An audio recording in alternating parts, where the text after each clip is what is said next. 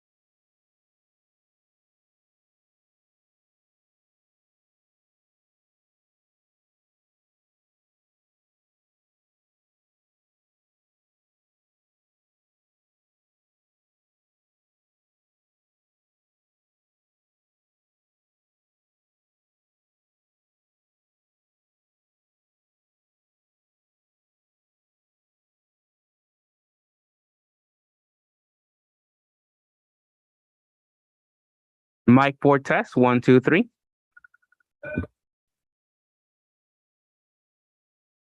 Mic 5 test, 1, 2, 3. Mic 6 test, 1, 2, 3.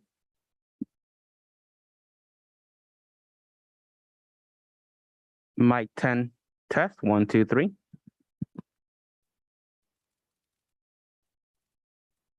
Mic 11 test, 1, 2, 3. Mic 12, 1, 2, 3. Morning. Staff mic 1, 1, 2, 3. Staff mic 2, 1, 2, 3.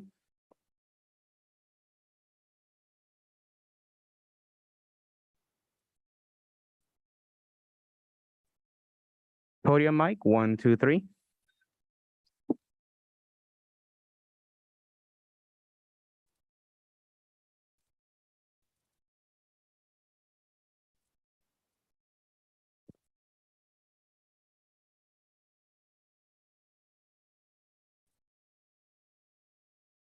One of the wirelesses, 1, 2, 3. It was wireless too, I think.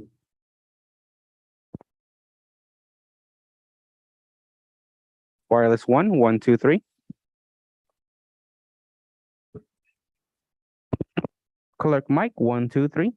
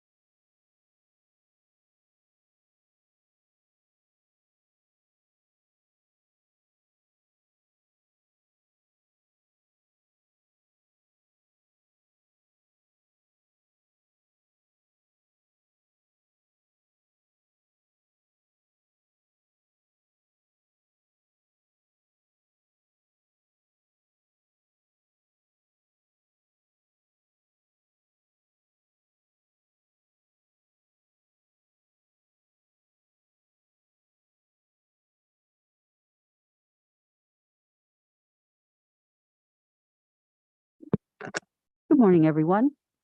I'm going to call to order the Monterey County Board of Supervisors meeting for today, Tuesday, July 26, 2022. Could we please have a roll call? Yes. Good morning. Let the record reflect all supervisors are present, with Supervisor Adams appearing in person and Supervisors Askew, Lopez, Alejo, and Phillips appearing via video conference. Thank you. Are there any additions and corrections for closed session? There are none today, Chair. Thank you. Therefore, in closed session, we will look at items number 1A through I. And I would like to recess the Board of Supervisors for closed session agenda items to return at 10:30 and call to order the Board of Supervisors of the Monterey County Water Resources Agency. May I have a roll call, please? Good morning. Let the record reflect all supervisors are present, with Supervisor Adams appearing in person and Supervisors Askew, Lopez, Alejo, and Phillips appearing via video conference. Thank you. And while that meeting is open, I'm going to close it. I'm going to continue that meeting and then go back to the Board of Supervisors meetings. I forgot to ask for public comment. So forgive me for that. Okay, let's move on with then. Are there any additions and corrections for closed session for the Monterey County Water Resources Agency? There are none today, Chair. Thank you. Then we will go into closed session with items number 1A through B. For the Monterey County Water Resources Agency, are there any public comments?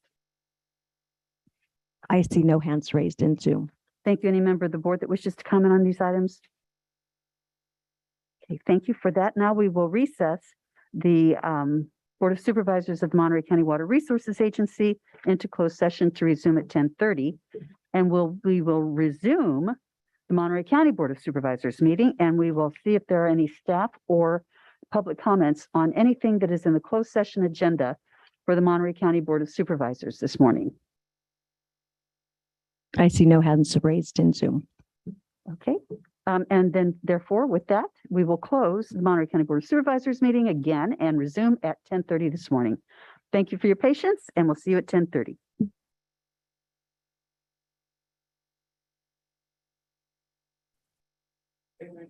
I thought you guys were going to speak or something, so I was, I got two left looking over at you, and I thought this guy had something critical.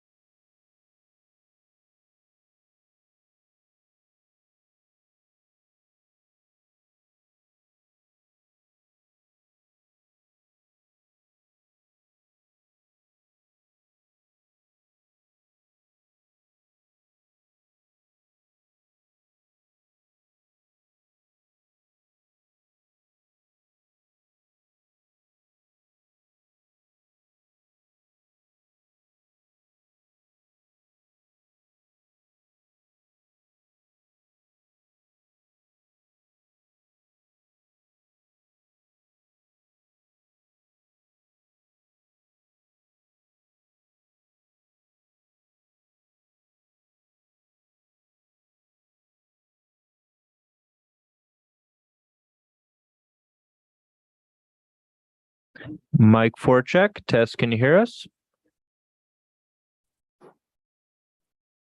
Zoom audio sounds good. Can you hear me? Yes, I can. Thank you. Thank you.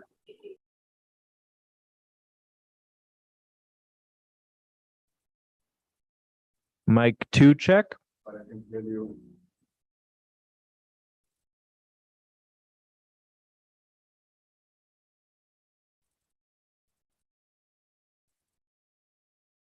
Mic 5 check.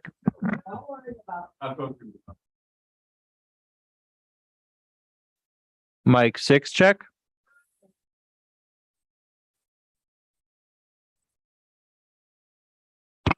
Mic 10 check.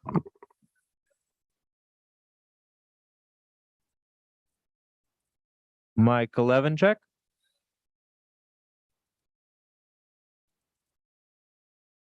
Mic 12 check. Relatable. Clerk, Mike, Staff mic 1 check. Staff mic 2 check.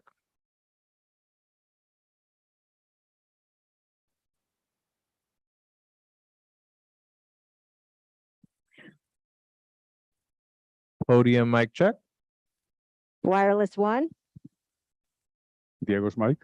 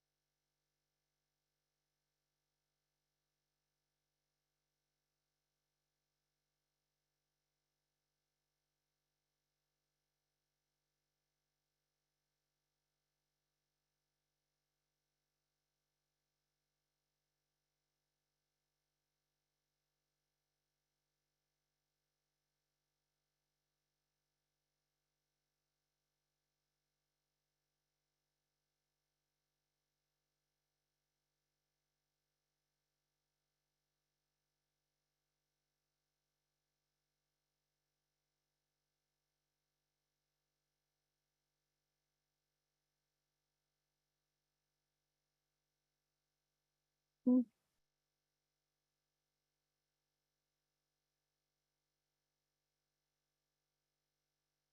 gee. Everybody's there.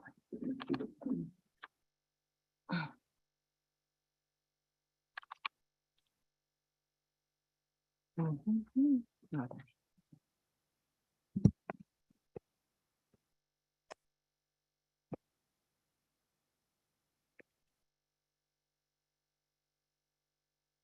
Good morning, everyone. It is my pleasure to call to order the Monterey County Board of Supervisors meeting for Tuesday, July 26, 2022. And we are reconvening after our closed session this morning. Can we have a roll call, please? Good morning. Let the record reflect all supervisors are present, with Supervisors Adams, Alejo, and Phillips appearing in person, and Supervisors Askew and Lopez appearing via video conference. Thank you. And could we please have the announcement of our Spanish interpreter? Muy buenos días a todos. Mi nombre es Diego Celis. Voy a ser su intérprete para español el día de hoy. Si usted está planeando hacer un comentario y necesita servicio de intérprete, por favor, hablar lenta y lo suficientemente fuerte para que yo le escuche. Por favor, hacer una pausa al final de sus oraciones para asegurarse de que tengo la oportunidad de interpretar. Muchas gracias por su atención. Thank you, Mr. Celis. And now, as we prepare for our Pledge of Allegiance this morning, I want to announce that today is National Disability Independence Day, commemorating the signing of the Americans with Disabilities Act in 1990. In recognition of this day, I have invited Judy Cabrera, Executive Director of the Central Coast Center for Independent Living, also called Cecil. Cecil promotes the independence of people with disabilities by supporting their equal and full participation in life. Cecil is a consumer-controlled, community-based, cross-disability, non-residential nonprofit organization. They provide independent living core services to individuals with disabilities, regardless of age, income, or disability type. Judy Cabrera is a statewide leader and continually brings local Monterey County issues to the attention of regional and statewide organizations. She serves as board treasurer of the California Foundation for Independent Living Centers and serves on the California TBI Advisory Board to bring awareness of traumatic brain injuries state and locally. Judy is also a full voting member and sits as chair of the Finance Committee for the Coalition of Homeless Service Providers. Judy, would you please lead us in the Pledge of Allegiance? Thank you.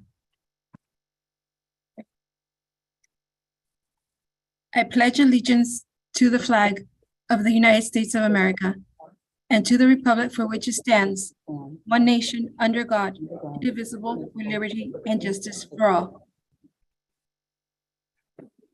Thank you so much, Ms. Cabrera. Thank you. Now, are there any additions or corrections to today's agenda? There's a correction to item number 5 under ceremonial resolutions. The request for this resolution came from District 4, Supervisor Askew, and not Supervisor Adams as noted on the agenda. There's another for a correction to item number 18.1 under scheduled matters. A revised attachment C has been received. And lastly, there's a correction to item number 43 under general government. A revised board report has been received. Thank you very much. And now we will go to ceremonial resolutions. There are 6 of them today. One will be presented.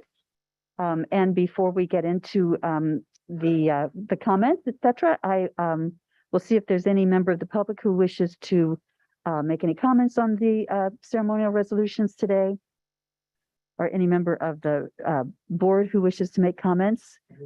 Thank you so much. Supervisor Alejo has moved approval of the ceremonial resolutions. May I have a second? Second. Thank you so much, Supervisor Phillips. Could we please have a roll call vote? Supervisor Alejo, Supervisor Phillips. Aye. Supervisor Lopez. Aye. Supervisor Askew Aye. and Chair Supervisor Adams. Aye. Thank you so much. And now for our presentation, we are going to have a resolution recognizing the accomplishments of wrestling standout Aiden Schlafauer and declaring July 26, 2022, Aiden Schlafauer Day in Monterey County. Supervisor Alejo? Thank you, Madam Chair. It is my honor and privilege to call up Aiden Schlotthauer and his family, his mom, or whoever family members want to come on up for this recognition. Nice to meet you. Thanks for coming in today. Thank you. Everybody, it is my honor to present this resolution as the team captain of my former high school wrestling team and the Gavilan Community College wrestling team. I was a state championship placer, but I was never, ever accomplished what this young man has accomplished. This is a historic day in your life because I think you are the youngest person, at least in my 6 years on the Board of Supervisors, to ever receive a resolution.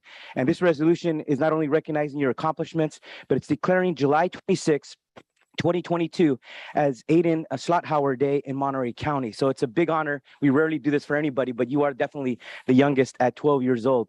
I'm going to read this resolution too, so people in the community know some of his background and history.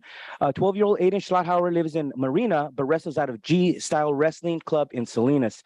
He started playing sports at 3 years old at the YMCA, and since then he has played several sports such as football, baseball, rugby, swimming, and wrestling. Very well-rounded and talented. He excels in every sport he plays, works hard every day to be the best that he can possibly be. He has struggled with a learning disability, but never gives up and always has a positive attitude. He's very social and always makes friends wherever he goes, and he will often make friends with the opponents in the various sports that he plays with. Good sportsmanship. He recently made headlines as he won the 12U 135-pound California Triple Crown title. This is given to a wrestler who places first in all 3 California state tournaments, one in each style. Only 3 kids in his age group won this award in the state of California. During the state tournament, he did not give up any points and pinned his opponent in only 28 seconds during the championship match. Most of Aiden's regular season matches were against older middle school students, and he entered the season with an outstanding 42-4 record. That's awesome. He also earned the title of Grand Champion in folk style, freestyle, and Greco-Roman wrestling, and the Santa Clara Valley Wrestling Association awards the Grand Champion belt to the wrestler with the most wins in their division. Aiden's major accomplishments are the California USAW Folk Style State Champion, the Greco State Champion, Freestyle State Champion, the San Joaquin Wrestling Association State Folk Style Champion, the Santa Clara Valley Folk Style Champion, the Santa Clara Valley Freestyle Champion, the Greco Champion, and also the Grand Champion in Freestyle, Folk Style, and Greco. Aiden exemplifies a positive attitude, determination, dedication, and sportsmanship, which makes him a good role model and inspiration to youth and adults alike.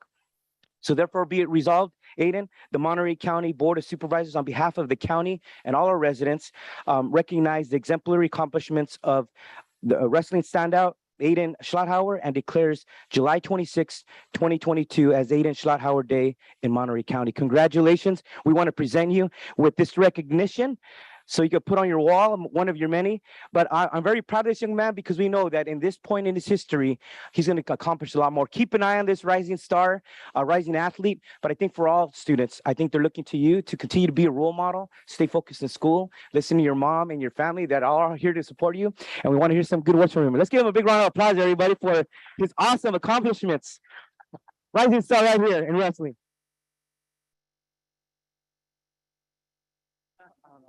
Anything you want to say, your mom? So I'll thank you to my parents and my coaches and my family. My coaches, Paul Gomez, Kelly, and Kelly St. John, Coach Ringo, Coach Justin, Coach Adrian, and everybody else.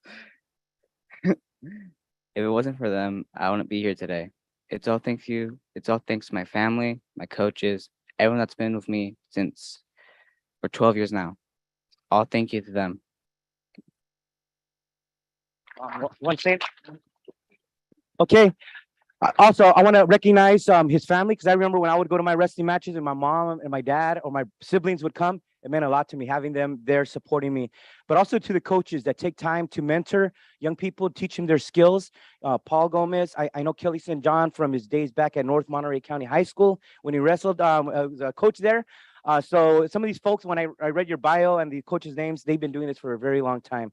And so I want to thank for me, my coaches was Gary Garcia, Gus Paz out in Watsonville. They're still my heroes. They're still coaching and mentoring a lot of people. So they are true community heroes that should be recognized along with Aiden's accomplishments as well. Thank you to all his family for coming. And thank you for being an inspiration to all the youth here of Monterey County. And if we could take a picture.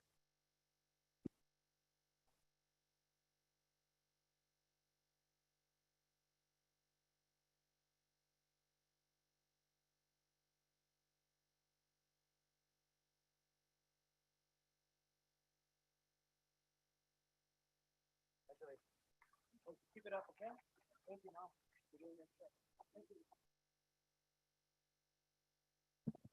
Thank you and congratulations again, Aiden. And now we will move forward with our appointments. There are 5 appointments that we have. And I forgot to mention this earlier, but for people who are attending by Zoom, by telephone, please know that the controls are to press *9 to enable the raise your hand feature and press *6 to toggle the mute unmute. And then if you're connecting by your computer, you know to simply press the unmute yourself or raise your hand portion. So with that, as I said, we have 12 appointments and I would entertain a motion to approve the appointments. Lopez, so moves. Thank you, Lopez. And second is Alejo. Thank you so much. Could we have a roll call vote, please? Supervisor Alejo. Supervisor Phillips. Aye. Supervisor Lopez. Aye. Supervisor Askew. Aye. And Chair Supervisor Adams. Aye. Thank you so much. Moving forward now, we will go to our consent calendar, items number 22 through 60. Before we move forward, I'll ask if there's any member of the board who wishes to pull any of the items on our consent calendar today.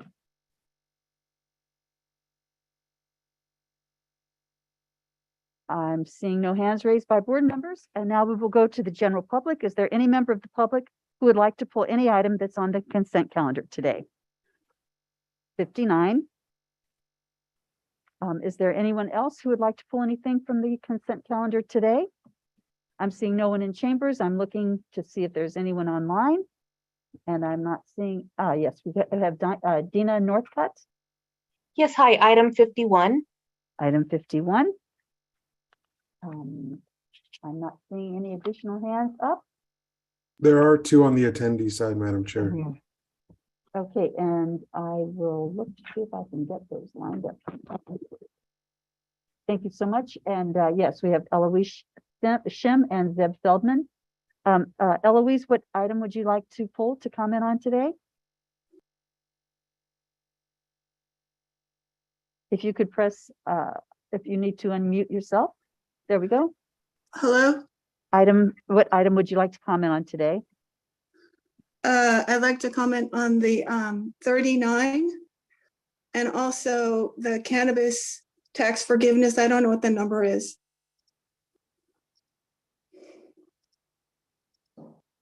I think that may be on the agenda item today. So we'll just take the only one on consent calendar will be 39. So we'll have that one for you. And then Zeb, could you please tell me what item you would like to comment on? Mr. Thank you, Feldman? Chair. Thank Also you. item 51. 51. Okay, great. Thank you so much.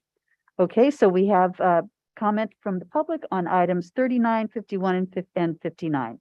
So we'll start with item 39, and I believe that was Ms. Shim. Would you like to make your comment? And you would have 2 minutes to do so.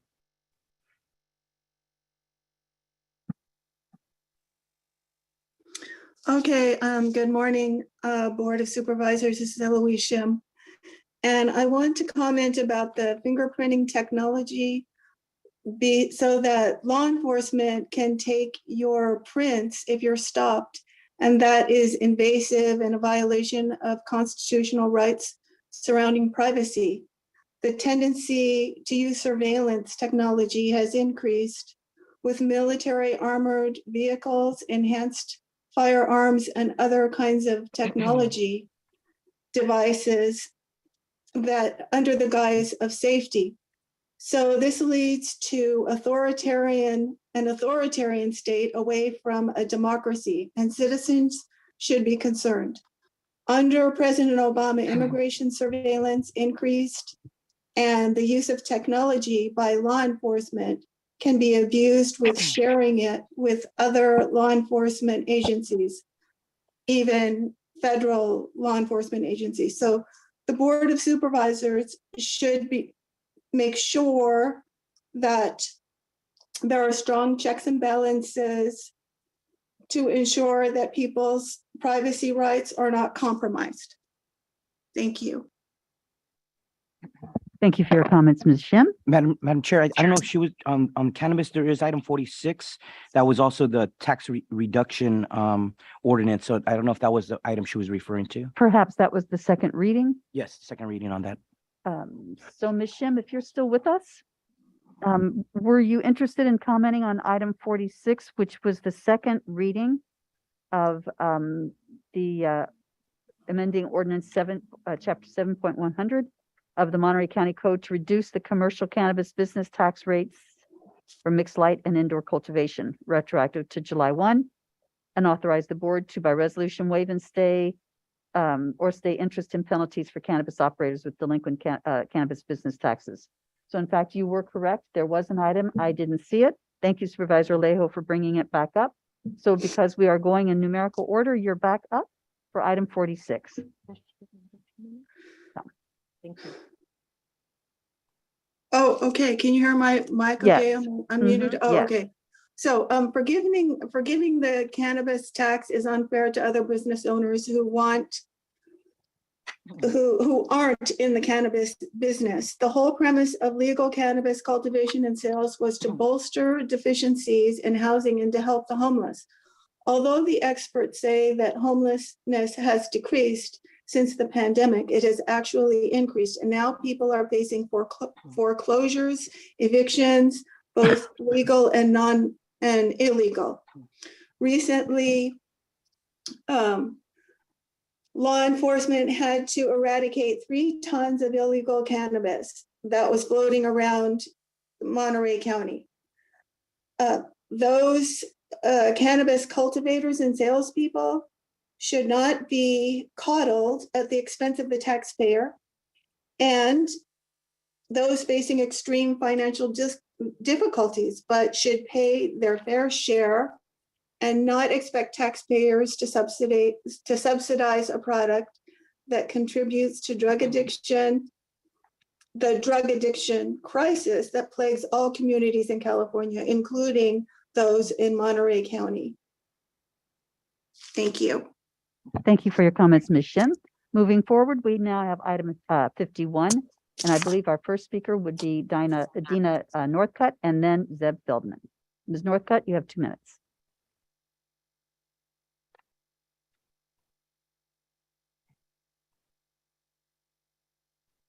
Sorry, some technical issues here. Yes, hi. Hopefully you can hear me. Good morning. My name is Dina Northcutt, and I work at Housing and Community Development, and I'm Vice President of the Monterey County Management Council and a county employee of almost 6 years. Here's our concern with item 51. It's regarding confidential employees. There are approximately 508 ex-unit members, most of whom wanted to unionize, but then dozens were defined as confidential and not allowed to join the union. Later, after joining the union, Cma, some were designated as confidential and had to drop out. Many are confused as to why they were designated confidential. The definition of what is considered a confidential employee has not been solidified, and the number keeps growing. For example, ex-unit members who have been paying union dues for 5 months or so, or have been represented by Cma to deal with issues could be marked confidential and no longer allowed to be in the union. They would lose their union dues that they paid to Cma, no longer be represented, and no longer have Cma to continue assistance with them on any of their open issues. In fact, one of our negotiations team members was designated as confidential only a few days after he became a member of the team. According to the definition in the PPPR, any member of X unit would be considered a confidential employee. If you really, boil it down. I've never been told that I'm confidential, but the area like right now is so gray, it's not black and white, that it could be changed tomorrow based on item 51. We've had really great conversations with HR, but this particular process has eroded some of the trust.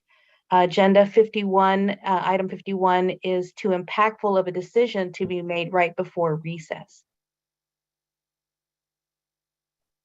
Thank you for your comments very much, Ms. Northcutt. And You're now welcome. we will Thank you. go to Zeb Feldman, also in item 51.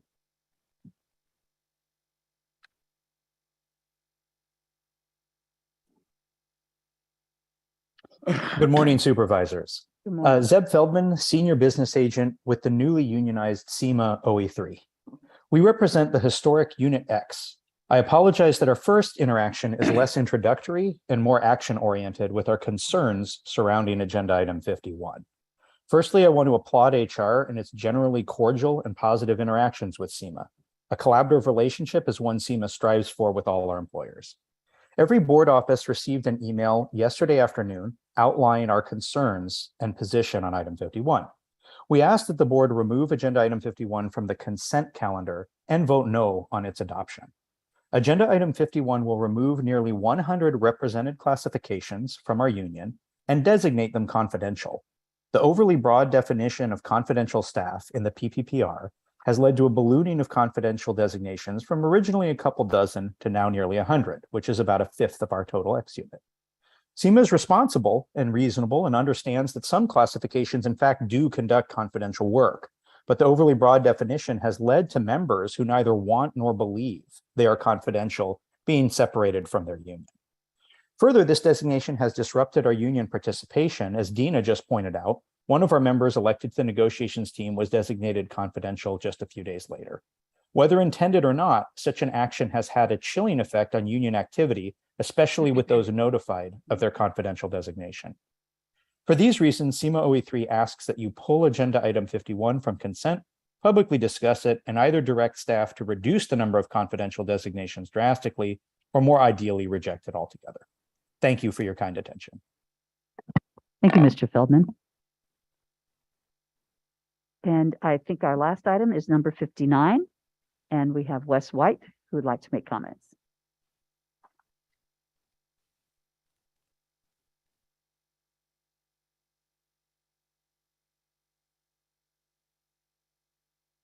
Hi, good morning. Wes White, Salinas Monterey County Homeless Union co-president.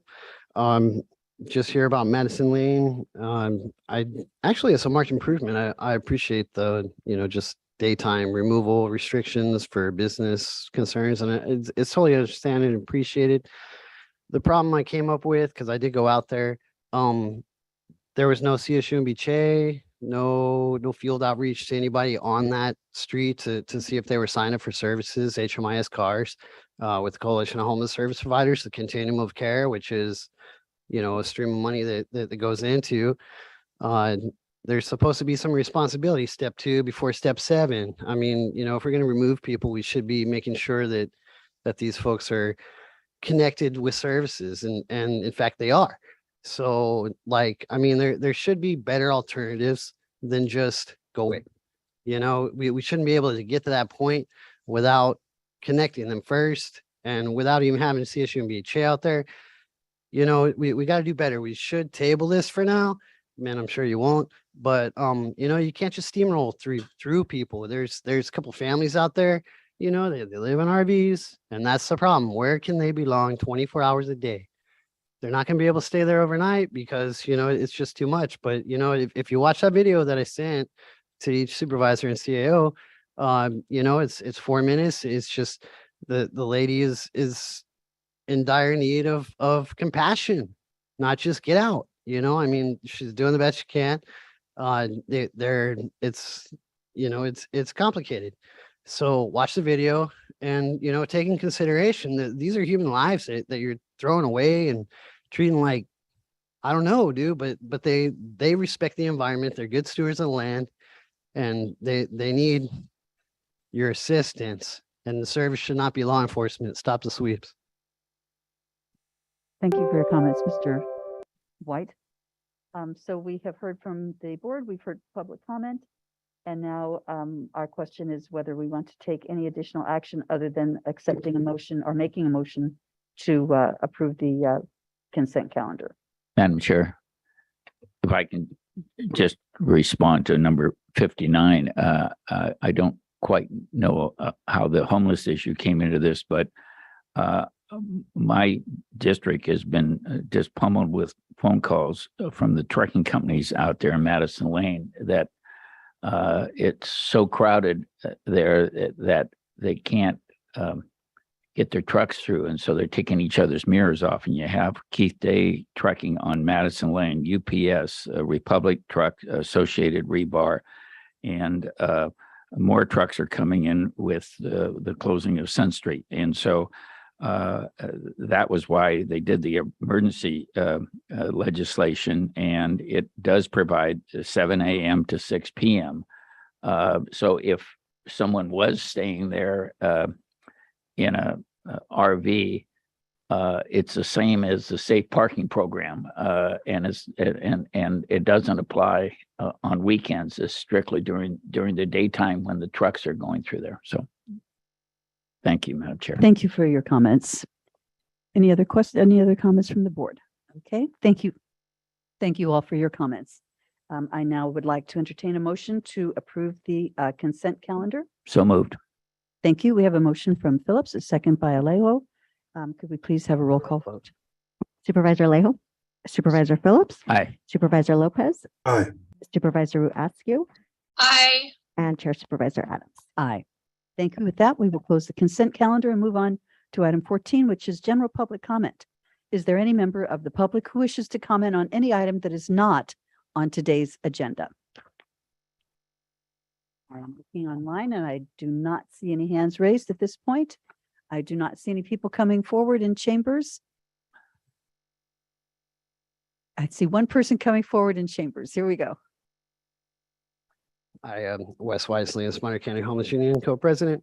The homeless summit was just this last time around, a couple weeks ago, and I mean, I know that it was directly stated. The position on sweeps was don't do it. Actually, just provide services instead.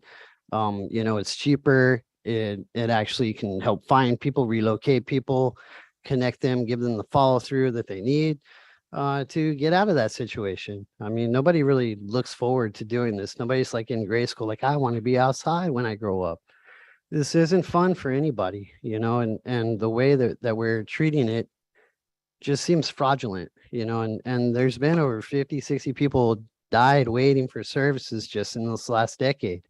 So, I mean, we need to do better. Unless you want to return, you should return the money, just do law enforcement. Just admit that you're not interested in helping people because, there's no budget for it. We ain't got no money to help you, but we got all kinds of money to hurt you. Now get out. And that just seems to be by and large the absolute answer to everything. We can't let the dollar dominate everything. Which master do you serve? And if you're in public service, it should be people. People need to come first. They have a home, until the tow truck comes and takes it. Now they're homeless. Who made them homeless? A state created danger. We need to do better. There's so many people to help. There's so much need out there. And just taking the time and patience to actually follow through with those commitments that you're promising these people when they sign up for services, and people get paid to sit behind a desk and wheel and deal, because there's just no inventory to put anyone anywhere anyway. That's why we need to do things different. I'm very glad that this was an marked improvement for safe parking.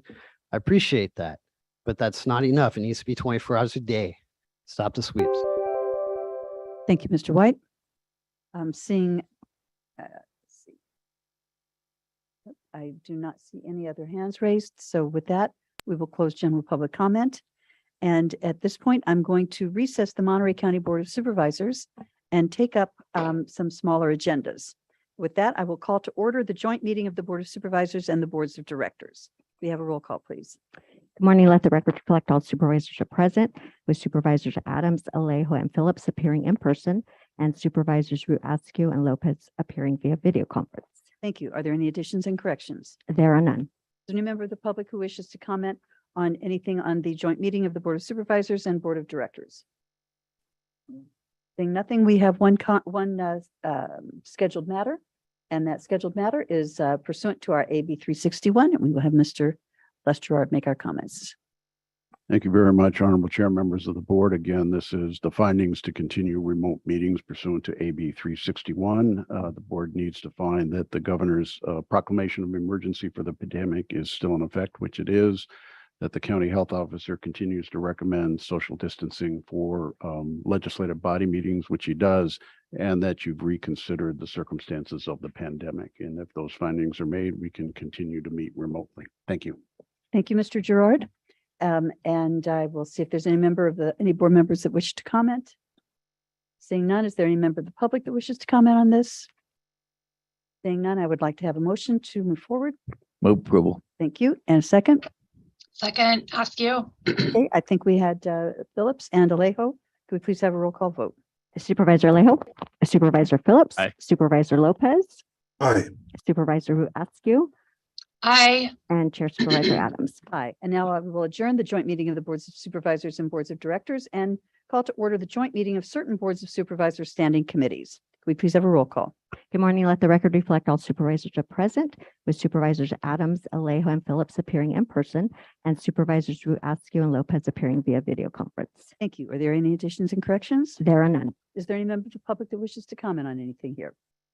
Seeing none, we have one scheduled item, and it's AB 361. Thank you, Honorable Chair, members of the board. Same findings need to be made for the committees to continue to meet remotely. Thank you. Thank you very much. Is there any member of the board who would like to comment on this? Any member of the public who wishes to comment on this? Thank you very much. Is there a Second. second? Thank you very much. We have a motion by Alejo, second by Phillips. Could we please have a roll call? Supervisor Alejo, Supervisor Phillips, Aye. Supervisor Lopez, Aye. Supervisor Askew, Aye. and Chair Supervisor Adams. Aye. Thank you very much. We will now adjourn the joint meeting of certain Boards of Supervisors Standing Committee and return to the Monterey County Board of Supervisors, where we will take up our scheduled matters. Could we please have a roll call? Good morning. Let the record reflect all supervisors are present, with Supervisors Adams, Alejo, and Phillips appearing in person, and Supervisors Askew and Lopez appearing via video conference. Thank you very much. So we have a couple of very exciting and interesting items that we're going to be taking up this morning. The first is item 15, which is adopting a resolution to call for the election on the Children's Initiative and approve the ballot question, and order consolidation with the statewide general election on November 8th, 2022. And I believe we will be having a presentation, and I think it might be by our county council. Thank you, Honorable Chair, members of the board. I'm going to address both items 15 and 16. They're related in one staff report. On July 12th, the board received the certified signature results from the registrar of voters indicating that the initiative that you mentioned qualified for the ballot in November. At that time, the board directed staff to return with these two items, calling the election, consolidating, and placing the matter on the ballot, as well as an item to endorse the ballot measure.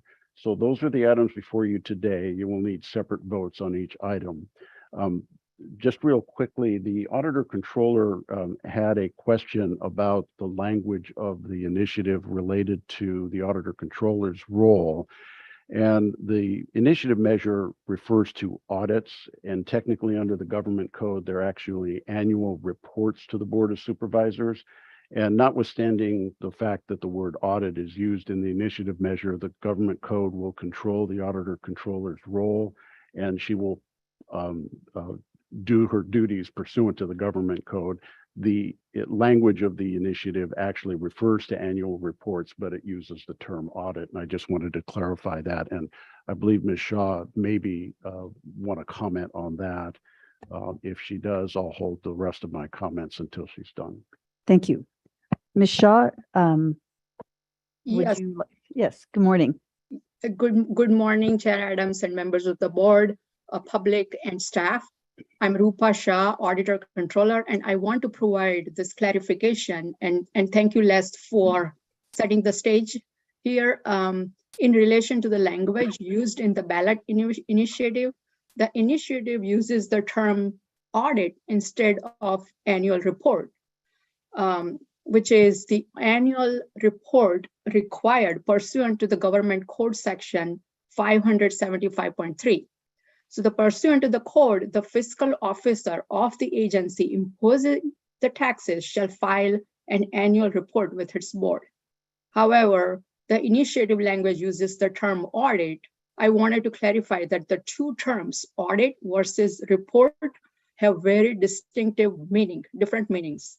And so I want to point out that to help proper expectations for this report that will be produced by the Auditor Controller's Office, to have set the proper expectations, that I wanted to just clear up the language, at least for my perspective, and want to clarify that it will be an annual report as required by the government code.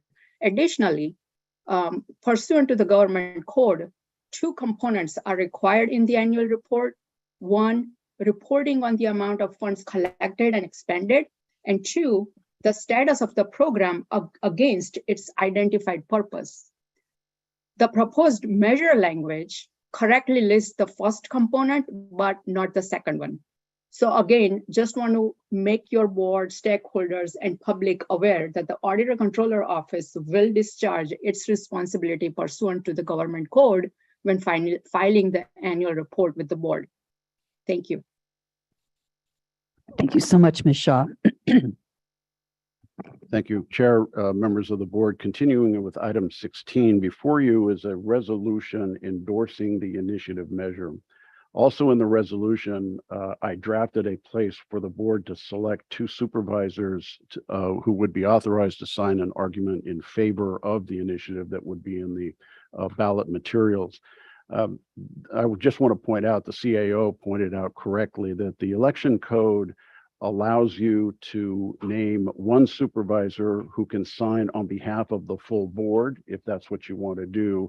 My understanding also is that the proponents of the initiative would prefer that only one supervisor be delegated to sign the argument in favor because they want to have some other signatures, and two would take up one space that they would like to have somebody else sign the ballot argument in favor. So that concludes my report. You will need separate votes on each of the items. I would propose you take item 15 first and then conclude with item 16. I'm happy to try to answer any questions. Thank you so much. I will now turn to our board to see if anyone has any questions or comments on item 15. A couple of questions. First, I want to welcome back our former colleague, Supervisor Simon Salinas. Thank you for being here today. Good to see you in these chambers. The question would be, first of all, just on the Community Oversight Board. How does under the initiative, how does that how do those members get chosen? And I know that's an important component for the public to know that there's going to be citizens of our community who are going to be overseeing these dollars and making sure they're spent as intended. Yes, we have Ms. Francine Rod, who I believe will be able to respond to that question.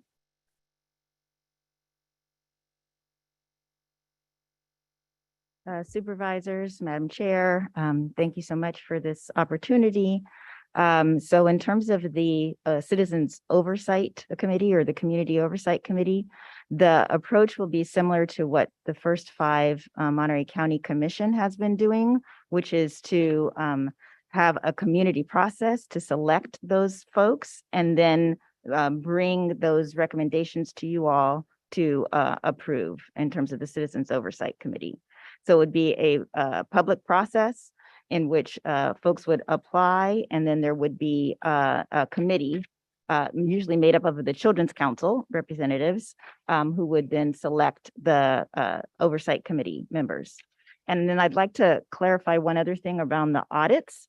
First 5 Monterey County is the organization that would be charged to implement this, and First 5 does annual audits. And so in terms of the funding for this purpose, there would be an audit that would be conducted by First 5 for those funds to ensure that they have been spent for the purposes in which they were designated. And can I follow up Yes. on that? Was my second question was on the audit. So would the county auditor be doing that, or would that be an outside auditor that you hired to do this? It's an independent auditor that audits First Five's funding on Okay, an annual perfect. basis. Thank you. Those are my only questions. And I'll make some comments at later, Madam Chair. Thank you. Thank you very much for your help, Ms. Rod. Is there any other member of the board who has questions on item 15? I am not seeing any hands raised. I will go out to the public now and see if there's any member of the public who would like to comment on item 15.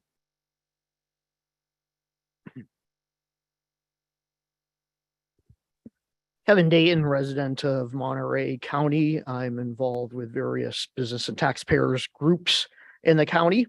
Want to give you a little bit of a background why I got involved with this campaign and why a lot of business groups are favorable toward this. We realized as we began to get into the recovery phase from COVID, a lot of businesses were reporting a shortage of people applying for jobs, and found that was a valid concern. And they also reported that one of the issues coming into play was the lack of accessible and affordable childcare.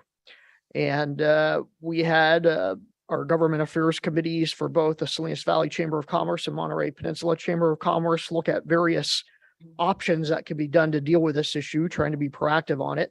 And it happened to be at the same time, the First Five Commission was looking at doing a ballot initiative. So I actually got involved with that particular campaign.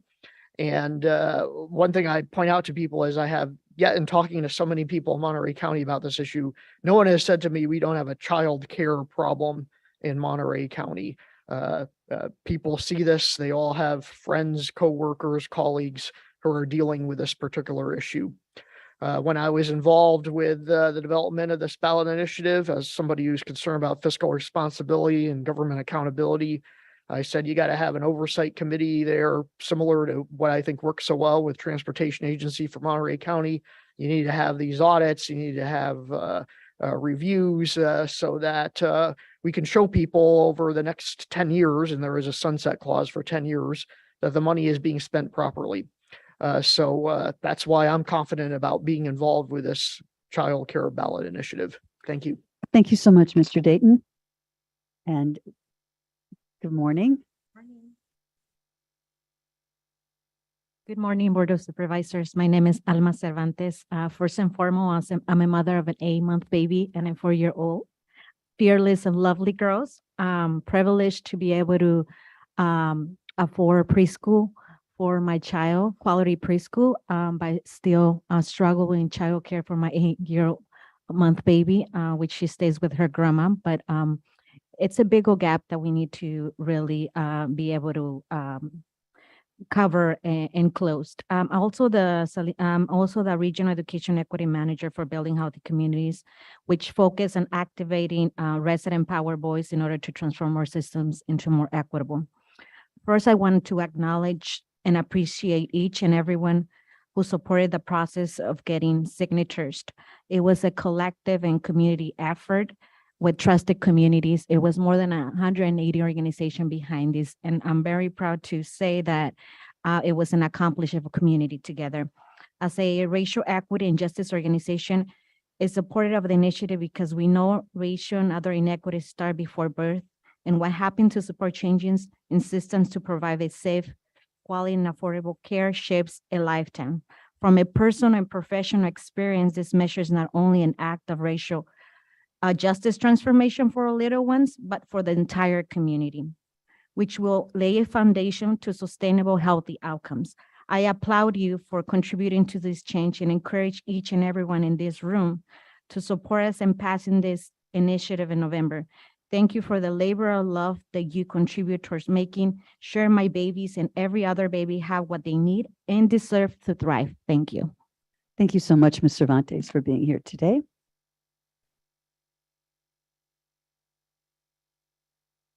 Morning. Good morning. So How's it just- feel to be on the other side of the dais? Right, thank you. Thank you for allowing me to say a few words, but frankly, just wanted to come and show my support for this initiative, and having been an elementary school teacher and also a commissioner for 15 years, I mean, this is important. I mean, we all look at, we've worked with Supervisor Phillips on Rancho Cielo, very critical and needed project here in this county. But if we look at the need to go as far upstream as possible, this is it. In the commission, we looked at working with parents and looking at those centers. And I can tell you, I visited centers from King City all the way up to the peninsula, to Castroville, to Pajaro, Salinas, Chular, San Lucas, and wherever we provided some technical assistance, it truly improved the quality of education for those children. When those children came to me when I was an elementary school teacher, I could tell which were the children that were ready to learn from day one. They had the skill set already to be able to not fall behind. Because we all know, as we look at the history of education, if by third grade a child has already fallen behind, the likelihood is they're going to end up as a statistic, but we don't want them to be a statistic in the criminal justice system. So very important to do that. We know the studies, the brain of children develop 80% by 0 to 5. So important to invest in this age group.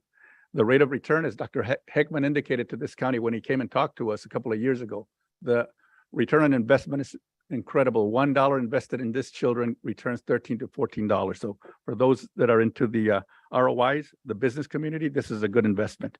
And then we look at the number of spots available to this children. Only 26% can get access to childcare because there aren't no openings, no slots. So we need to really focus on that and be able to expand the infrastructure to care for our kids. Again, the broad support here for this initiative. It's there. And you've heard from some of the speakers, and we all care about this. We all know the importance of investing and making sure that we can provide childcare options for all the children here in Monterey County who need it. We think this is important. We thank you for hopefully putting it on the ballot, endorsing it, and then designated chair to be a signatory. But also, if we need to, and if it's possible here, we could discuss it, is to maybe appoint also Supervisor Lopez, who's the chair on the commission, to be a signatory if there is opposition, to rebut that opposition. That'd be important so that we're prepared to do that as the campaign progresses. So thank you all for allowing me to speak. Thank you, Supervisors. Is there any other member of the public who wishes to make comment on item 15?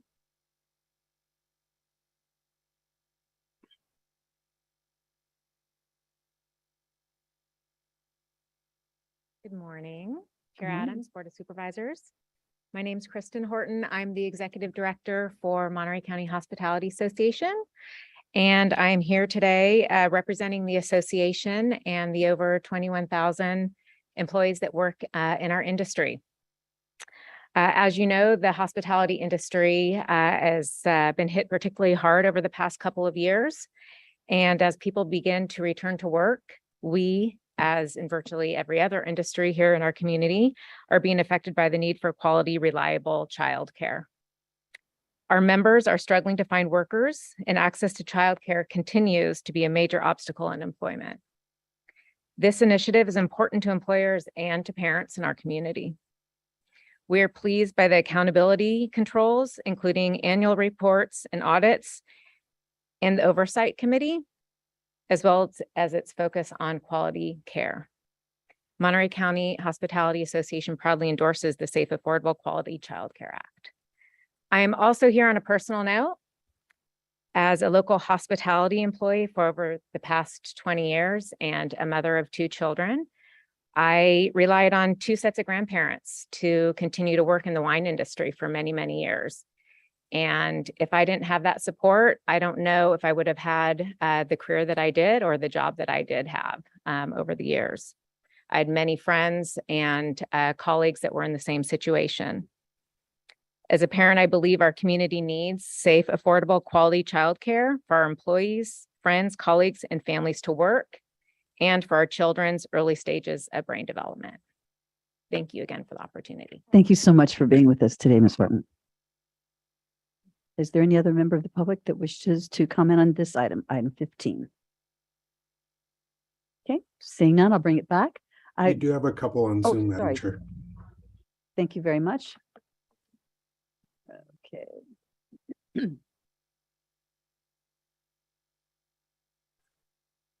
And actually, I think the 2 people whose hands are raised may be wanting to speak on item 16. So I am going to. 15 and 16. We have to have separate votes. So I was going to go back and allow comment on item 16 separately. So with that, I'm going to make the supervisorial chair prerogative and close public comment on 15 so we can get into 16. 15, of course, is adopting the resolution to approve the ballot questions submitted by County Council, as well as calling and consolidating the election. So I simply want to thank everyone for bringing forward the set of actions to place the People's Initiative, the Childcare Initiative, on this November's general election ballot. I'm fully supportive of taking these actions and will reserve my additional comments for the next agenda item when we will discuss the board's endorsement of this measure. So I would like at this point to bring it back to the board to see if we can get a motion to adopt the resolution approving the ballot question submitted by County Council, as well as calling and consolidating the election. I'm Madam happy to Chair, make this that is that Lopez. motion. Yes. Yeah, Yes, could I have a second? happy to second it. And I just did want to quickly speak to the audits because I do think they are critically important. And so the fact that we're here today talking about this and we want to make sure the public's fully aware of all the safeguards, and those audits are annual audits. And I think that's critical as we're talking about a 10-year program here. I want the public to know that they will get an audit, a review, a report, whatever you want to deem it, every single year for 10 years. And so I think that that's important. But with that, I'm happy to second. Thank you very much. Okay, we have a motion, a second. Could we please have a roll call vote? I'm sorry, Supervisor Chair Lay? Adams, I had a quick comment. On this one, yes. I did, yes. I just want to acknowledge the incredible coalition of support that has been built around this particular initiative, and the reality that we would not have made it to where we are had we not been able to organize and come together as a group, a wide variety of stakeholders. So just, I feel like it's appropriate to acknowledge and recognize and thank every single person who has played a part in negotiating the intricacies of how we pull this together in a way that addresses concerns, in a way that addresses the variety of needs that different stakeholders have throughout our county. And just this is the fact that we're moving this forward is a testament to the incredible strength of our county here in Monterey County, and our commitment to kids and our commitment to families. And it's not lost on me the significance of the action that we're prepared to take right now. So huge thank you of appreciation. And I'm really excited about what the future holds for us as a community, and how we can continue to come together on issues of critical importance and issues of recovery from the pandemic that are going to leave us as a stronger, healthier county in the future. So with that, I'm happy to proceed with the vote. Thank you. Thank you very much. Madam Chair. Yes. I too would like to comment because I do feel this was one of the most significant matters that we'll deal with on the time that we're on the dais. And as Supervisor Salinas mentioned, two of my kids are in teaching school, and they deal with the same thing of seeing those young kids come in, and some are ready to learn and some are just not prepared to learn. And I think it is significant that we have such, as mentioned by my colleague, such a broad base when you have the Chamber of Commerce's hospitality, even Kevin Dayton, and more conservative groups saying this is an issue that really needs to be dealt with and is a significant one. So I was proud to be there behind Supervisor Lopez when we did the kickoff, and I'm proud to be part of this group that's supporting it. Thank you, Madam Chair. Thank you very much. Supervisor Alejo. Since my colleagues are all making their comments on this item rather than the next one, I'll do the same. First of all, I also want to recognize all the work that was done by the community, all our community leaders who really care about childcare. I know this is something very important to all our families and especially our mothers who are parents who are struggling to be able to find childcare throughout Monterey County. But it's not a challenge unique to Monterey County. We know that it's a challenge to families all across the state of California. But what is unique to Monterey County is the will of our local leaders, of our first 5 leaders, to put something together and put it on the ballot and put it before the voters. But we also know that these are hard economic times, that there is inflation. So this is going to take a lot of work. It's going to take the community to come together to support this initiative, to educate all the voters of how important it is for them to support this, because this is an investment in our youth. It's an investment in our future. And there's nothing greater than supporting our children to have a healthier lifestyle, to get a good education and give them better opportunities. So we have some more work to do to get other stakeholders on board, especially our labor unions, other community organizations and leaders. But I know that's all going to be part of this ongoing campaign. And I also want to recognize hospitality and business that have come forward, because they recognize this as it's also important to our economy, to our jobs, and to our workforce as well. Everything is intertwined. I want to just say how important this is for me in my district, in District 1. I know overall in Monterey County, we have a population of under 5. That is 6.6% under the 2020 census. That means out of almost 437,000 Monterey County residents, 29,000 are the youngest ones, the most vulnerable, 29,000. But in Salinas, which is the largest city in the Monterey Bay, half of those 29,000, 14,000 are residents in Salinas. So this is going to be a big benefit to this city and in my district.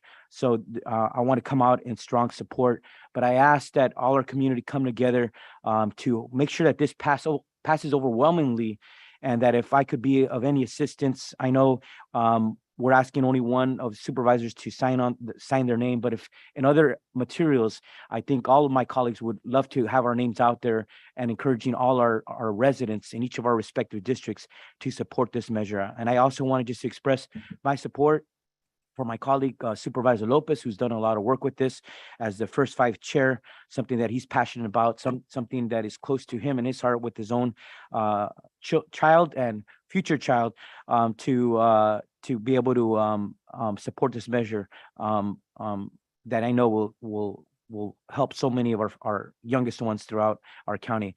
Supervisor Salinas, I want to thank you for coming out once again, showing your support. We need more leaders like Supervisor Salinas to come out and to tell our community we have to come together to make sure this passes overwhelmingly in November. With that, thank you, Madam Chair. Thank you very much. And now we've heard from everybody under the sun, but wait, there's more. But for item 15, why don't we go ahead? We have a motion, we have a second, and if we could please have a roll call vote. Supervisor Alejo. Aye. Excuse me. Supervisor Phillips. Aye. Supervisor Lopez. Aye. Supervisor Askew. Aye. And Chair Supervisor Adams. Aye. Thank you very much. And I'm very delighted to say that motion passes overwhelmingly. And now we are able to move on to item 16, which is to adopt a resolution in support of and endorsing for the Safe, Affordable, Quality Childcare Act in Monterey County. This ballot initiative, we're actually endorsing the name, the total name, at the initiative, and designating supervisors to author an argument in favor of the initiative for inclusion in the voter information guide. This citizens initiative is an extremely important part of our county, part of the future of our county. And I think we're very fortunate to have such a broad covering of opinions, all in support in moving forward in the same direction. So I will quickly see if my colleagues have any comments on this at this point. I'm seeing Supervisor Rudasky, is that a legacy hand, or you have? Yep, it's a new hand. Thank you. Pardon me? It's a new hand. Thank you. Okay, please comment. Great, thank you. As Supervisor Alejo mentioned, I know that every single one of us on this board are fully supportive and have been champions in our own right in many ways over the past decades, at least that I've been paying attention and involved. And I'm sure that any one of us would be honored to represent the county. I did have a question. I do know that these are strategic decisions in terms of the balance of who's represented on the signatory list. I don't know who else is being considered to balance out the list of signatories. But I was interested if there's anyone that can answer the question as to strategically what the thinking is around how to choose someone from our board who's going to best align us to gain support of the voters. My default would have been the board chair to represent the county. But I'm not privy to any of the previous discussions about what the strategy might be. So I would be inclined to support the strategic thinking that's been done on how to give us the best absolute chance of moving this initiative forward. And if there's anyone that's able to answer that question, I would be interested in that information before moving forward to select who we identify.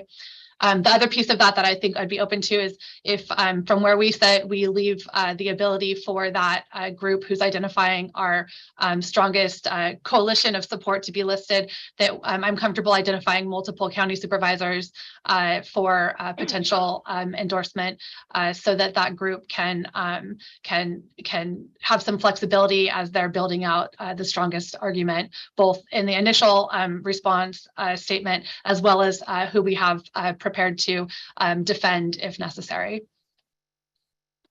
Thank you, Supervisor Rudascu. I will look out to the audience to see if there's any member of the public who would be able to respond to that comment. Madam Chair, question. I'm happy to just say that, having obviously been involved for a long time on this, I think it would likely be most appropriate to show the full board support by having it be the chair for that argument. And so I'm happy to support that. I know that former supervisor Salinas did mention that in a rebuttal form, perhaps having a different supervisor. And I think just giving, as you said, Supervisor Askew, that ability on making that decision to the proponents and working with the appropriate people would be the right approach. Thank you for your comments, Supervisor Lopez. Supervisor Salinas. Is my mic on? Is it on? Yeah. Can you hear me? Anyway, well, the thinking was as the chair, you represent the full board and hopefully we get that endorsement. And so we'd have it there. But if there is a need for a rebuttal, then obviously Supervisor Lopez as a commissioner also would be representative of Salinas, the Valley. That would add to the overall strategy to try to reach as many voters and get as much support. Certainly, we also recognize that Peninsula has a large voter base that we need to target and make sure that those folks get out and become supportive. But as Supervisor Alejo was saying, we will come back and ask individual supervisors to help us as we get the mailers out there, as we do, depending on how much resources we have to do radio, to do TV. We're going to need everybody's support to be able to get your base, your support to come out and know that you're behind this and that they should get behind it also. So again, we're thinking that that's probably the best strategy to use at this point. Thank you. Supervisor Lopez, I see your hand is up. Is that a legacy or? No, I actually something didn't new? make comments on the last one. So I was hoping before we move on this one to make a few comments. And so my hand is up. I know we haven't gone to the public yet. Okay. But, yeah, when the time comes, I would love to make this motion. Excellent. It's been a labor of love. And I think that the work that's gone in and the support that came from the bottom up is just powerful and moving.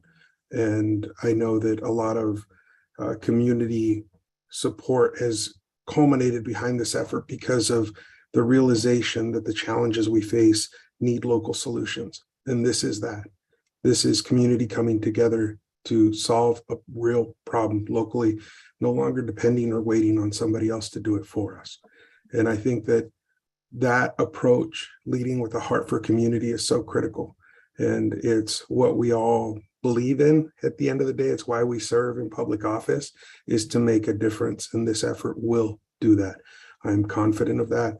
And I'm just so thankful to be in the position today where we're going to be voting on this and pushing it forward with our endorsement, and thankful for the opportunity to share a few words. Thank you, Madam Chair. Thank you, Supervisor Lopez. And at the appropriate time, when we're making a motion, I'll ensure that you are the maker of the motion. With that, now I'd like to go out to the public and hear from the public. And I saw two hands raised that I rather rudely took off the list. And I'd like to see if I could get them back up. And the two speakers whose hands were raised were Barbara Meister and Rick Aldinger. So with that in mind, I'm wondering if, yes, thank you. There we are. So I'll start with Ms. Meister, and then I'll go to Mr. Aldinger. And then we'll get back in order here and get the other people who have signed up to speak for us. Good morning, Supervisor Adams and members of the Monterey County Board of Supervisors. I'm Barbara Meister, I'm the Public Affairs Director with the Monterey Bay Aquarium, here today to announce publicly our endorsement of the Safe, Affordable, Quality Childcare Act. And we endorse it for two reasons. One, as Kristen Horton mentioned, our industry suffered, our aquarium suffered during the pandemic, and getting childcare for our workforce is just a key fundamental resource to getting us on our way to recovery. In a recent survey, 34 of our employees said, yes, they need more access to safe and affordable childcare. So it's an investment in our workforce and supporting the employees who are parents of young children, but also, as mentioned by others earlier, it's an investment in the future workforce. For employees at the aquarium and as well throughout all of our industries in Monterey County.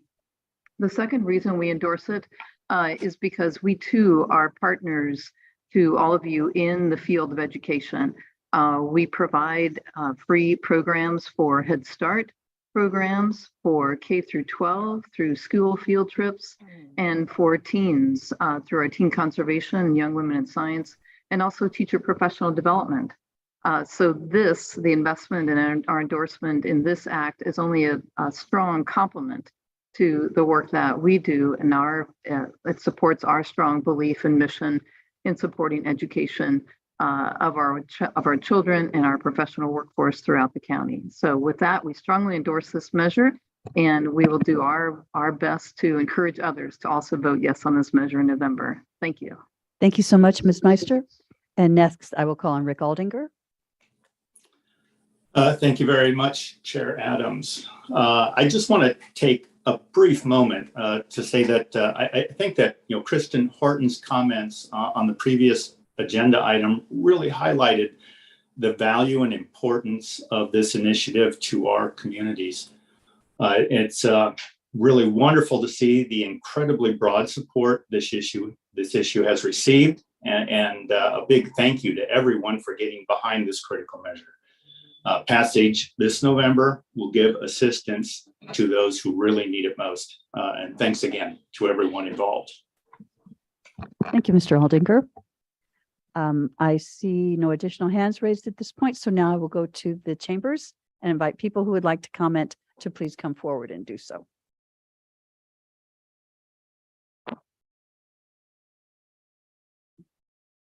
Welcome back. Good morning, supervisors. I'm Will Llewellyn, former president of Hartnell College and advocate for this important initiative. As someone who has spent his entire career in the work of colleges and universities, I can speak directly to the importance of access to high quality, affordable childcare and early education. If we don't get it right in the early stages of a child's development, each successive step along the education pathway is a struggle all the way to the college level. Access to high quality, affordable childcare and early education is a challenge for too many families in our communities. There's nothing more important to the health and vitality of our communities than the development of our children.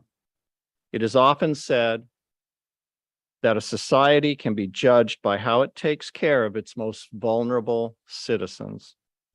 It is my hope that all of us will be judged favorably because we took action to support families and our communities by prioritizing the care and development of children. I urge you to unanimously endorse the Safe, Affordable, Quality Childcare Act, Quality Childcare in Monterey County Act ballot initiative. Thank you. Thank you so much, Dr. Llewellyn. Wonderful to have you with us today. Is there anyone else in chambers who would like to make comments on this item on today's agenda? And if there are other speakers, you might want to come down toward the front of the room. Good morning. Buenos días. Good morning, board member, Monterey County. My name is Maria Parra. I am mother of 4 children, and I am resident for Salinas. As a mother, I was able to achieve my goal to attending Harney College. It is because this school has 2 early childhood development centers. Unfortunately, there are serious limitations and requirements that exclude many children and parents for this opportunity. This initiative is aimed to improve the quality and availability of affordable childcare and preschool in Monterey County. Quality childcare is a great need also in our farmers, workers, families, school, and many other worker sectors who do not have enough money to pay these needs. This measure we give many support for all those families and children. As a mother and community organizer in building healthy community, it's an honor to carry out this initiative. This initiative will also provide prosperous economic vision for all of our Monterey County. Thank you, board member. With respect, Maria Parra. Thank you so much for being with us today and for your comments. Is there anyone else who wishes to comment this morning?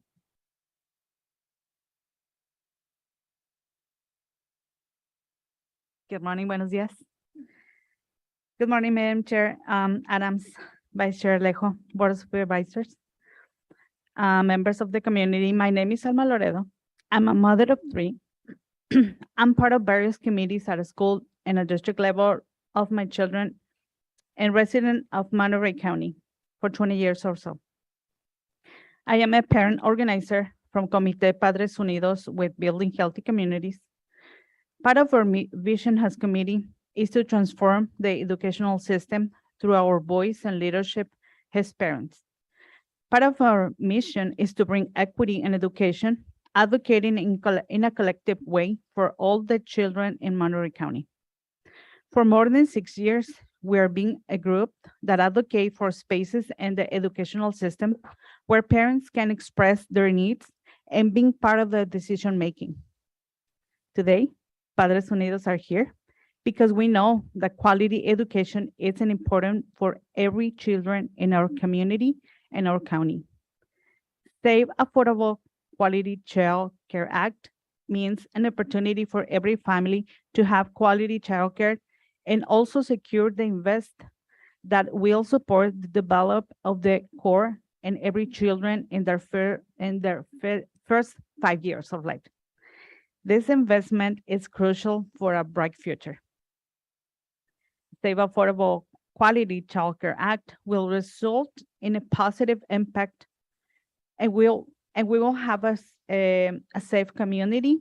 We also help to grow the economy throughout the county, and our families will have a safe place to count on. As community leaders in our communities, it's our responsibility to do our part in order to achieve a bright future for all the children in the county. We know that we count on you. We have your authentic support for the success of this measure, and I want to say thank you in name of the community. Thank you. Thank you so much for your comments this morning. Is there anyone else in chambers? Any other member of the public who wishes to make comments on this item? I see one person coming forward. Here we go.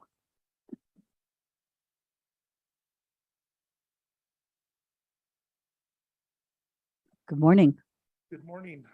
Good morning, members of the Board of Supervisors. Cesar Lara with the Monterey Bay Central Labor Council, and really proud to be up here. Our members, our 37,000 union members and 80 unions, are so supportive of this measure going forward. Childcare is a major issue in our community. With 2/3 of our economy in agriculture and hospitality, that many of our families don't have much to give. So as we move forward, we're happy that you're supportive. Hopefully, we get a unanimous vote and supportive of the community going forward and saying enough is enough. Thank you. Thank you so much for being with us, Mr. Lara. I'll bring it back to the board. I'll make just a couple of comments before I turn it over to my colleagues. I had a whole list of information points that I was going to make this morning, but fortunately, many of them have been covered, particularly the return on investment, which I think is always just hits to the heart of anyone who's ever run a business or had employees. One of the things that I can tell you, though, having spent, most of you know, my entire career in the not-for-profit sector, which, as you probably can imagine as well, is not the most, the highest paying way to earn a living.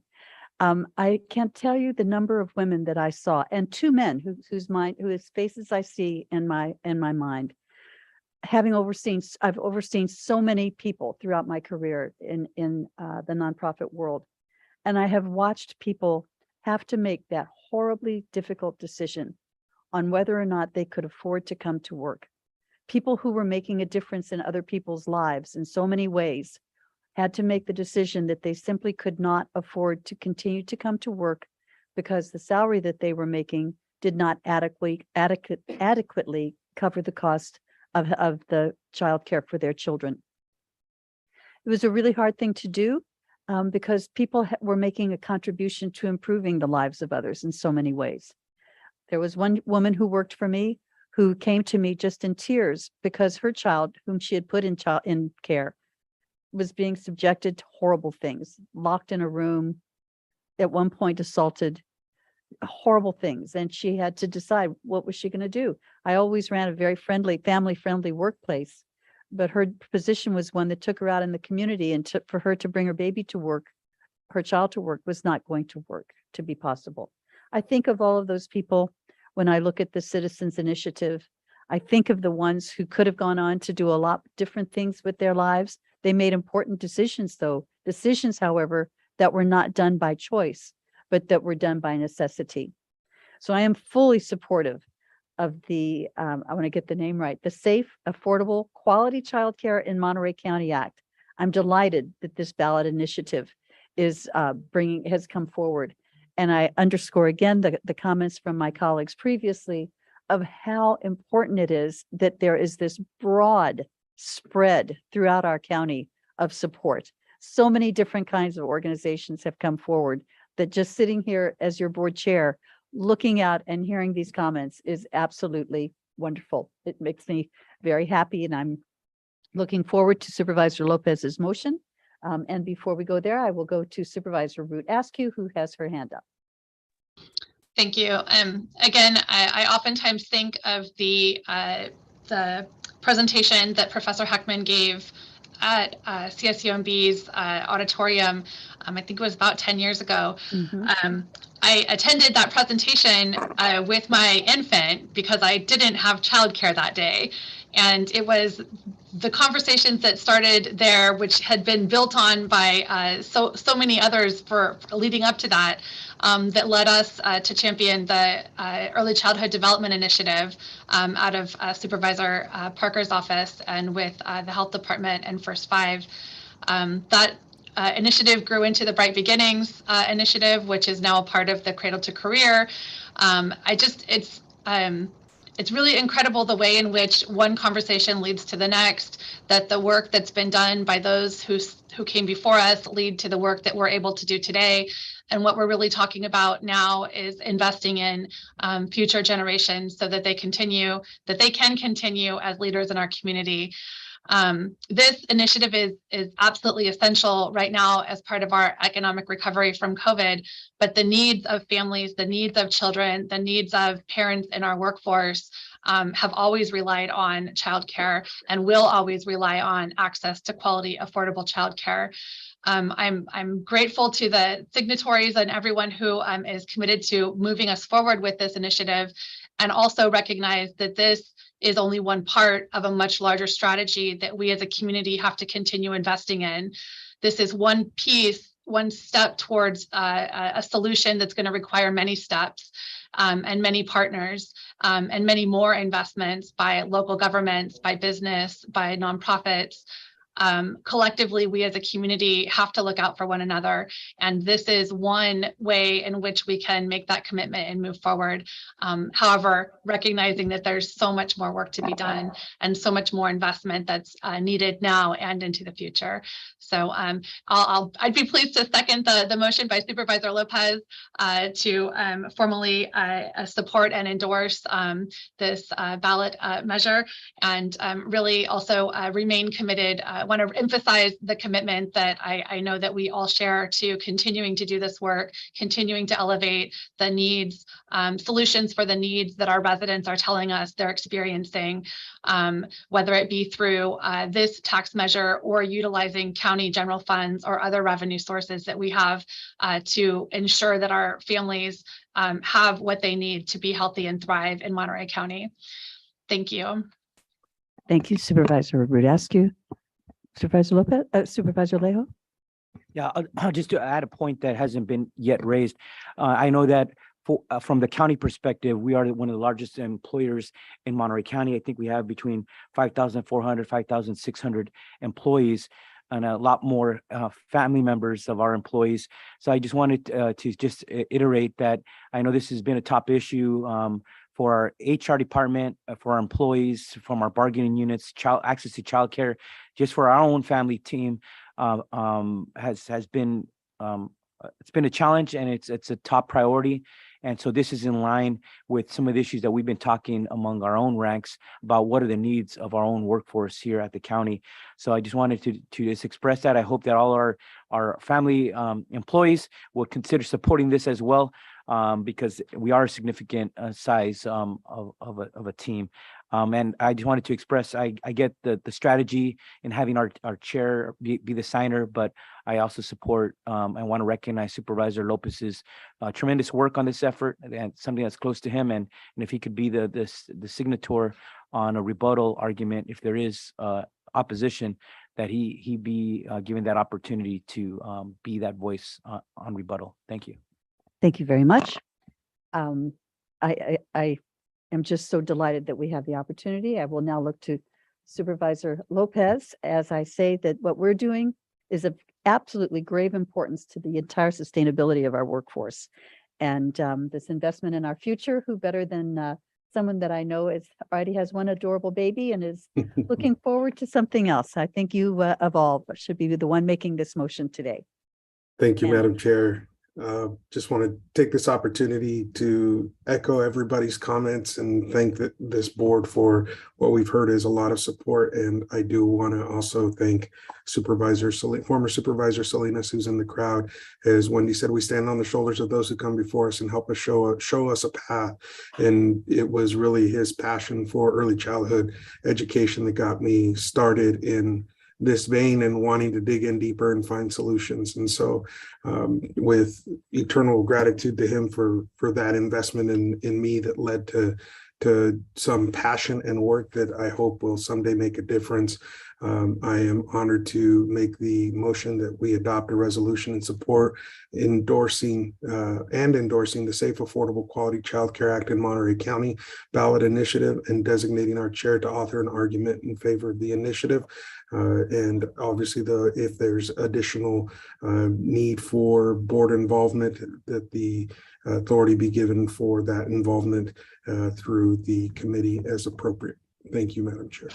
I'm happy to second that, Supervisor. Thank you very much. So we have a motion and a second. If we could please have a roll call vote. Supervisor Alejo. Aye. Supervisor Phillips. Aye. Supervisor Lopez. Aye. Supervisor Ruascu. Aye. And Chair Supervisor Adams. Aye. Thank you. This is wonderful. Thank you all so much for being with us today. It was a wonderful presentation. Lots of good work ahead, lots of hard work ahead. And I think you can see a number of people up here who stand ready to help you in any way that we possibly can to ensure that we are able to pass this measure and that all children receive the quality, safe, wonderful childcare that they deserve. Thank you so much. With that, I am going to recess the Monterey County Board of Supervisors, and we will reconvene at 1:30. Thank you all very much for being with us this morning.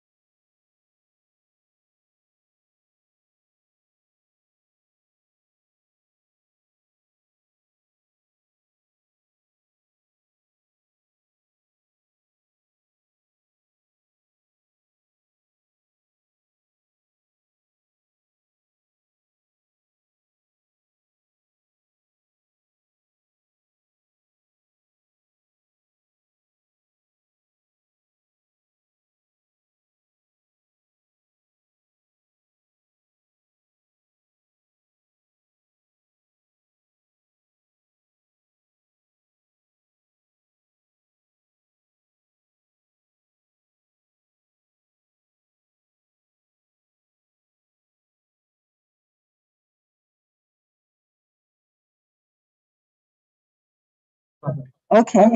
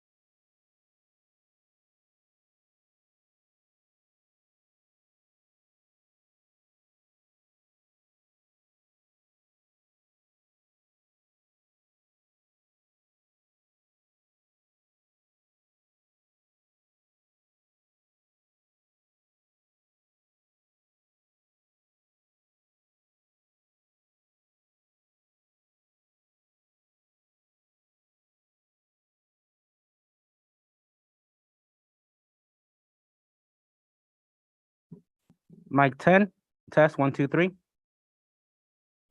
Mic 10, test 1, 2, 3.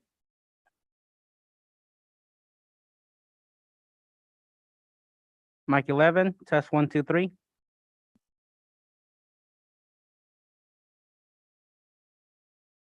Mic 12, test 1, 2, 3.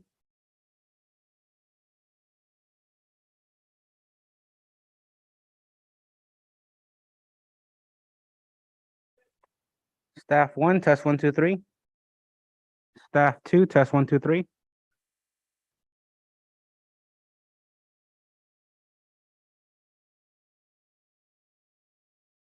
Podium test 1, 2, 3.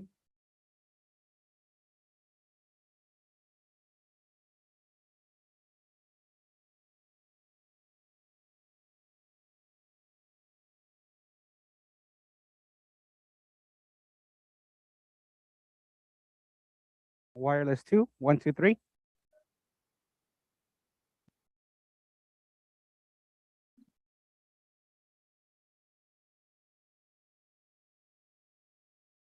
Wireless 1, 1, 2, 3.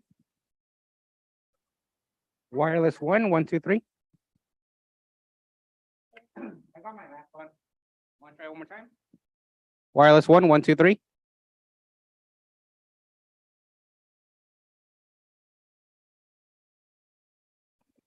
Clerk 1, 2, 3.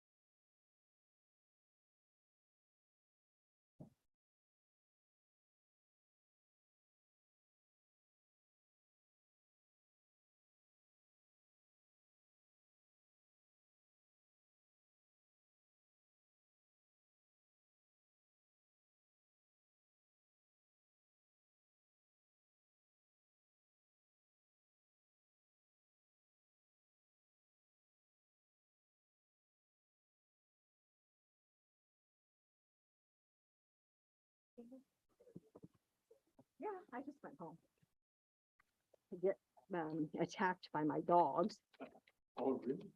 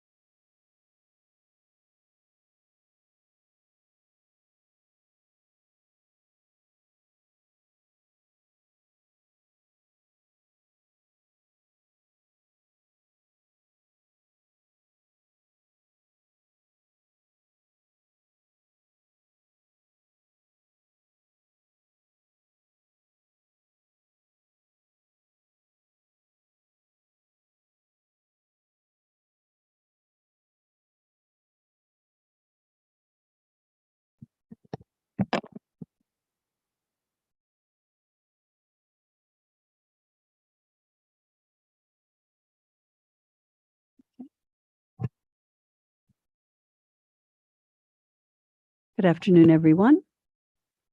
It's my pleasure to call to order the Monterey County boards today that are meeting. It's 1:30, and the first meeting that I'm going to call together is the Pajaro County Sanitation District. Could we please have a roll call? Good afternoon. Let the record reflect all directors are present, with Directors Adams and Phillips appearing in person and Directors Alejo, Lopez, and Root Askew appearing via video conference. Thank you. Are there any additions or corrections? There are none. Okay, is there any member of the public who would like to comment on anything that is not on the agenda for the Pajaro County Sanitation District? Seeing no one coming forward, let's see if I can get a look at participants. If there's anyone with their hands raised. I do not see anyone with their hands raised. So with that, I will bring it back. And we have one scheduled matter. Let's see, where do we go here? One scheduled matter today, which is to conduct a public hearing to accept the report of delinquent sanitation fees from 57 parcels in the Delinquent Fees Pajaro County Sanitation District report. And I believe we have a presentation from Lynette Redmond.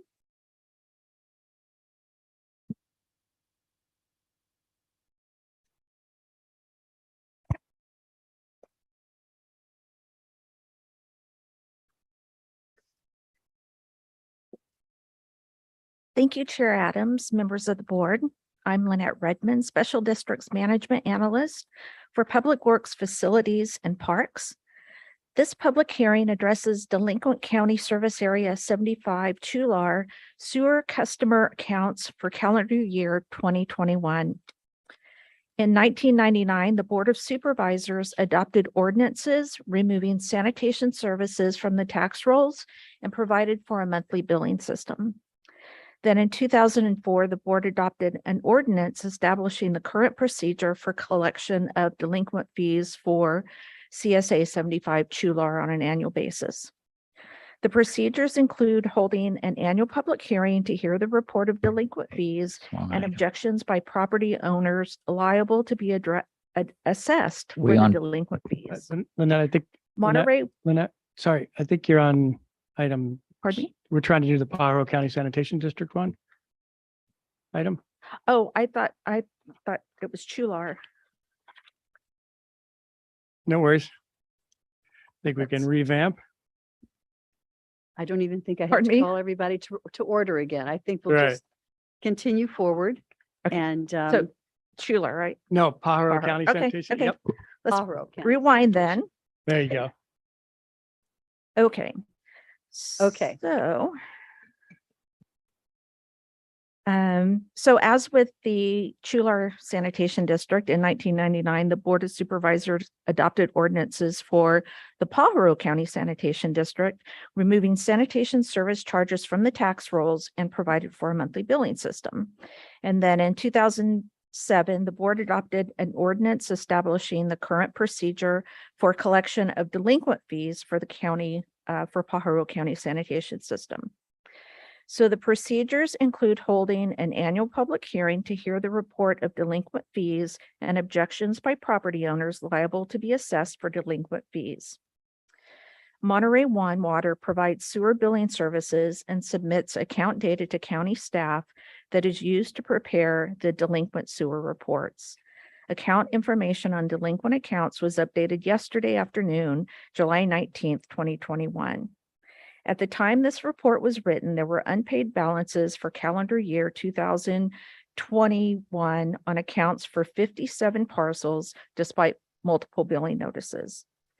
So 5 of those 57 accounts have been paid, leaving 52 accounts with outstanding balances. The total outstanding amount is $27,059.69 plus $3,120 in processing fees, for a total amount due of $30,179.69. And that's a little bit less than last year's total amount of $33,065. And that is consistent with pre-COVID delinquent account amounts. So on June June 9th and July 11th, affected property owners were notified by letter that they have past due accounts as of December 31st, 2021 that are subject to collection through a lien on their property. Notices of this public hearing were mailed not less than 10 days prior to the hearing and was also published in the Monterey County Weekly Staff. Staff receives a small number of calls related to delinquent account notices during the notification process. However, no calls were received contesting any of the delinquent fees. Staff did research utility bill assistance programs.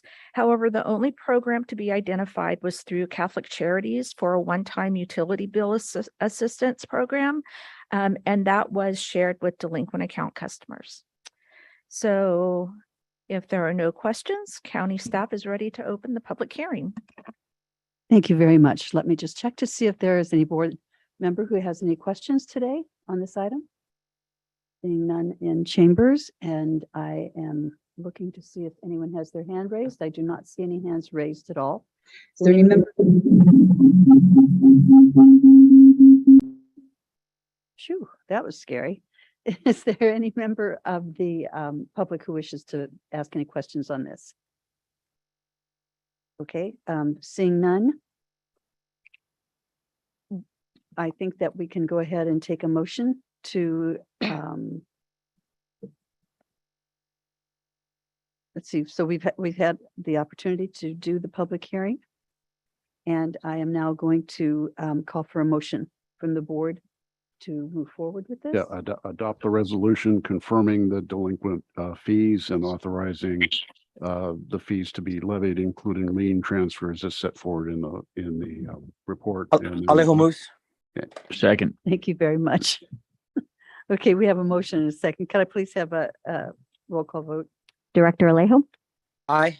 Director Phillips. Aye. Director Lopez, Aye. Director Root Askew, Aye. and Director Chair Adams. Aye.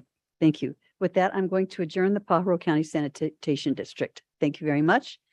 Our next item now is to reconvene the Monterey County Board of Supervisors. If we could please have a roll call.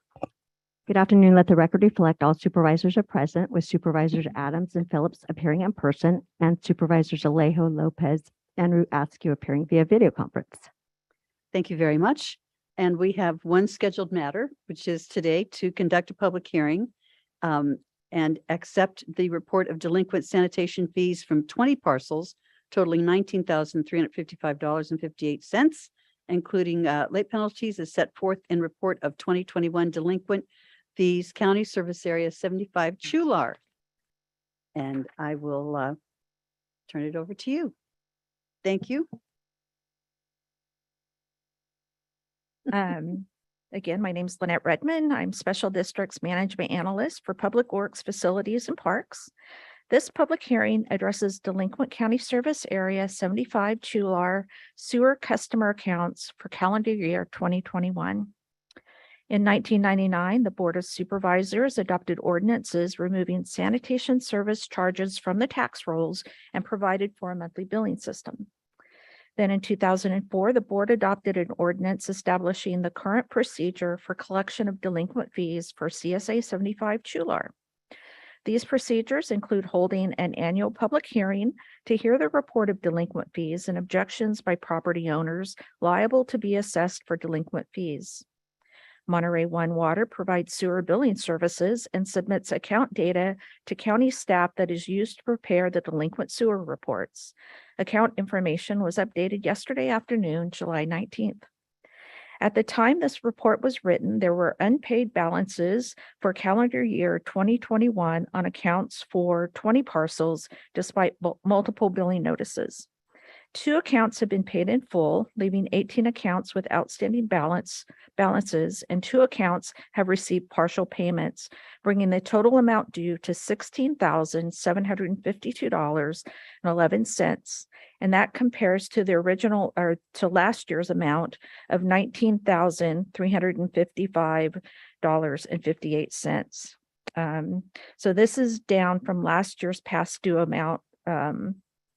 So actually last year's amount was $29,000. So that's down about 13,000 compared to the previous year. And that current amount is consistent with pre-COVID delinquent account rates. On June 13th and July 11th, 2022, affected property owners were notified by letter that they have past due amounts as of December 31st, 2019 that are subject to collection through a lien on their property. Notices of this public hearing were mailed not less than 10 days prior to the hearing and was also published in the Monterey County Weekly. Staff receives a small number of calls related to delinquent accounts during the notification process. However, no calls were received contesting any of the delinquent fees. Staff researched utility programs, and as mentioned during the Pajaro information, did discover that the Catholic Charities provided assistance for one-time sewer customers, and that information was relayed to the property owners who had delinquent accounts. So at this time, unless there are any questions, I am ready to open the public hearing. Thank you very much for your presentation. I do not see, look to my colleagues for any comments. Supervisor Phillips? All good. And supervisors, I do not see those who are calling in with any hands raised, so no comment there. And I am looking to see if there's any member of the public who wishes to comment on item 17. Okay, seeing no one coming forward, I will look to for a motion to adopt the resolution to confirm the report of delinquent sanitation fees for County Service Area 75 Chular, to authorize the delinquent sanitation fees from the 20 parcels, including late penalty fees, and authorize the clerk of the board to file a certified copy of the report with the auditor controller. So moved. Thank you very much. And is there a second? I'll second that. So we have a motion and a second. Could we please have a roll call vote? Supervisor Alejo? Supervisor Alejo? Aye. Supervisor Phillips? Aye. Supervisor Lopez? Aye. Supervisor Askew?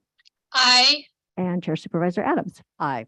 Thank you very much. With that, we will close item number 17 and open item 18, which is to receive a staff report for implementation of a payment plan option for commercial cannabis cultivation taxes to address fiscal year 21-22 delinquent payments and additional options to retroactively reduce the tax rates to provide the industry with a fresh start in fiscal year 22-23 and consider other issues bearing on the decision of tax rate related to cannabis. And support the creation of a commercial cannabis audit program and consider cannabis assignment as a funding source and provide direction as appropriate. And I see that we have a very capable staff lineup here to do the presentation. And with that, I look forward to seeing Joanna Iwamoto here to start us off. Thank you, Chair Adams, members of the board, Joanna Iwamoto, Cannabis Program. Today, we bring forward a complex and critical presentation that will focus on the direction the board provided staff on June 21st, 2022. Staff would also like to explain its reasoning for recommending option number 4, and furthermore, re-emphasizing how the passage of Measure Y set the foundation for the cannabis program. There have been many meetings with county staff to prepare the report and this presentation. There have also been meetings or individual calls with the cannabis industry. I would like to acknowledge the program's appreciation to Mr. McKee, Mr. Chulos, County Council, the Budget Director, the Treasurer Tax Collector and her staff, the Cannabis Program staff, the California Cannabis Authority, and NCS Analytics. And as always, we recognize our commercial cannabis industry along with Monterey County Cannabis Industry Association. This presentation ties many topics and we have multiple presenters. Here with me today are Greg Turner, Executive Director of the California Cannabis Authority, Adam Crabtree, CEO of NCS Analytics, Miles Etchenik, Cannabis Program, Lynette Charlesworth, Management Analyst for the Treasurer Tax Collector's Office. We also have other staff available to answer questions. Robert Brayer, Deputy County Counsel, Mary Zeeb, Treasurer Tax Collector, Christina Parson, Deputy Treasurer Tax Collector, and Ezekiel Vega, Budget Director. Next slide, please. Today, we will present the following topics. We will talk about the commercial wholesale price point, the elimination of the state cultivation tax, options 1 through 4, additional consideration for a rate option, and other considerations, the sunset of the Department of Cannabis Control provisional licenses, the California Cannabis Authority NCS Analytics monthly reports, including wholesale price points by sales type, commercial cannabis business audits, Monterey County Code Chapter 7.90 that relates to delinquency, the cannabis program allocations for fiscal year 23, and Measure Y. And at this time, I'll turn the presentation over to Adam Crabtree. Next slide, please.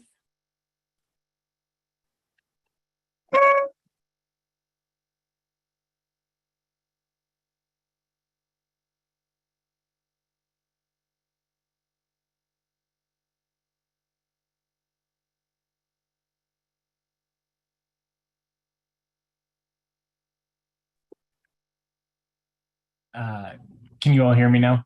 Yeah. Thank you, Madam Chair, and members of the board, as well as Joanne and the members of her team and the Treasurer Tax Collector. My name is Adam Crabtree. I'm the CEO of NCS Analytics, and I appreciate the time today. We're going to first discuss data collection and reporting, the price calculation and methodology, as well as some other factors and clarifications. For data collection and reporting, wholesale pricing data is collected monthly from the operators by the CCA. The data collected shows the license that shipped the product, the type of product, the quantity, the expected or contracted value, as well as the amount received. Currently, only operators that have wholesale transactions in a given month are required to report. A wholesale transfer is defined as a transfer to an unrelated licensee. This means that vertically integrated operators or operators that transfer to another of their own licenses outside of the county are not currently required to report. These reports are due on the 1st, and the CCA provides a report to the county mid-month of who has reported, who hasn't reported, and those operators we don't expect to see a report from. In terms of price calculation and methodology, once the data collection is closed for the month, we produce a wholesale price report for the county. The first step in the process is to sort by reported state-defined product type.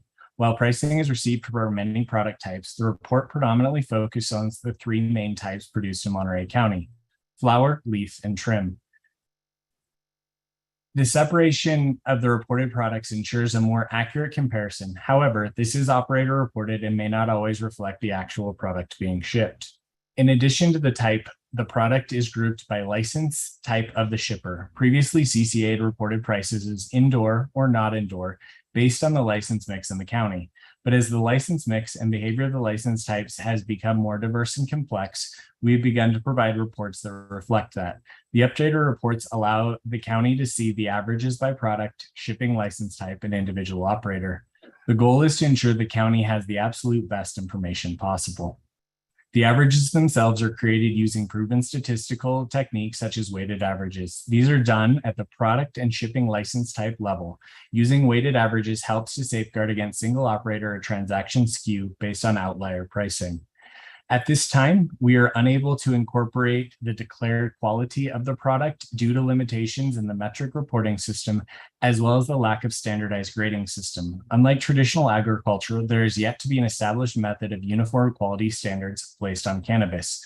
While it is conceptually agreed upon by many, the standards are far from formalized. We have found this to be another area in which weighted averages excel. In our experience, the majority of sales fall in the middle or slightly to the left of the middle in a bell curve distribution. This is expected as typically the very high and very low quality products are less common.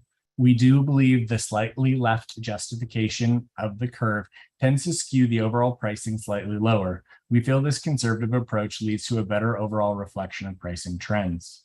A few extra clarifications I would like to make. When looking at pricing provided by the county, there are 2 additional factors that we need to be clarified. The first is the state cultivation tax, and the second is the nature of averages. In terms of the cultivation tax, we had long suspected that the prices reported omitted the state's cultivation tax, as the reported numbers were lower than we anticipated. This was recently confirmed by several county licensees during a call organized by Joanne and her team. We believe that it is an important point to emphasize that the numbers being reported were net of that cultivation tax, and to create an accurate comparison to the often publicized state gross price per pound numbers, the Monterey reported numbers would need to be increased roughly $160 per pound of flour. Going forward, this should not be an issue due to the recent change in the taxes. In terms of the nature of averages, as discussed above, the CCA has gone to great lengths to provide the most accurate pricing information to the county, but we are still beholden to the quality and amount of data being reported. We've heard concerns that the price point is being overstated, but we counter that the price is an accurate representation, if not a bit low, of the operators in Monterey that are regularly submitting pricing information. The industry does not feel that this represents their business. We would suggest that they submit pricing information and encourage their peers that do not report or are not required to report to voluntarily do so. Increasing the sample size is one of the fastest and easiest ways to ensure the output is representative of the whole. Thank you for your time. And next slide, please. And next we will hear from Greg Turner, the CCA Executive Director, that will speak to the elimination of the state cultivation tax.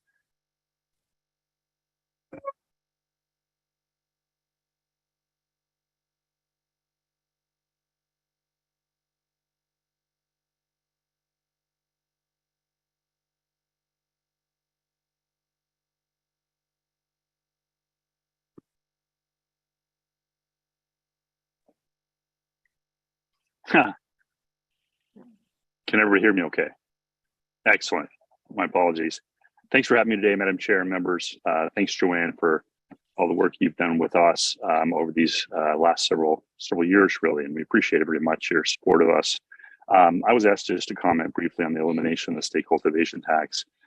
In addition to my work as Executive Director, I've been a practicing state and local tax attorney for almost 25 years. I've been involved in tax policy at the state level, and it often comes up, what are the implications of reducing a tax ultimately on, a particular industry or a particular product. And as we've heard from industry, the elimination of the state cultivation tax, in their estimation, is not going to have a significant benefit on cultivators per se. And there's some truth to that for sure. And it really has to do with the economics of cannabis right now. There's such an oversupply in the marketplace right now of cannabis that the cultivators themselves have a weakened pricing advantage, if you will, in the market. So even though they might receive a significant reduction in some of their costs, there's so much competition at the cultivation level and the production of cannabis that we're not really going to be seeing a significant benefit to them per se. And if you think about the cannabis tax, it is simply an elimination of a cost within the economic structure, if you will, from cultivation through distribution and then retail to consumption, right? And so within that context, a reduction, even a significant reduction in cost, wouldn't necessarily be benefited to one specific group within that chain of production to consumption. I think what I would see, my anticipation would be the numbers will prove out that the benefit from the cultivation tax it will be spread amongst the participants: cultivation, distribution, retail. Ultimately, we might see some reduction in price at the consumer level, but I suspect that's many months off at best. Where I would anticipate we'll see the benefit most likely of the cultivation tax will be at the distribution and retail level, because they have the greatest amount of leverage within the distribution chain right now. And so, if you are a standalone cultivator, the level of benefit you're going to see from the state elimination of the cultivation tax is probably small. Whereas if you are vertically integrated with a distribution company, I would anticipate you'll see much more of the benefit coming from the cultivation tax. At the end of the day, there's going to be a significant cost reduction within the cultivation, within the cannabis marketplace. Where we ultimately see that borne out, we'll see over time. So that is a summation of my wordy slide. But if you have any questions, I'm happy to answer them to you, answer them from CCA's perspective. So thanks for your time.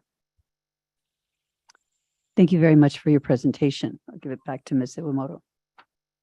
Thank you. Next slide, please.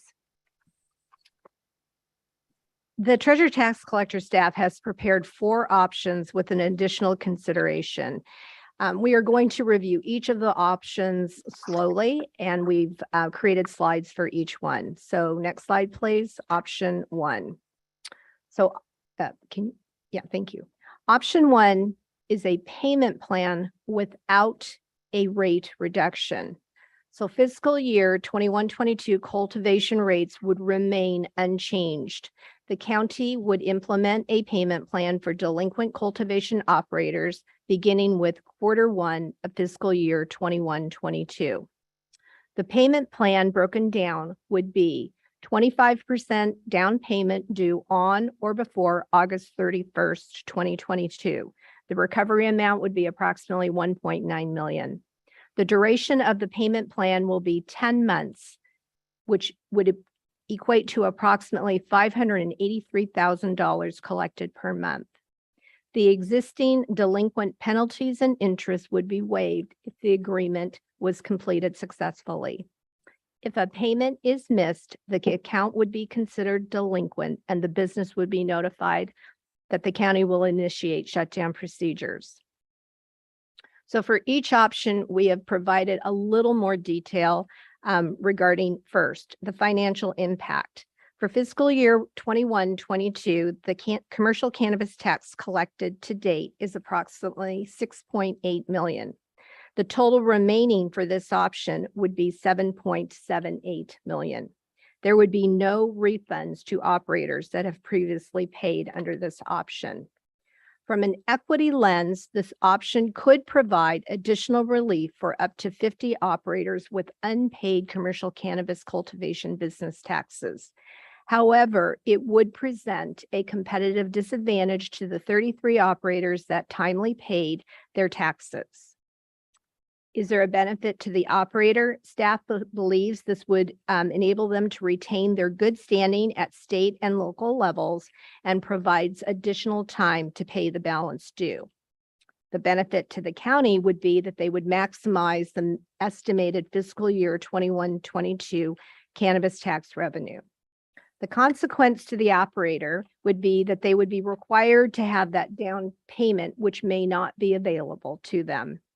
The repayment period overlaps with the timeline that required infrastructure improvements, which need to be completed for the large cultivators. It requires operators to make a monthly payment for fiscal year 21-22 taxes, while also trying to stay current with the fiscal year 22-23 payments. The consequences for the county is it would be an additional administrative cost to implement and maintain a payment plan for potentially up to 90 operators. There is no guarantee of full payment, and the fund balance would be reduced by approximately $4.4 million. Next slide, please. Option number 2. Option number 2 is a retroactive rate reduction to fiscal year 21-22, beginning with Q1. In simple terms, that means the rates would be amended to be retroactive to the 3-2-1 model that is currently in place today. With this option and the reduced rate plan, which would be due on or before July 31st, the board could effectively extend this due date to October 31st, 2022 via an ordinance. There would be no monthly payment plan. The total refunds to operators would be approximately $1.2 million, and staff recommends the use of cannabis assignment. The total remaining 21-22 tax due, either by July or October, would be approximately $2.3 million. As far as the equity lens, this option would be applied to all cultivation accounts, so it would have no equity impact. The benefits to the operator, it significantly reduces the fiscal year 21-22 cultivation tax burden by approximately 5.4 million. It includes the non-delinquent operators excluded from option 1. It avoids the duplicative tax burden in fiscal year 22-23 caused by a monthly payment plan. It allows operators to quickly remediate fiscal year 21-22's tax burden and start in fiscal year 22-23. The benefit to the county, it avoids the added administrative costs required to implement and administer the payment plans.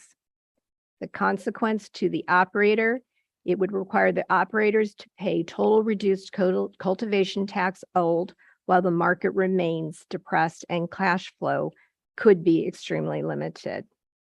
The consequences to the county is the fund balance is affected by an 11 million approximately shortfall relative to the original fiscal year 21-22 projection of 19 million. Next slide, please. Option number 3. This is a retroactive rate reduction to fiscal year 21-22, beginning with Q2. So this option would, in simple terms, retroactively amend the rates to the 3-2-1 model, but only beginning with fiscal year 21-22, Q2. Again, the board could revise the due date of the payment to October 31st via an ordinance. In this option, there is no payment plan. The financial impact is that total refunds due to operators who previously paid would be about $384,000, and staff again recommends cannabis assignment. The equity impact, this option would again be applied to all cultivation operators, so it would not have an equity impact. The benefit to the operator, this significantly reduces the cultivation tax due for fiscal year 21-22 at approximately 4.1 million. This includes non-delinquent operators who pay timely and are excluded from option 1.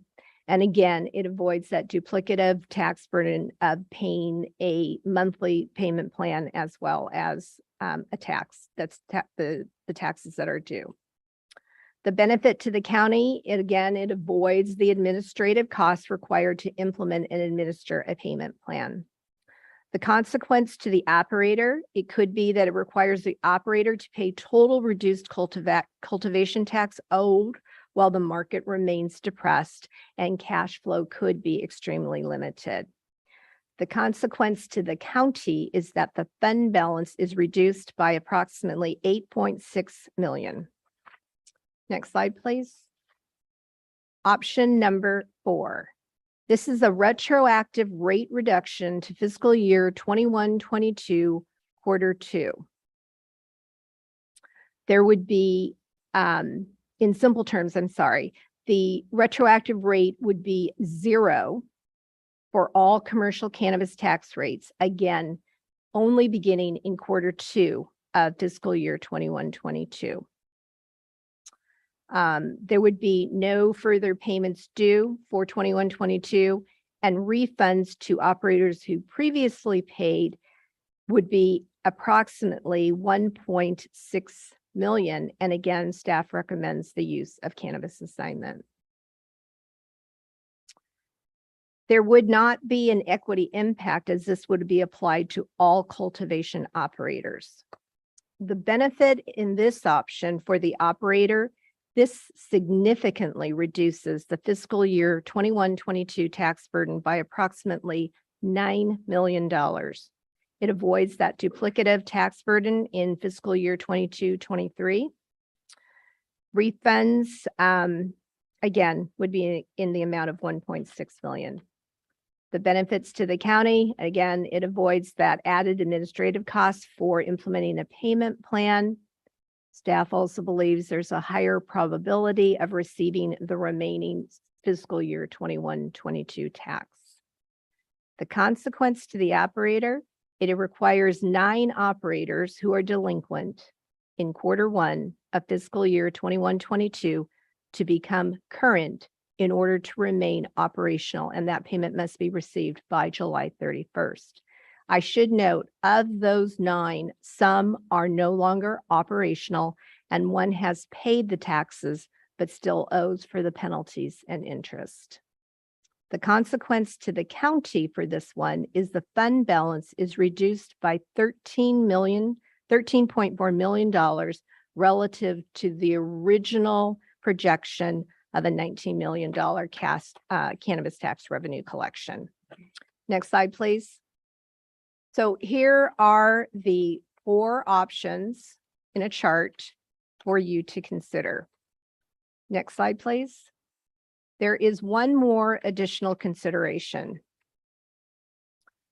While this consideration does not address the issues surrounding the fiscal year 21-22 delinquencies, it is being made part of this report as a possible alternative to provide further relief to our cannabis industry.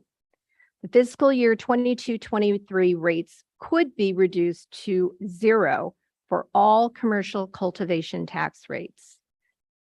Obviously, there would be no payment plan option. However, the financial impacts to fiscal year 2022-23 would be significant. And it would not only be limited to the allocations that were approved in the fiscal year 22-23 budget, but there could be other consequences as well. The benefit to the operator, it enables all cultivators to redirect their cash flow towards completing required infrastructure improvements to convert to annual licensure in 2023. The benefits to the county, it encourages the retention of our local cannabis-related businesses and their respective workforces. The consequence to the operator is that the county will likely have higher expectations of an industry that has received such extensive local tax relief and may be less willing to extend additional relief in the future. The consequence to the county, $7.5 million in cannabis revenue would not be available to fund operations approved in the current approved adopted budget. So operations would have to be reduced. As a reminder, in 2018, the board approved the Cannabis Program Strategic Plan, which includes Goal D. And Goal D states, generate revenue to support the program and services to the public. If the board were to approve reducing cultivation rates to 0 for this current fiscal year, there would be very limited commercial cannabis tax revenue to support this program. The following positions would be unfavorably impacted, and that is your attachment A. Currently, there are 25.223 FTEs allocated to work and support the cannabis program's goals at a cost of $4.6 million and $1.5 million in non-staff allocations. There are 6 FTEs for non-cannabis work at a cost of $727,000 and $249,500 in non-staff allocations. In the past, cannabis assignment has also been allocated to fund over $52 million for community benefit and county services, and this would no longer be available. As a final note, the cannabis industry has changed greatly since 2016, and it still remains complex, and it will continue to evolve due to changes in state and federal law, market conditions, unexpected crises such as the pandemic. Regulation remains necessary to protect both the industry and the public. Without a cannabis program, there would be little to no regulatory oversight. Next slide, please. There are other considerations that we wanted to touch upon, and the first one is the upcoming sunset date of state provisional cultivation licenses specifically related to operators who cultivate more than 22,000 square feet. If the local industry is challenged with the payment of commercial cannabis taxes, staff is also concerned with the local requirements that still need to be completed prior to the transition from provisional to annual licensure. Currently, there are approximately 41 operators who fall into this large license category. Of the 41, there are 35 land use permits related. Of those 35 land use permits, I am happy to say that HCD has made significant progress. There are 19 of them that are in a complete set for hearing, condition compliance, or cleared status. However, there are 16 that are still incomplete or in a resubmitted status. And now I'll turn the presentation over to Miles Suchnick, who will present on the monthly CCA data and trending price points. Thank you, Joanne. Good afternoon, Madam Chair and members of the board. Miles Suchnick, Cannabis Program. As touched upon earlier by Adam, there are multiple ways in which our commercial cannabis goods can be sold, and the value is primarily determined by the type of cultivation license, then by value added during the processing or manufacturing activities. In total, there are 21 product categories tracked within the NCS platform, and because Monterey County is primarily cultivation oriented, the top 3 categories are flower, leaf, and fresh cannabis plants. After parsing out the data to analyze the pricing differences between the license and cultivation types, anomalies driven by clerical data entry issues when operators submit their data were discovered. And these extremely low and extremely high price points have been omitted because they were skewing the data, and our operators have been informed of these errors and they have recently corrected those. Also stated by Adam earlier, several operators are not required to report their monthly sales, and that's because they are either making exclusively internal transfers or because they are transferring products to a license that is outside of the unincorporated area of Monterey County, and they are not required to provide their data. With these considerations in mind, here are the average per pound flower category prices for the prior 6 months. And these are provided by license and cultivation type. So first we have mixed light flower out of the cultivator license at $504 per pound. We have mixed light flower out of the processor license at $463 per pound. And we have mixed light flower out of the distributor license at $666 per pound. And indoor flower out of the cultivator license is $1107 per pound. And lastly, indoor flower out of the distributor license is at $1285 per pound. So within each of these, there are variances, and the program will further validate these to improve our reporting accuracy. And I'll hand the presentation now back over to Joanne. Okay, thank you, Miles. And I do think it's important to note that the program is requesting additional time due to the variations and the additional work that we'd like to do with NCS and with the Treasurer Tax Collector's Office and report back at a later time. Next slide, please. The next topic is commercial cannabis business audits. Pursuant to Monterey County Code 7.100.190, the Treasurer Tax Collector does have the authority to conduct audits. Some of our peer counties have already begun this process, and staff feels that this would be the next step that we've always talked about, but that probably is more relevant than ever before. And again, staff is recommending that if the board did approve such an audit program, that it would be funded by cannabis assignment. Next slide, please.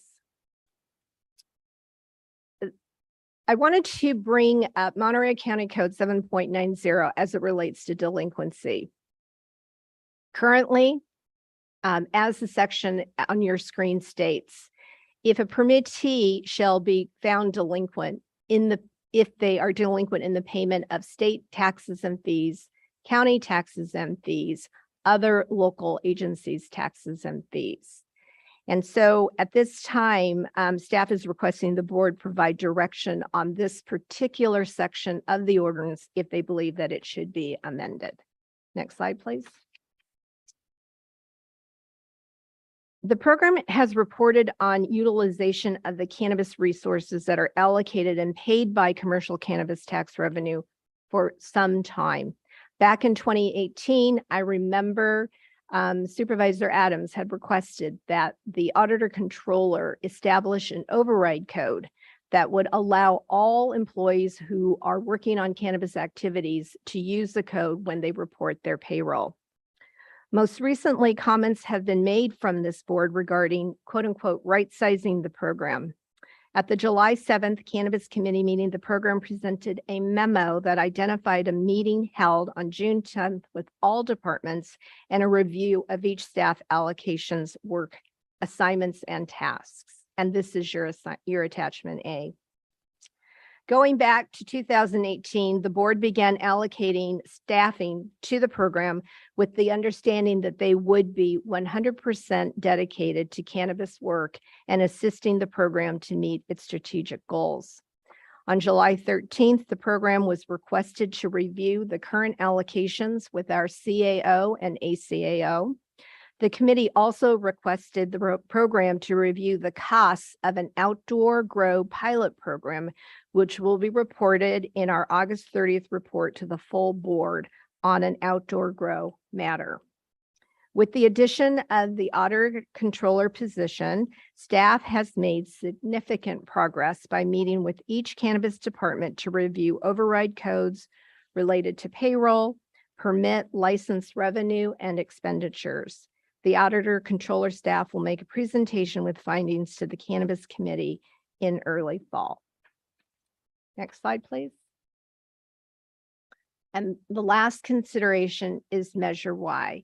As we conclude this presentation, it is very important to bring Measure Y into the discussion. When the voters approved Measure Y, it set the foundational act that enabled the creation of the Monterey County Cannabis Program. And we have attached Measure Y, the Measure Y voter guide, which is your attachment B. Next slide, please. So during our internal meetings, we discussed a staff recommendation. And although we did not all agree on a single option, the program staff recommends option 4 for the following reasons. The staff does recognize the impacts to the fiscal year 21-22 revenue in their consideration of this recommendation. This is a relief option that could provide the industry to begin fiscal year 22-23 with a quote unquote clean slate. It could empower the industry to complete the permitting and licensing processes to enable them to become eligible for state annual licensure. We recognize it does include refunds, and staff again recommends using cannabis assignment as the funding source. And with that, we conclude the presentation and we would be happy to answer any questions. Thank you very much for your well-designed and presented reports. It really is complex. There's no question about it. A couple of other people have just come up to me and saying, how are we going to figure this out? And you've done a really great job of laying out the options for us and showing exactly which one, what each one contains. I'm going to turn to my colleagues and see if we have questions from the supervisors. And I've Madam Chair, I just wanted to point out that Mr. Vega has his hand raised to make comments, I believe. I'll be, I do not see that. Oh, there we go. Okay. All right. Thank you very much. Okay, Ezekiel? Yeah, that's correct. Thank you for the opportunity to speak. I just wanted to make a point on the different options that were presented to you today so that you are making a fully informed decision before making it. So as Joanne indicated, the team ultimately recommended, the cannabis team ultimately recommended the board adopt option 4. But you gotta keep in mind that adopting any option other than option 1 for the county will mean that it is very likely that by the end of the fiscal year, total revenues for the general fund will be less than total expenditures for the overall fund. And historically, that has not happened to my knowledge in the general fund. So that would mean that the general fund will have a loss. And that will also likely mean that fund balance will not be available to absorb the large loss that will be projected due to the reduction on taxation on the cannabis industry. So I want to make very sure that that is very clear. So by doing that, the practical terms of what that means is that likely some of the fund balance in the terms of a strategic reserve or some other unassigned fund balance that may be available may not be sufficient, and we may be having to tap into that strategic reserve indirectly. So it is, I think that point, I didn't make that point clearly before, and I want to make sure that it's very clear to the board and to the public. Thank you for your perspective, Mr. Vega. Is there any other person that is part of the county family who wants to make comments or clarify any kind of comments today before I come out to the board? Okay, I don't see anyone. Okay, thank you. I need all the help I can get here. Okay, so I will go to Rupa Shah.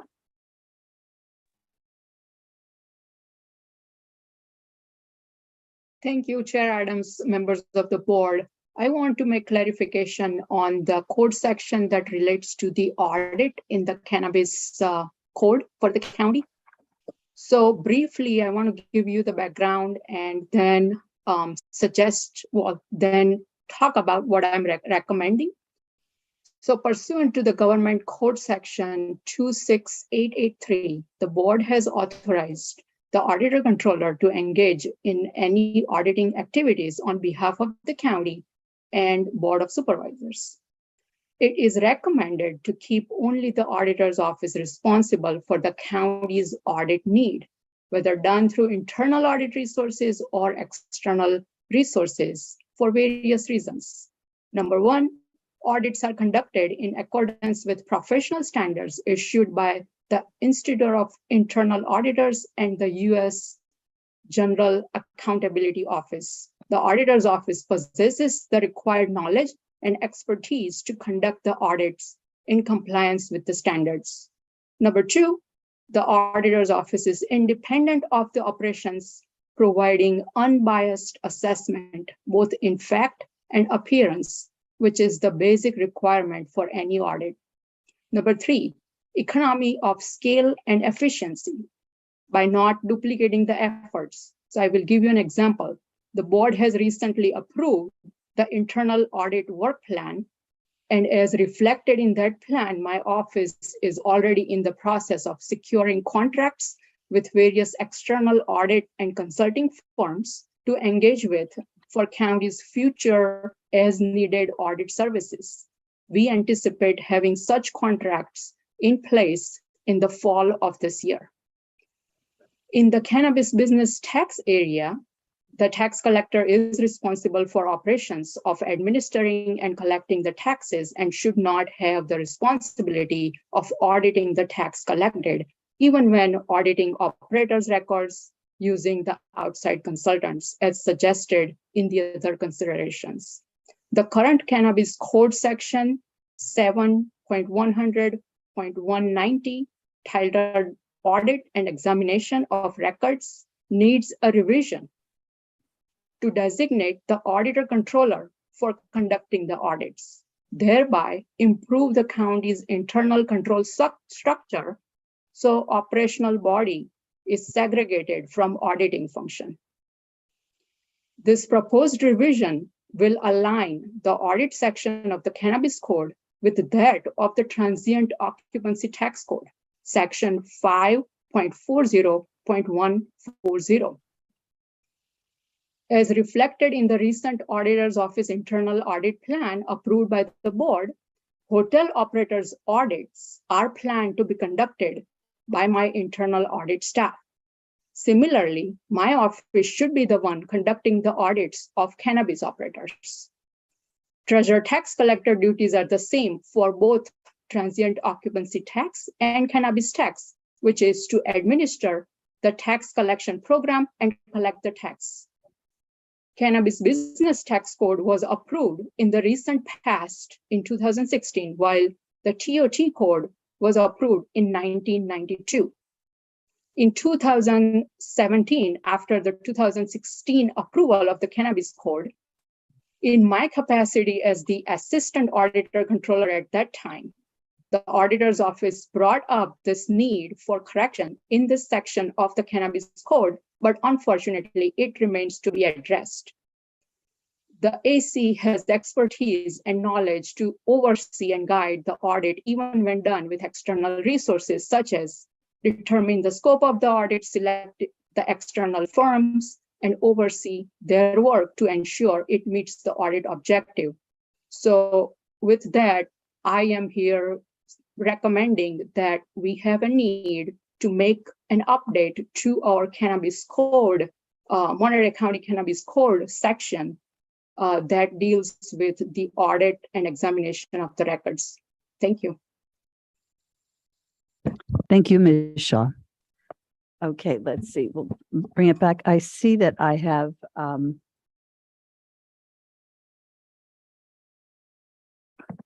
I thought I saw Supervisor Root Askew's hand up. I did have a hand up, Al. Yes, there we go. Your arm must be getting tired. Okay. That's good. Thank you. Just a question to clarify. So we have 33 operators who are currently fully paid. Is that correct? Hi, good afternoon. Lynette Charlesworth with the Treasurer Tax Collector's Office. We currently have 11 operators that have paid all the way through Q4. We have 33 that have paid through Q3. Q3, okay. And then 50 operators. So of a total of, what is that, 73 operators, 83 operators with 50 who have unpaid taxes going in previous quarters. Correct. So those numbers would represent the cultivators. It does not include the gross receipts. Okay. Okay, great. Thank you. Just want to make sure I understood that all correctly. Thank you. You're welcome. Okay, thank you. Supervisor Lopez, have you questions or comments for the presentation? Not at this point. Supervisor Alejo, have you questions or comments on the presentation? Yeah, I was wondering why staff, going back to the CCA numbers, I keep bringing this up. Why last time we didn't get the numbers, today we got them, but we got an average over the last 6 months between January and June, and that's not what I'd asked for. We were monitoring the price points. Obviously, in the winter in January, it was much lower, and the last numbers we heard that it was an upward trend in April, but we didn't have the numbers for May and June. So why not present the numbers as we previously got them? Because before we had the numbers from March through the summer up into the fall, November and December, and then we had to try to get the numbers for this year. But again, today we get an average rather than getting the raw numbers of the changes in price points for the last 6 months.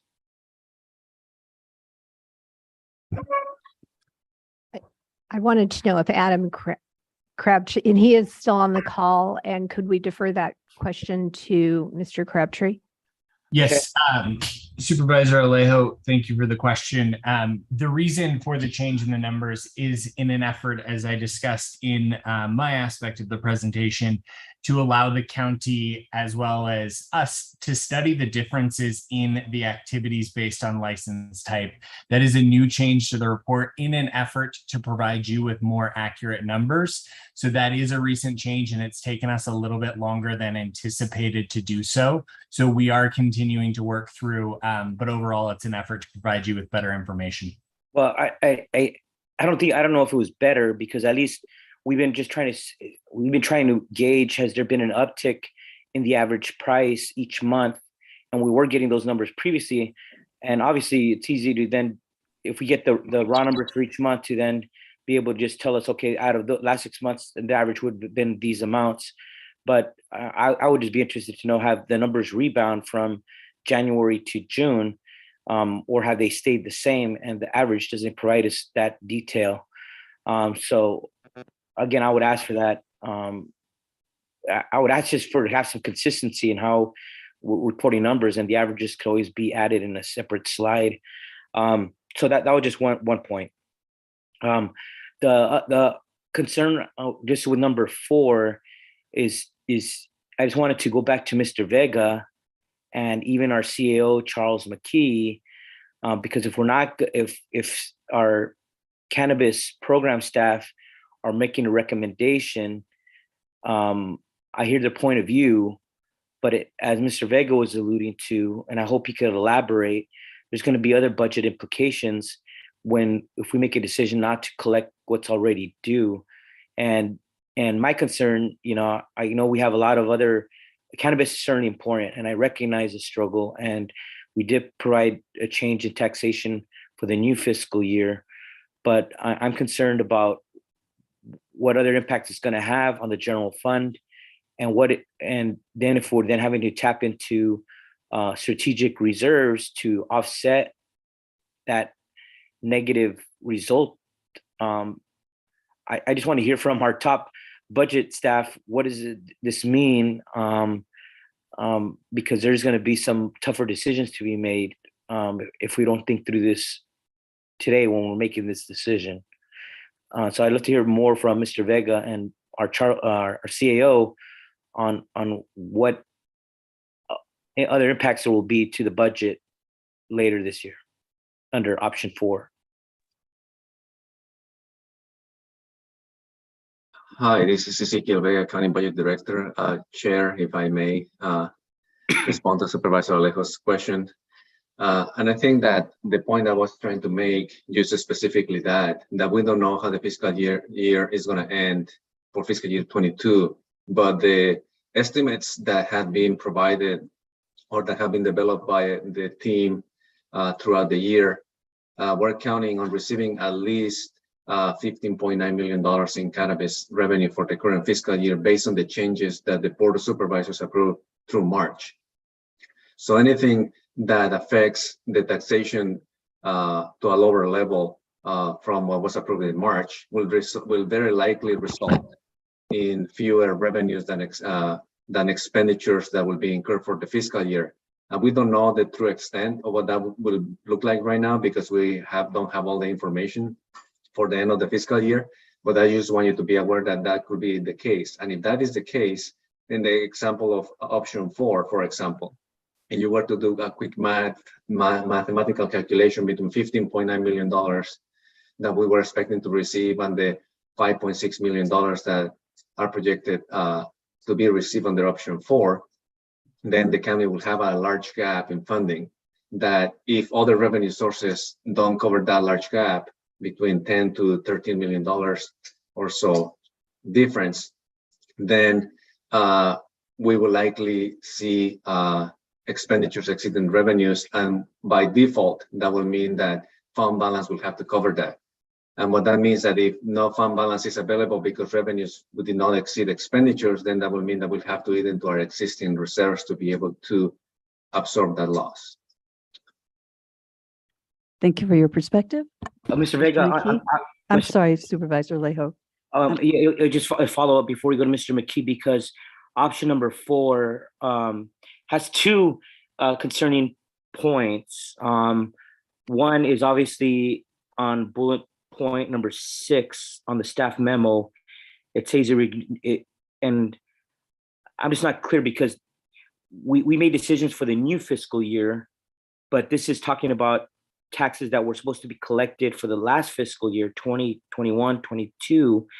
And I think they were factored into our budget this year that those monies would be collected. But on that bullet point number 6, it says it reduces the tax burden for last year by just over $9 million. So, I mean, that's a significant sum. But on top of that, it also talks about refunding 1.68 million for taxes already due. So that's just so that makes, it's always hard to say you return money that was due to the county in almost $2 million, and then on top of that, reduce it overall another 9 million. So it's almost $11 million here. Is that correct, Mr. Vega? Correct, Supervisor Alejo. So now I'd like to get Charles's thoughts on this. I mean, it's. Thank you very much for your comments. Mr. McKee? Yes, thank you for the opportunity here. I think as both Mr. Vega and Mr. Alejo, Supervisor Alejo are pointing out, there could be both impacts on the 21-22 budget in the sense of the fund balance that then would be was calculated to use for creating the 22-23 budget, and so you have that impact. And I think when Mr. Vega talks about a negative, he's referring to the overall impact on the budget and the general fund budget, not specifically in the cannabis program. So I just want to make sure that is clear. But what he's also pointing out, and I think this goes to Supervisor Alejo's points, is that we've been supporting many different programs and services from the cannabis tax, not specifically just the regulatory framework of the cannabis program. And I'm hoping everybody recalls that the ballot initiative that was put forward said specifically it was not a special tax for just to fund the regulatory framework of the program. It wasn't specifically just to have cost recovery to regulate the program, but it was a general tax to fund county services. And as the tax revenue is shrinking from cannabis, understanding that there may be a need to have some relief so that the industry can survive and so that you can meet the goals, not only of the specific language of the ballot measure, but in addition, the language that was in the ballot arguments, which spoke to not only the rigorous regulatory framework, but also funding other county services. And so now we're in that challenging spot of how do you find that sweet spot of where the taxes should be going forward, and even potentially relief going back, so that we can have an industry going forward that would meet the intent of the ballot measure. And part of that intent was also to say at the time that we would not have an industry if we did not have the tax. They went hand in hand. And I think people need to remember that. So I think, as Mr. Vega is pointing out, the future is still unclear exactly, because we haven't finished wrapping up the 21-22 finalization of where we end up with fund balances from the 21-22 budget year to see where we will be in 22-23 and those potential impacts on the 22-23 budget. So in summary, there's an impact in 21-22, but I think the fact that budget year is over, essentially that impact is not really on, obviously you can't go back in time, but it's the impact going forward on what's called the fund balance, as well as monies that might be available going forward for not only funding the program, but also funding those other aspects of county services that were articulated in the ballot arguments that was put before the voters. And then in addition, you have several positions that are funded that I think Joanne was talking about, where the utilization may not be 100%, with the idea that if you're funding a position in a department that may work on the cannabis program at 50%, for example, you don't want the person just sitting around for the other 50% of their time. They should be doing other work. And so if the idea is that we're only going to fund them exactly for the dollar amounts, exactly for what they're doing on cannabis, that's a policy question for this board to have to reconsider. But I would be cautious in saying going forward that we're only going to fund the cannabis program from the taxes, because that's what we want to do, because then it looks like you're veering towards special tax and not a general tax. Thank you. Supervisor Phillips, you hadn't had an opportunity to speak yet. Well, it seems number 4 is pretty drastic. Has there been any thought, as was recommended by Ms. Rosenthal in her letter, that then maybe if we're going to do something that drastic, that we have to reassess and maybe cut some of the cannabis program budget? I mean, not just yours. I'm talking about everybody taking a haircut on it. And she brings up the other thing: can we afford the 400,000 for the CCA? I mean, have they given some thought to that? If everything's shrinking, or is the county going to take a hit too? Supervisor Phillips, so in response to your first question regarding the allocations, I did meet with Mr. McKee and Mr. Chulos to just review the allocations for fiscal 23. And I'm working with the auditor controller to come up with a standard method to be able to provide you utilization. We did not talk about or look at any type of reductions. I am concerned about that because we just started the fiscal year. And I think any employee who is being funded by cannabis tax revenue would be concerned as well. In response to your second question, and I'm sorry, could you just remind me? CCA. Yes. So first of all, the comments that CCA, the cost of CCA is 400,000, that is incorrect. I can tell you, and I've been probably sharing this for many years, is that CCA is the only reliable source of data that we have, because the Department of Cannabis Control does not allow access to metric to the local jurisdictions. There's some talks about it, but they have not made any actions yet. I network with the other counties who do not have CCA data, and I see what they struggle with and what they don't know. So for the program, there is significant benefit. There is obviously some work that we need to do with the operators about who reports. That is very, that's a question we have right now. Why are approximately 60% reporting zero or not reporting at all? And that could be because they're transferring outside of the county and we have no visibility to that. I think that's my response. So I am just looking at the audience, and I'm wondering if our treasurer tax collector would be willing to make a couple of comments at this point. I know yesterday afternoon when we had a brief conversation, I thought that you were making some pretty significant comments that were important and I think might shed an additional viewpoint to what it is that we've been hearing today. Thank you very much, Chair Adams, members of the board, Mary Zeeb, treasurer tax collector. You know, we looked at all this from a holistic approach. We started out with looking at payment plans. What might that look like? And to Mr. Vega's point, any shortage in what we were anticipating collecting in revenue for fiscal year 21-22, whether it be option 1, 2, 3, or 4, is a shortage. And if it's not received by the close of the fiscal year, we will have a problem. So it's not just option 4 that causes the problem. Option 1 causes the same problem in this payment plan scheme. As we started to look at payment plans and what we wanted to do, it would have been to have everybody paid by the end of next fiscal year, basically giving a year's worth of relief on a no interest kind of loan if you have it.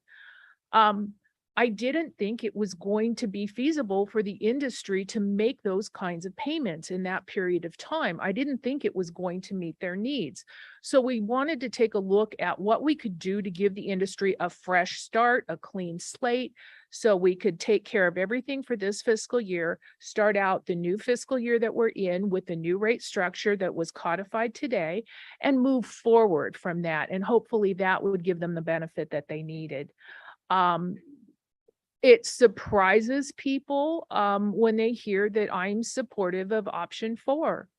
I think it is probably the best option. While it is very drastic, it does give the industry the fresh start. It puts everybody on the same playing field, those individuals that have paid as well as the ones who have not paid.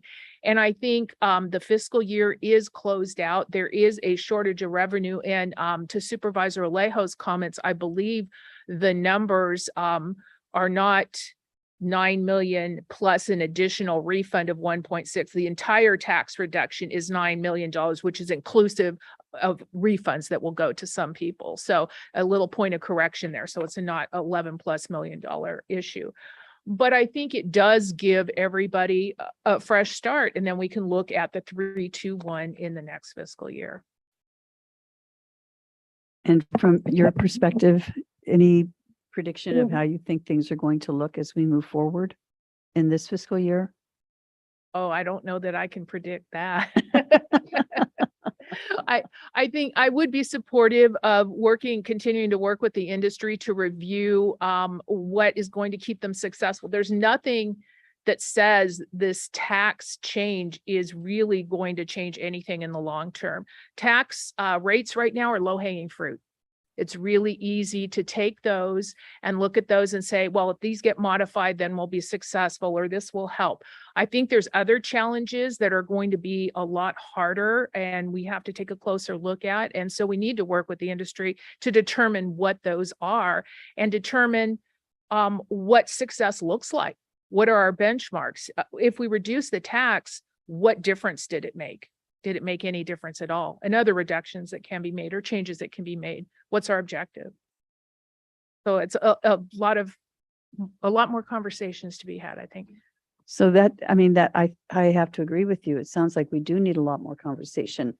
And I am questioning, what is our time frame here? You know, are we thinking that we should have a separate plan for each individual person who is struggling? And do we have enough time to do that? Or is that something that would be present, again, going back to our equity lens, if that would be an unfair way to move forward?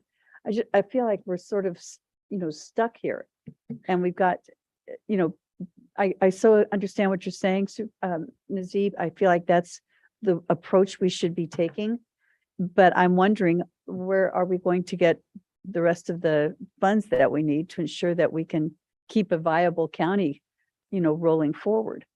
If honestly, when I listened to the staff recommendation between Ms. Iwamoto and yourself, I mean, that you're a staff person, you're another elected official. I just cannot help but think, if that's what you're saying, that's really, I like to defer to the experts, and that's the way I would like to see it go. And then I hear, the budget side over there, and I'm trying to think, well, how can we balance these two different approaches? How are we going to be able to do that? And I don't know the answer. I do know that we want to ensure that we can, I think your comment about, everybody having a clean slate and starting all over again, I think there's a lot of value in that. I think, however, that we can't just ask the industry to do that. I think we need to do that internally as well. Let's take a look at all of the allocations that have been, that are ongoing expenses within the county that are funded by cannabis, and see whether or not those are still viable.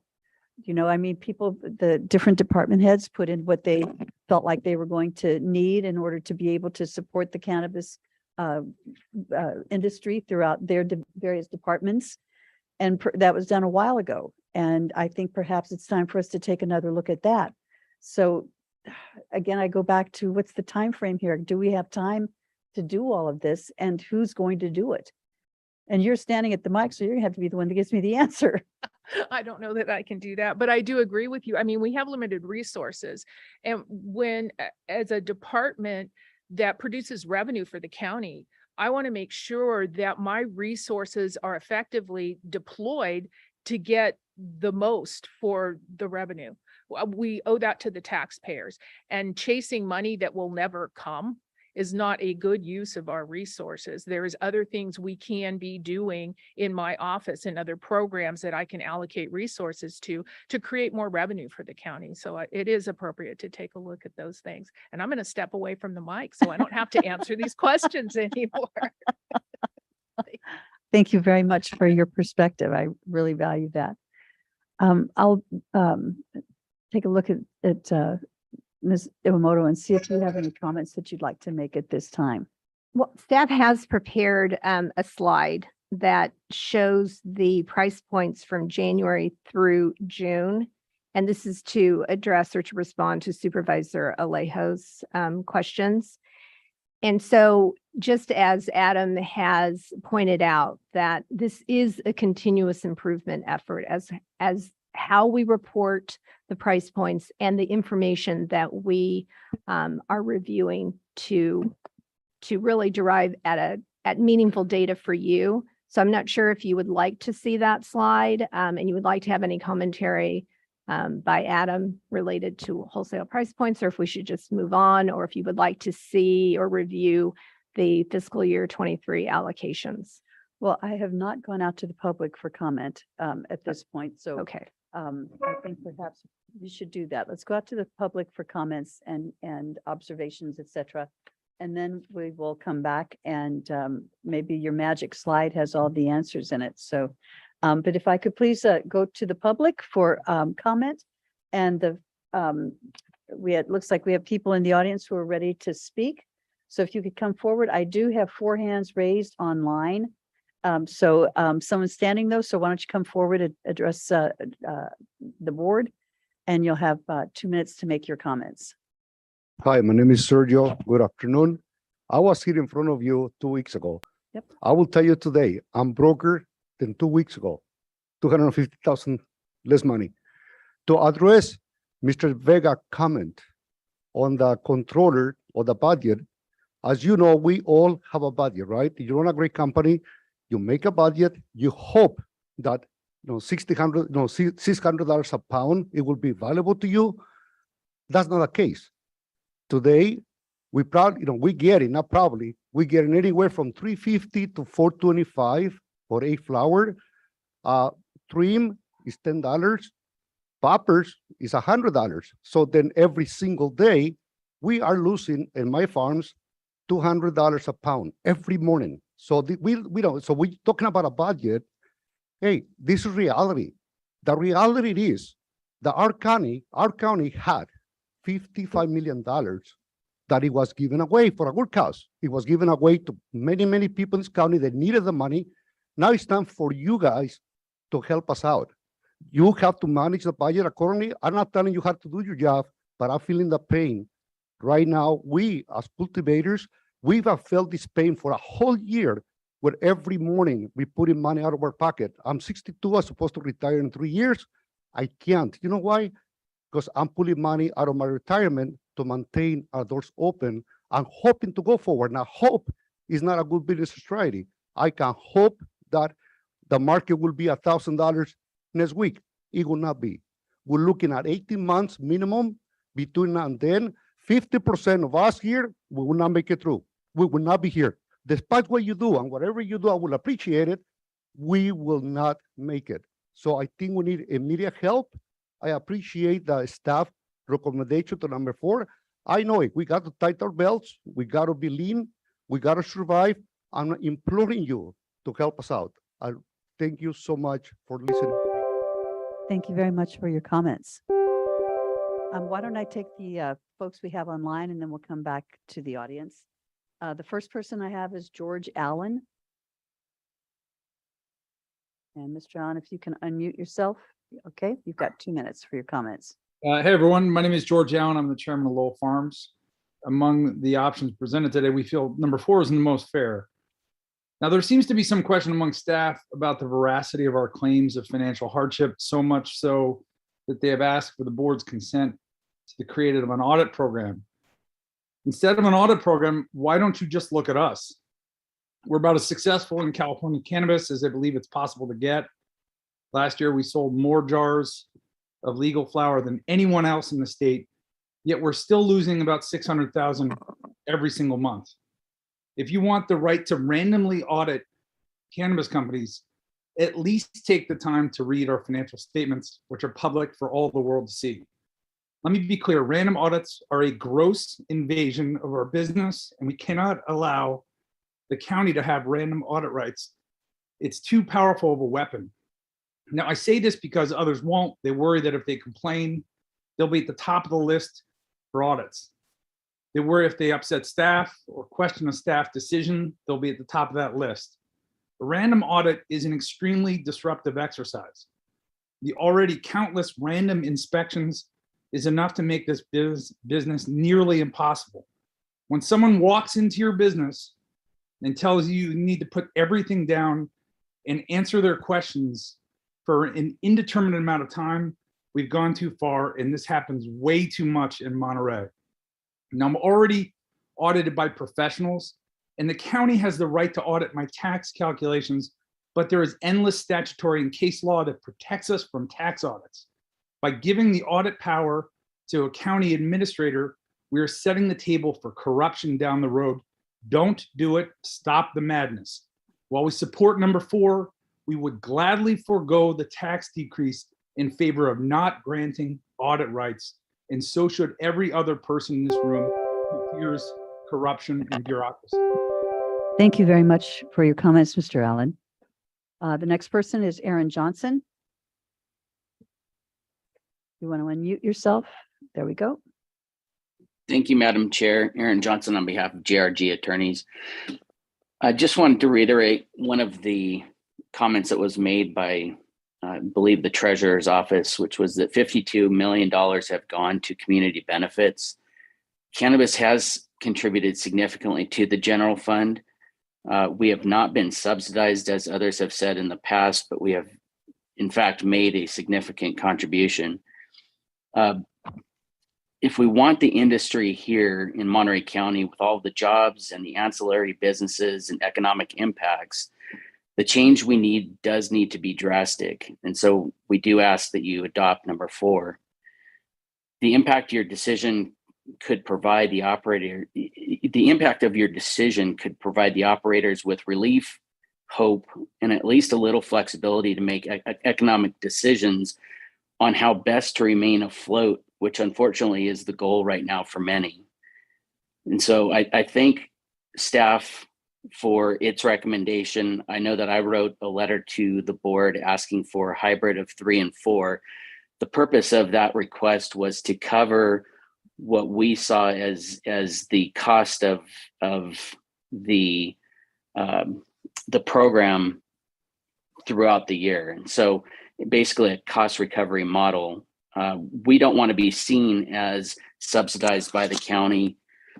And so that was the thought process there. However, when you look at the numbers, the 75 million that we've provided to the county and the 52 million that went to community benefits, I think we've more than contributed. And if we look at this as a whole, we're a positive, and we want to continue on that trend for the future, which I believe requires adopting number 4.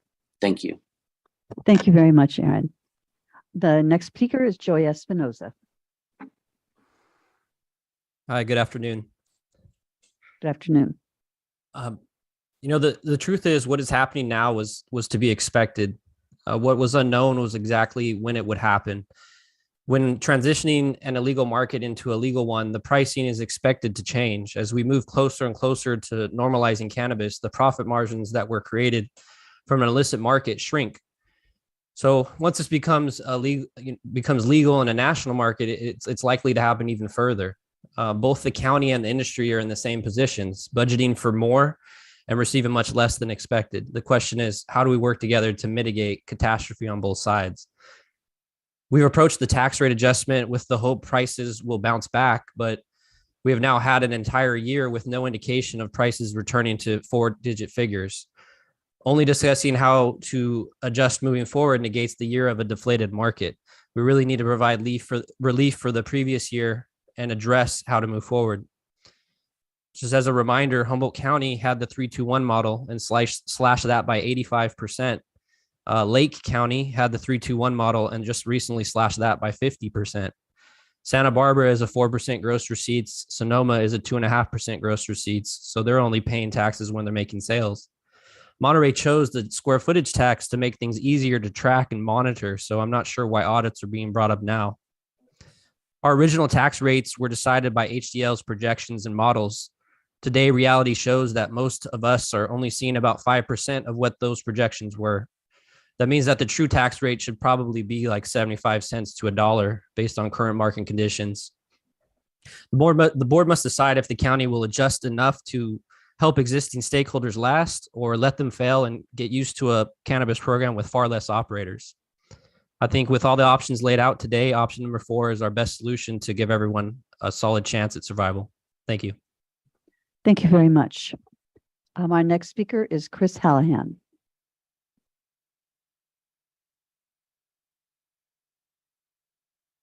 If you want to unmute yourself by pressing *6 if you're on the phone.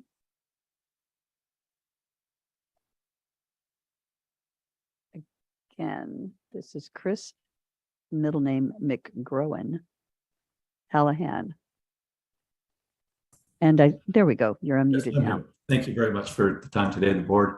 My name is Chris Hallahan, Chris McGrowan Hallahan, as I go by sometimes in this industry. And I'm the CEO of Grow Big Grower Supply, located here in Salinas.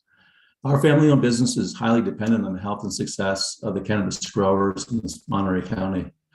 Our employees and their families also depend on us. We carry 100% of our employee health care coverage. We contribute back to the county and to the industry in numerous ways.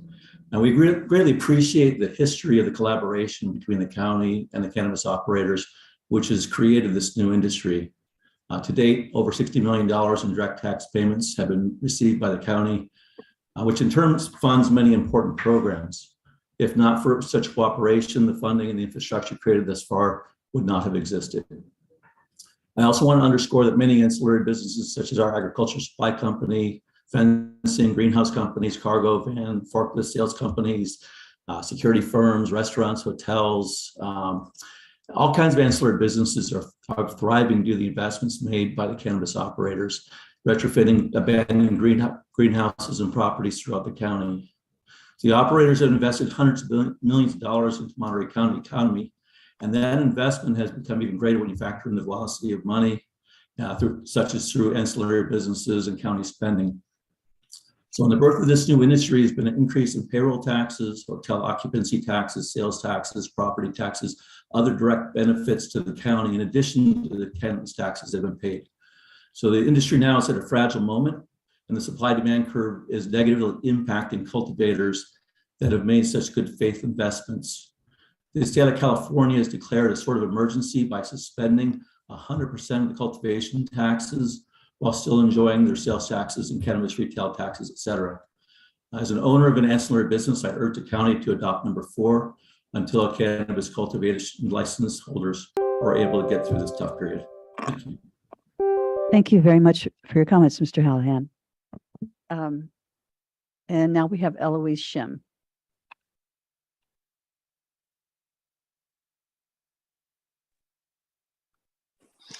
Okay, my name's Eloise Shem, and I just wanted to comment that I think that the option 4 is just way too liberal and way too permissive, because like I said before earlier, forgiving the cannabis tax is unfair to other business owners who aren't in the cannabis business. So, and also I wanted to ask a question. I don't know who on your board or your group of experts there can answer it, but Mr. Crabtree, I think it was talking about the high and low quality of the cannabis as it's weighed in the different price structures from $500 to $1,200 per pound. The flowers, all these different minute details about the whole cannabis industry. But what I want to know is when they're talking about higher or lower quality, are they talking about stronger? Is the high quality stronger? Does it have a higher THC concentration? What are they really talking about there? If it has if the high quality has a higher THC concentration, then that is really, in terms of having an effect on youth and stuff, that's not a good quality. That's a bad quality. So if somebody can answer that for me, I'd be really grateful and to understand it. But I think if you have to go with one of these options, I'd go with the 1 or 2 and not be too permissive with the cannabis industry. Thank you. Thank you for your comments, Ms. Shim. And now we're going to go to Robert Roach. Thank you, Madam Chair. I'd like to acknowledge the work of staff on this. I mean, this is a tremendous board report, and I can only imagine the many meetings, coordination of all these departments, but no consensus was reached. I believe the fiscal people are short-term thinkers. They look at the next budget. Don't sacrifice the long-term future of this industry for the short term. I think Mary Zeeb made some very cogent comments, her and the program staff. And I'm also supportive of option 4. I've always liked that approach.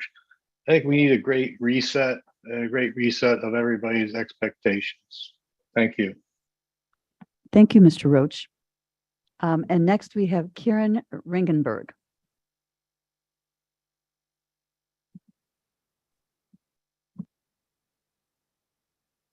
If you want to press *6 if you're on your phone to unmute yourself. Hi, there you go. Sorry about that. I have 2 quick points to make. The first is, given the status of the industry, I think you're going to hear more from some of the operators about their financial positions. It's important to keep in mind that what might seem like a more generous tax reduction or even retroactive action might be revenue enhancing. You're not going to, if you keep the tax levels as they are, there's zero chance you're going to collect all the expected revenue because a lot of these businesses are going to fail. And so you're never going to collect the tax revenue. I believe you could make the case, and I think the staff has made the case, that the county will see more revenue, particularly in the long run, with a short-term tax reduction that allows the industry to recover from its current situation and get in stronger footing. And so while we don't want to take money out of other parts of the county's budget, this may be the best way to provide more county funding in the long run, is to get a healthier industry. The second point I'd like to make is option 4 would require the 9 operators that are behind on Q1 fiscal year 2020 to get current by July 31, which basically means they'd have to pay by this Friday because July 31 is over the weekend. That's a very short period of time. Sometimes there's very large amounts of money, even if they could, it's just as a practical matter, it would be more fair if you go down that road to give them at least 60 or 90 days to get their affairs in order. Otherwise, you may end up losing some operators because of a short time frame inability to make a payment in a few days after the board finally decides to set the policy in this area, when we all know a policy change was coming. And so people have been trying to plan their affairs accordingly. Thank you so much. Thank you for your cogent remarks. I am going to go back out to the audience and see if there's anyone else from the public who wishes to make comments now.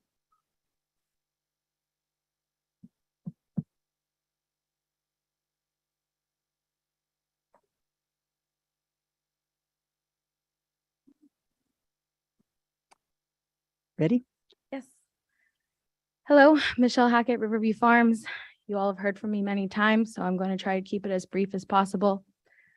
I want to thank the cannabis staff along with Mary Zeeb. To see support from the county staff the way we have today is truthfully humbling. I hate to say it, it actually makes me emotional. Watching us track this past year and losing money every single month and trying to keep the people behind me employed has been no easy task. As owner and operators, we're probably the last one standing as a family-owned and operated business.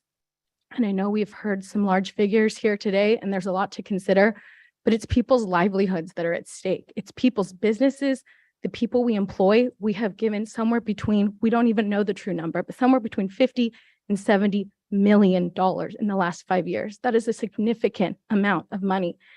And as others have already stated, this is a short-term solution to a much bigger problem. We don't anticipate there to be a zero tax rate forever, obviously.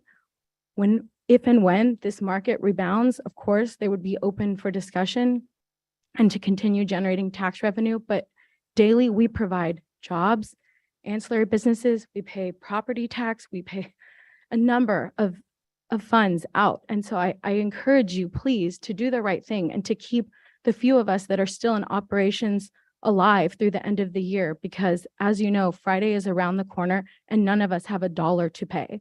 So I urge you to encourage you to look at number 4, and I hope that you understand the severity of the issues at hand. Thank you.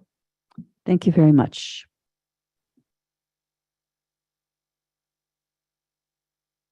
Hi there, Madam Chair and the rest of the Board of Supervisors. My name is Christina DePacy. I am CEO of Monterey Tilth.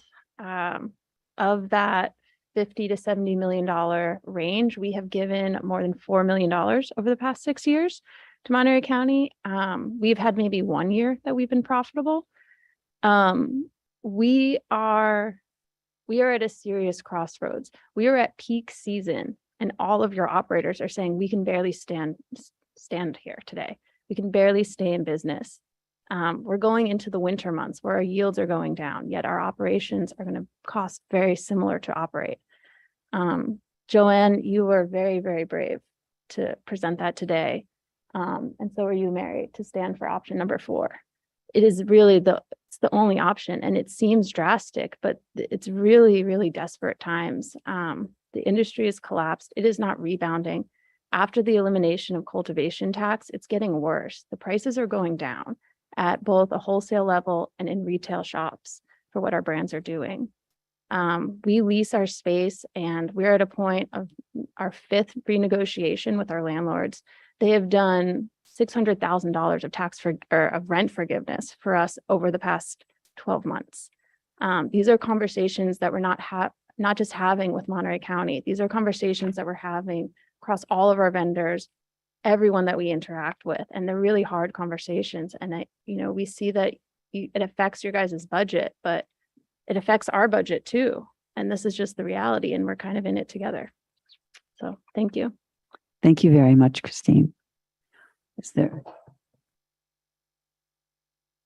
Hi, thank you for having us today.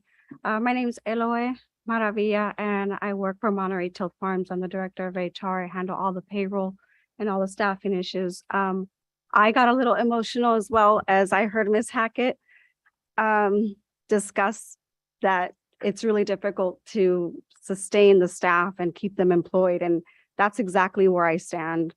As time has gone on and we've had our ups and downs, and this is definitely the toughest one that I've seen in having to do the layoffs and sit there across the table and tell employees that they no longer have a job.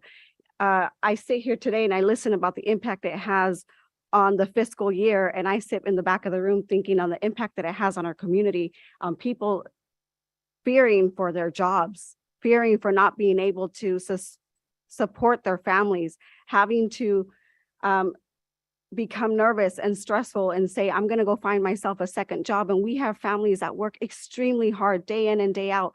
And I can tell you, maybe about 40% of our current employees are now working 2 jobs. And it makes me wonder what's that's doing to their families at homes. And what is that doing to our communities that us as elected officials talk about always wanting to take care of the community.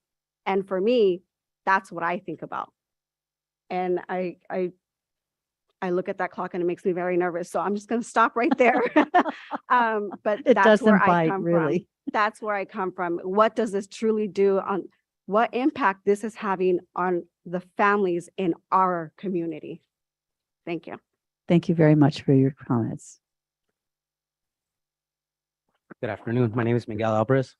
I'm the buyer from Monterey Tilth Farms. I'm in charge of buying all the materials. It's very hard and difficult for me to maintain the same material that I've been purchasing. The supply chain has been getting tighter.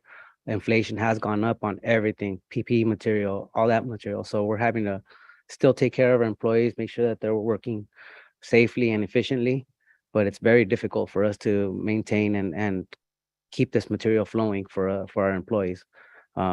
Fertilizers, pesticides, all that is going up. Transportation, all that is going up. So we have to also, deal with those issues as well.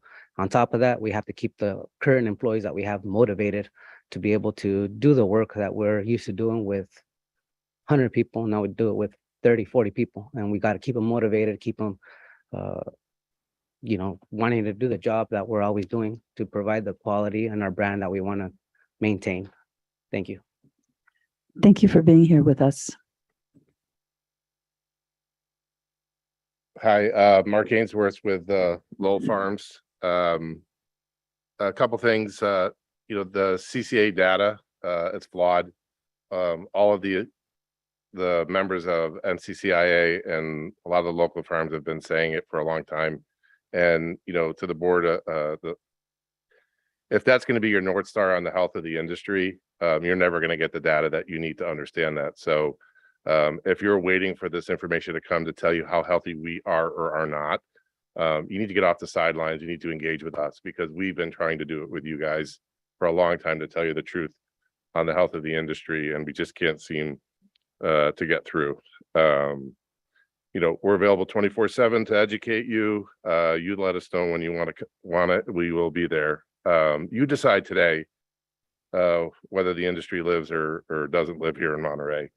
But it doesn't mean if you decide on number 4, which we all support, that everyone is going to survive. You also get to choose whether a lot of these families are employed. And they don't have strategic reserves. And does that impact their lives and how they provide for their families? Yes. And as entrepreneurs, the families that work for us, we take their livelihoods very, very, very important.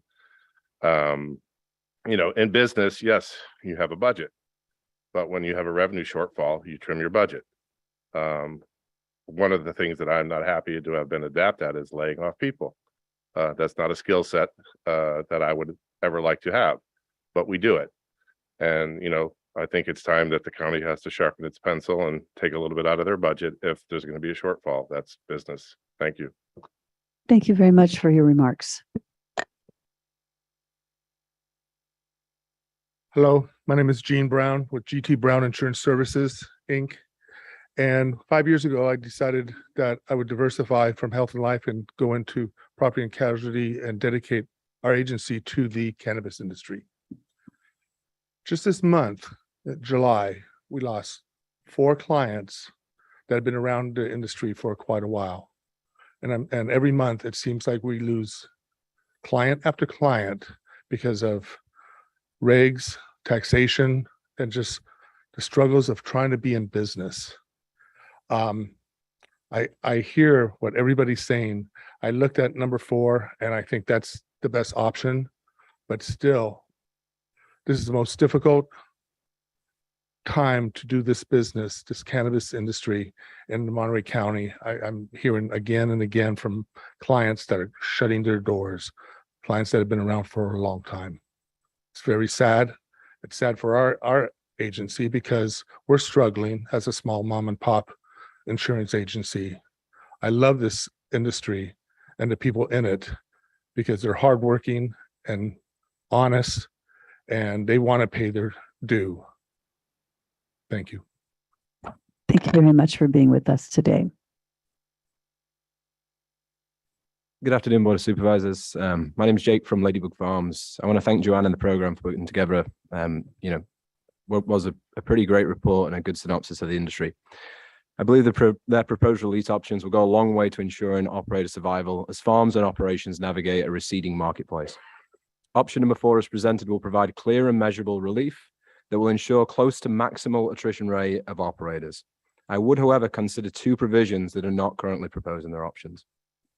Firstly, for any delinquencies prior to fiscal year 21-22 quarter 2, the July 31st deadline is a hard stop for delinquent operations and should be reassessed to ensure maximal operator attrition for the 9 operators remaining. The last thing the industry wants to see is more people forced out of operations. Secondly, I believe the considerations of payment plan would also be a useful tool for both the county and the program to ensure maximum tax collection and allow delinquencies to be recuperated in a manageable manner whilst working in good faith with operators as the industry collectively navigates a period of consolidation. Now for fiscal year 2022-23, I think the industry and all operators would hope for similar relief to match the severity of where the current marketplace is. Extending and temporarily reassessing square footage prices for the fiscal year would be prudent and match the options presented today by the program. Another area that the industry believes should be further examined is the effectiveness and cost benefit of the CCA. The data that is presented to the supervisors is a poor representation of the pricing of the various ingredients and products that a farm sells. Its quantitative basis for calculations is still unknown to operators and likely the cannabis program, and it seems pretty difficult to get an answer exactly how these figures are calculated. For context, the best data platform tool in cannabis that extrapolates 99% of retail data in California costs $4,000 per user annually. CCA charges over $400,000 according to supervisors to provide a 4-column spreadsheet on a month of the year and wholesale pricing. Bad data equals bad decision making, and I believe that there are better methods to achieve what is essentially a producer price index that costs $400,000 a year. The supervisors have a very real potential to lift the tide in Monterey cannabis, and this industry at the minute really needs a tide change. Thank you. Thank you for being with us. Good afternoon, Madam Chair, board members and staff. I want to thank the staff very much for their time and participation. I know it's been an ongoing dialogue. First, my name is Kat Mineo. I'm one of the attorneys with JRG here on behalf of many of our operator clients. What I think the industry really needs right now from the county is time and money. I want to echo Mr. Allen's comments that info is available for many of the operators here who are publicly traded companies. And I do think that the audit mechanism is a very invasive measure. As Aaron said, we support option 4 for a number of reasons, but I think as Michelle and others said, we are talking about a county budget today, but we're also talking about the people who are here right now, who you see, who are individuals and families who are members of the community here. I think that the cannabis industry has spent millions of dollars and participated in improvements to the counties, and that these costs continue to evolve for us. I think that everyone here wants the commercial cannabis program and industry in Monterey County to recover and to also find itself with long-term sustainability. So I hope that you'll take all of these into consideration today. And thank you for your time. Thank you very much for being with us. Hello, Madam Chair and members of the board. My name is Austin Goins, and I'm an employee of Sky High Labor here in Monterey County. And I believe that this county here is a leader in the cannabis industry, and that by providing relief for this county here, we will continue to do that. And yes, thank you for your time. Thank you very much.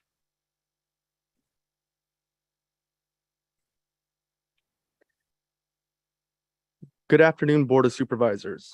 My name is Sean Manami, and I work for Sky High Labor and manage 3 processing rooms in Monterey County.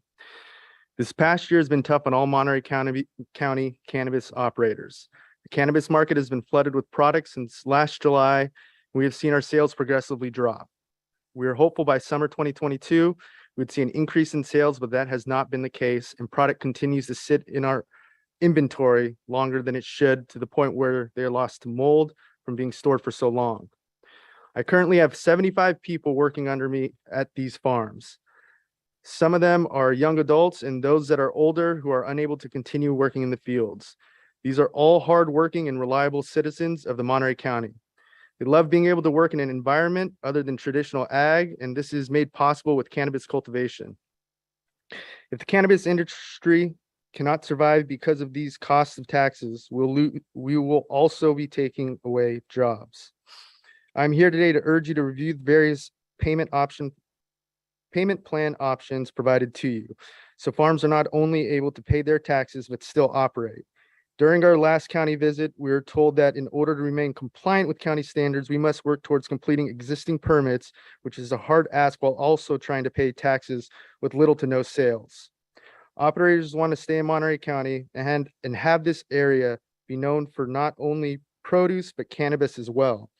Please take the time and consider the payment plan options so that the cannabis community can continue to grow and thrive in this valley. Thank you so much for your time. Thank you very much. Okay. Good afternoon, Board of Supervisors. My name is Jennifer Rosenthal, and I want to thank the staff for all the time and effort they put into preparing their report today. I myself participated in many meetings, and so I know how much work that's gone into this. As previously indicated, I did submit a written comment prior to the publishing of the agenda and the staff report. So on behalf of MCCIA and the various operators who did sign the letter that I submitted, I would like to also provide my support and recommendation to support item number 4 as far as moving forward. In the event that the county and the board feels that this is too drastic of a step, although it's so urgently needed, I would like you to take into strong consideration the suggestions I made in my letter. Most particularly, I think the industry and the county need to continue working together to really evaluate the cost of running the program, most specifically CCA and all employees that are being funded by the cannabis program.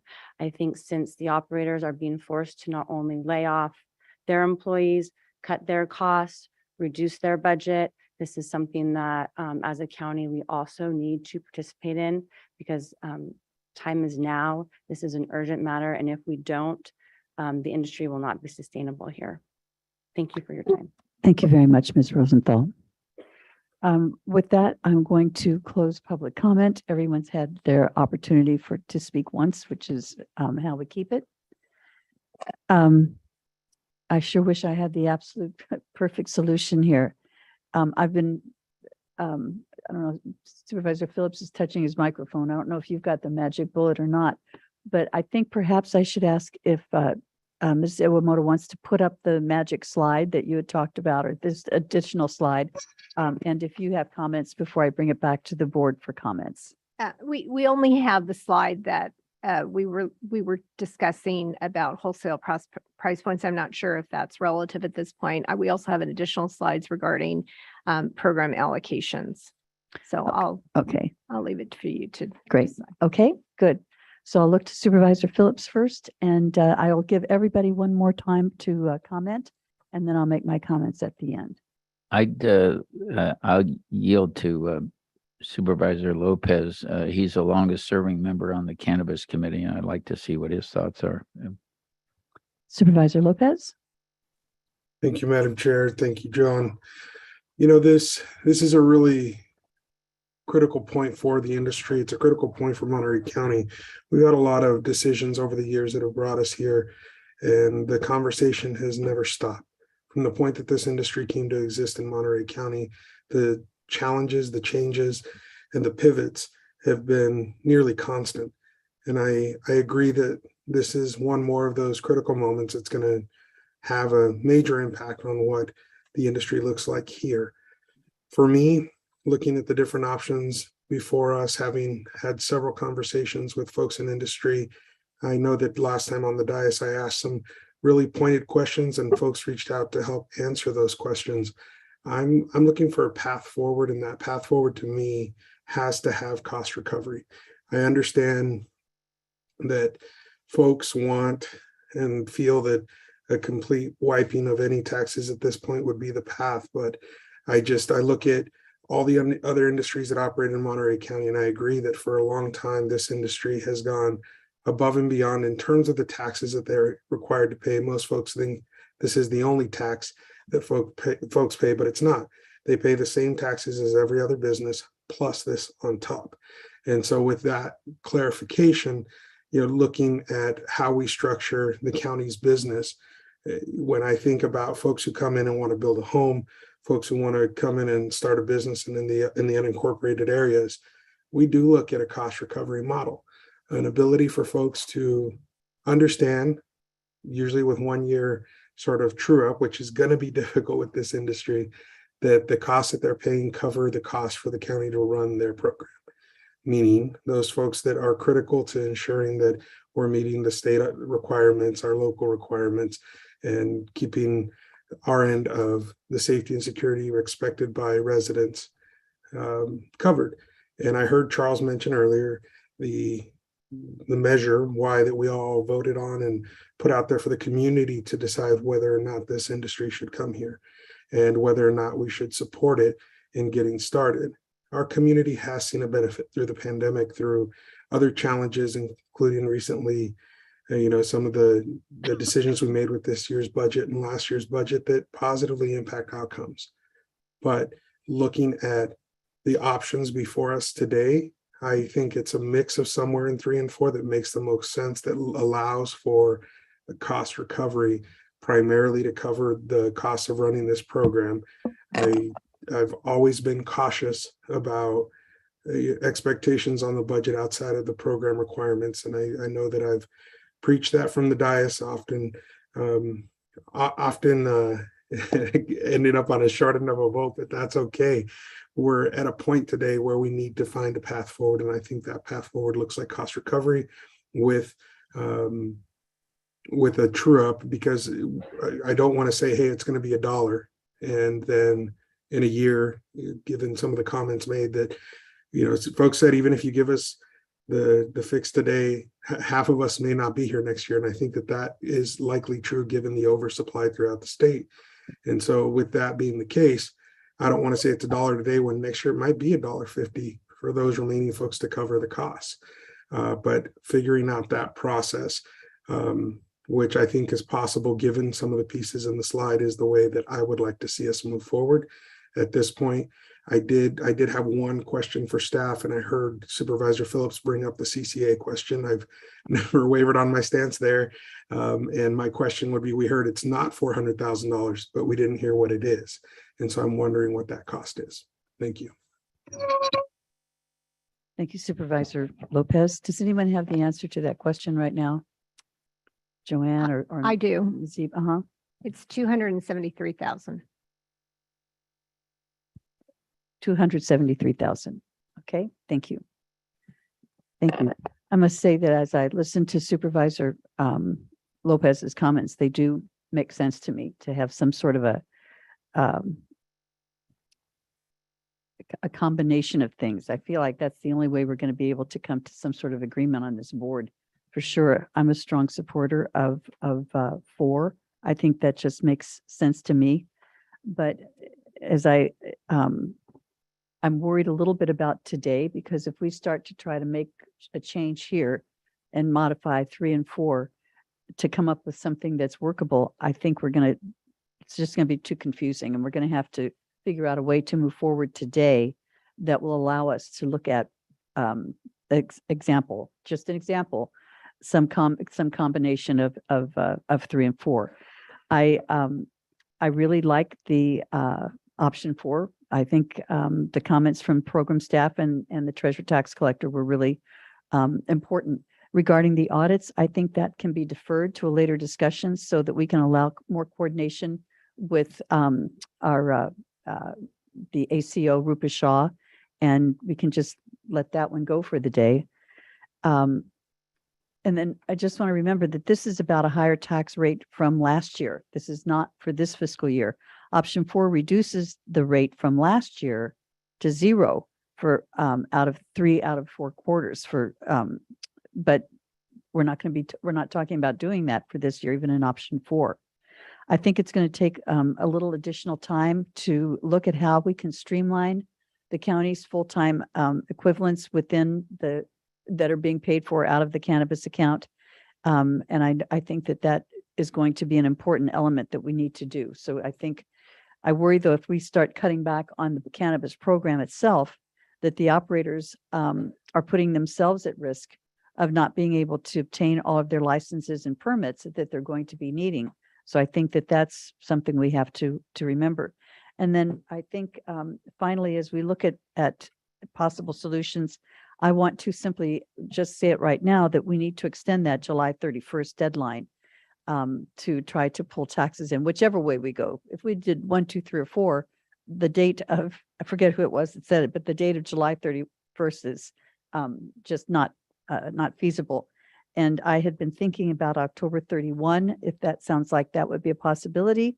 If not, then I wonder if we could go ahead and extend it all the way to December 31, depending on what we come up with options 3 or 4. I don't want to lose businesses here. I do not want to lose jobs that are associated with this industry. I think that we should try to keep as much square footage as we can to ensure that Monterey County keeps a lead in the cannabis world of California and the rest of the world. I know that freezing taxes is not going to be a possibility for, it's not viable, but we need the program to be able to keep everybody moving forward, especially with their permits and their licenses. And I think we would be just simply shooting ourselves in the foot if we cut back on the program staff. So my hope is that with the elimination of the state tax and with the relief that's given from the reduction to 321 and the tenets of option 4, that we might be able to craft something that will allow us to carry through through this period of a really, really depressed market. The market's depressed, and I think we're all pretty depressed as well. But so I'm looking for some sort of actually, I told my other colleagues I'd let them have one last opportunity to comment. So let me just stop and go to Supervisor Alejo. Do you have any comments? Yes, thank you, Madam Chair. I understand what the struggles our industry is going through as well, but I think in option 4, it's hard to tell the public we're going to return $1.7 million in taxes already collected from people who did what they were supposed to do. I think that's a tough choice to tell our constituents, especially when we know we have difficult budget years ahead of us. It's just around the corner, and that's not taking into account if we do hit a recession here. I'm looking at we all had expressed on wanting to work a payment plan, which is articulated in plan number 1. But I think if there's a compromise to be had here, I think that the next best option is option number 3. It's something I could live with. It would still require a return of taxes, but it's much lower. It's just under 400,000. It still collects $10 million that is owed, but it does provide some additional relief outside of option number 1. I think option number 4 is just too drastic, and it's a hard one to tell our constituents when there's a lot of other pressing challenges in different departments, in different requests we get from the public, and for a budget that we already approved in June. And those are my concerns. I want to provide additional relief. I know at the end of this fiscal year, we're going to look again about what other additional relief we could provide if the industry has still not recovered as we hope it will. So this is ongoing. My commitment is to keep looking at a budget prospectively and looking what additional relief we might have to do outside of the changes that we just voted on earlier on consent. But returning money that's already in our hands, it's certainly, I think, a challenging one for all of us as elected officials to just be able to approve, knowing the challenges that we do have in our hands. Thank you. Thank you. Supervisor Root Askew.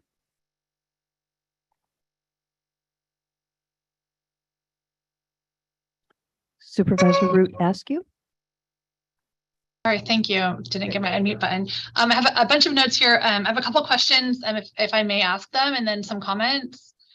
So just one question in regards to do we have any sense of what the realistic revenue recovery is, even if we were to go with, say, option 3 or option 4, what the realistic what can we realistically expect to collect and what's due to us currently? Madam Chair, could I just clarify? So you're essentially asking, is there a way to determine based on the amounts due, the uncollected taxes to date, if we have a good way of estimating, what percentage of that is going to get collected? And correct. And I think, the best, my guess is that if you talk to the tax collector, it's going to be, we're not going to be able to tell you, but probably the most conservative way is to look at who has gone out of business, right? Essentially, and so they're not going to be paying. And I think Joanne mentioned that earlier. But other than that, I think it's going to be really difficult to estimate. You get an estimate of that. But I'm happy to see if Treasurer Tax Collector or Joanne has any comments. I think that would be very difficult to be able to answer, to determine who is going to pay and if they're going to pay on time. We just don't have that type of information. Okay. So that's helpful. And I think what I'm getting at is what I'm hearing is that, and what I've understood in the conversations that I've had with folks in the industry prior to this meeting, is that the county's ability to manage, to control taxes or to reduce taxes is just one of many factors that are impacting the industry. And even if the county were to eliminate taxes, even if the county were to subsidize the industry, there are still those operators who aren't going to be able to survive this. And I was just wondering if we had a sense of where that balance was. So it sounds like we don't. That's fine. The other question that I had was in terms of, I've got a copy of the Measure Y up on my screen here. And, from a perspective of the voters approved welcoming cannabis into our community with an expectation that there would be a tax revenue set at certain levels intended to benefit the community in certain ways. What is the liability for this board if we take action today that violates the language that was approved by the voters? Chair, I'll address that issue. So the obligation on the Board of Supervisors is to utilize the revenue as general tax revenue.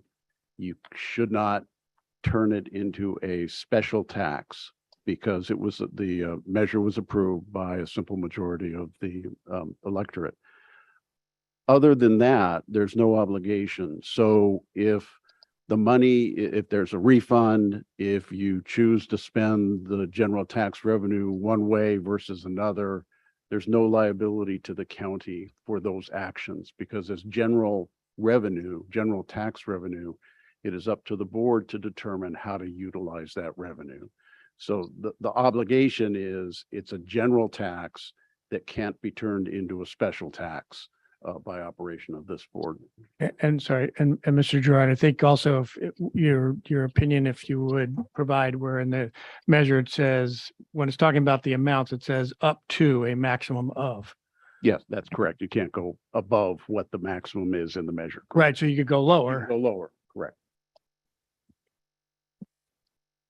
Okay, so your opinion is that the language speaks only to the maximum of $25 per square foot on cultivation with an annual adjustment by the CPI thereafter. It continues to say $5 per square foot on nurseries with annual CPI adjustments thereafter. And so so maybe what I'm asking is, so you're saying there isn't a liability of going below that $5, or eliminating the tax completely. However, there could very well be a perception and concern from the public that if we were to fully eliminate the taxation of this industry, that we as a board who put prior to many of us being here, but we as a board who put this on the ballot, assuring the voters that there would be taxation of this industry and that there would be that those revenues would go to support the general fund, that we could potentially, the perception could be that we're no longer upholding the measure that the public understood to be voting for. That's a public perception issue, not a legal issue. Am I hearing that Yes. correctly? In my opinion, that's correct.